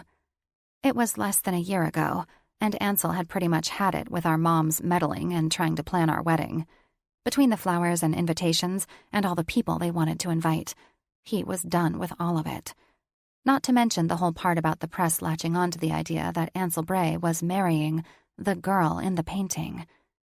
Once we had to start talking about having security on our wedding day, my soon-to-be husband needed an escape. "A weekend getaway," he said. I agreed, even though I didn't really have a choice. Once Ansel sets his mind to something, he's determined and nearly impossible to budge. So I gave him free rein, thinking he'd pick somewhere like the Bahamas or Hawaii, somewhere tropical where we could just lounge around on the beach all day and drink piña coladas, someplace where we could wrap ourselves inside a warm, cozy, picturesque bubble and forget about the rest of the world for a little while. But I should have known. Bahamas, Hawaii, those aren't destinations for handsome, broody artists. Not even close. A 7-hour flight later, we were in Paris. And not even 24 hours after we landed, Ansel was getting down on one knee in the Louvre, right in front of Venus de Milo, one of the most famous sculptures in the world. He proposed to me. Again. I cried. Again. And of course, I said yes. Again. By the next day, we were married in this secret little garden in the center of the city of love by an officiant named Luke. Sure, our moms were pissed when we got back home and they found out we'd rained on their wedding planning parade. But it didn't matter. Nothing could change the fact that the day I said I do to my handsome, broody husband was the very best day of my life. It was just the two of us. Unexpected and quiet and intimate. Simply put, it was us. It was perfect. So perfect, in fact. It's the exact day the little bundle of joy inside my belly was created. Yeah, Life is definitely crazy, insane and messy even. But when you find the person you're meant to spend the rest of your life with, it's beautiful. A beautiful mess of hope and kisses and smiles and just love. So much love. Ansel. Ansel? Indy's voice filters up from the first floor of our house. Where are you? Upstairs in the bathroom. I call back and step out of the shower, grabbing a towel from the rack and starting the process of drying myself off. Slow but sure, her footsteps make their way up the stairs and into our bedroom. I thought you were going to be in the Upper East Side studio all day. She asks, and I hear the sounds of sandals being flipped off her feet. Hell, I'm pretty sure they even hit the wall. This grouchy demeanor of hers has become a staple over the past few weeks. It's pretty adorable, and the idea of it makes me grin, but wisely, I keep my mouth shut about her mood and the wall. I did, but I didn't end up staying as late as I thought I would. If I'm being honest, I left earlier than I probably should have so I could be home with Indy. My beautiful wife has reached a point in her pregnancy where she is over being pregnant. Needless to say, she's ready for our daughter to make her big debut, and I just want to be here to support her, even if that means being her grouchy remarks punching bag. Our daughter. God, sometimes I still can't believe that this is my life, that Indy is my wife, that my days are filled with her smiles and her laughs, and I can kiss her, touch her, hold her whenever I want to. She is my own personal Cindy Lou Who. She brightens this Grinch's life and fills his heart with nothing but love. Hell, she has the power to turn this normally jaded, broody artist into a fucking heart eyes emoji. And fuck, I wouldn't change it for the world. I peek out from the bathroom and watch as my wife flops herself onto our bed on a sigh. Tired? I ask, and my eyes are graced with another sigh. You have no idea. How did it go today? Really good, she answers and grabs her pregnancy pillow from the edge of the bed. Once she's content with her position, on her side with the pillow beneath her belly and between her legs, she closes her eyes and snuggles further into the bed. But I'm exhausted and ready for a nap. Did you eat lunch already? No. She groans but doesn't even bother opening her eyes. I need to, but hell's bells, the idea of getting out of bed and walking back downstairs sounds miserable. How about I bring you something up? I grin and finish drying my hair with the towel in my hands. A little lunch in bed? That would be amazing, she says on a relieved sigh. Although I should be bitching at you right now. Bitching at me? I question with a furrowed brow and an amused grin. For what exactly? For telling Bram I was on a rampage today. Fucking Bram! Of course he said that, the bastard. I didn't tell him that. Well, not those words exactly. I might have mentioned Indy was in a mood today, but in my defense, the morning hadn't gone all that smoothly. Her favorite sandals broke, and when she tried to get dressed, she found out her belly had officially outgrown most of her shirts. She sobbed for a good 5 minutes in our walk-in closet, and I did my best to console her, but she wasn't having any of my complimentary words. I told her she was beautiful, and she told me I was lying. I told her I wasn't lying, and she told me I was annoying. It was a bit of a rough start, but when it comes to Indy, I'm the most patient man in the world. And I wasn't lying. Indy is beautiful. And a pregnant Indy? Well, she's fucking breathtaking. All glowing skin and full curves, and just her round belly is carrying our baby. There's nothing more beautiful than that. I toss on a pair of boxer briefs, a t-shirt, and jeans and crawl into bed beside my wife. Her eyes are still closed, and I reach out to brush her hair behind her ear. What sounds good for lunch? I ask on a whisper, and she peeks her eyes open at me. Pancakes? I grin. You want pancakes for lunch? She nods. And some bacon. Okay. You'll make it for me? Her voice is full of so much hope I couldn't say no if I wanted to. Of course. And bring it up here? I grin. Definitely. And feed it to me? I laugh at that. You're wanting the 5-star treatment, yeah? She smiles and shrugs. Okay, so I'll feed myself, but you making it and bringing it up here would be a dream. I reach out to place my hand over her belly. Well, you know I'm a fan of making your dreams come true. If that's the case, then please tell your daughter to come out soon. I pull up Indy's shirt, revealing her belly, and pull my lips to her skin. Hey there, little miss. Don't you think it's time to make your big debut? Even though we don't know what we're going to name you, we're ready to meet you. Indy giggles. But we do know what we're going to name her. We do? My eyes perk up, and I rest my chin on Indy's belly to meet her gaze. You've decided on a name? Indy nods. I've decided. Since I knew whatever my gorgeous wife decided to name our daughter would be perfect, I'd given her free rein on choosing. And for what feels like months and months, she's searched no less than 1,000 names. But as far as I knew, she'd yet to find the one. You've decided, I ask, and press a soft kiss to the bare skin of her belly. Like, you're certain this is the name? I'm certain. She nods, and a secret little smile kisses her pretty lips. Our daughter's name will be Venus Lane Bray. My heart skips a beat inside my chest, and I search Indy's eyes. Why that name? Well, Bray, because it's our last name. She teases, and I smirk. Yeah, I kind of figured that one. And Lane, because of Adam, she says, soft as a whisper. Fate brought us together, but I know he had a hand in it. In a crazy, unbelievable kind of way. If it weren't for him, I never would have found this kind of happiness. This kind of love. Fuck. Any second I'll be the heart eyes emoji. And Venus? Because not too long ago, someone told me Venus is the image of love. And this little baby inside of me, she says, and places her hand over mine, is the purest image of our love. Venus Lane Bray. A little girl who was created from love. A little girl who will hopefully have her mother's big blue eyes and beautiful smile. A little girl who already owns my heart. It's perfect, Indy, I whisper back and lean forward to press a soft kiss to my wife's lips. I love it. And I love you. Venus Lane Bray. A perfect name for our daughter. Perfect like Indy is for me. She found parts of me I didn't know existed. And in her, I've found a love I didn't know was possible. This concludes The Girl in the Painting by Max Monroe, narrated by Alexander Sendies and Stephanie Rose. Copyright 2019 by Max Monroe. This unabridged audiobook is published by arrangement with Max Monroe, care of Jane Rotrosin Agency, LLC, and was produced in the year 2019 by Tantor Media Incorporated, a division of Recorded Books which holds the copyright thereto. Please visit tantor.com for more information on our growing library of unabridged audiobooks.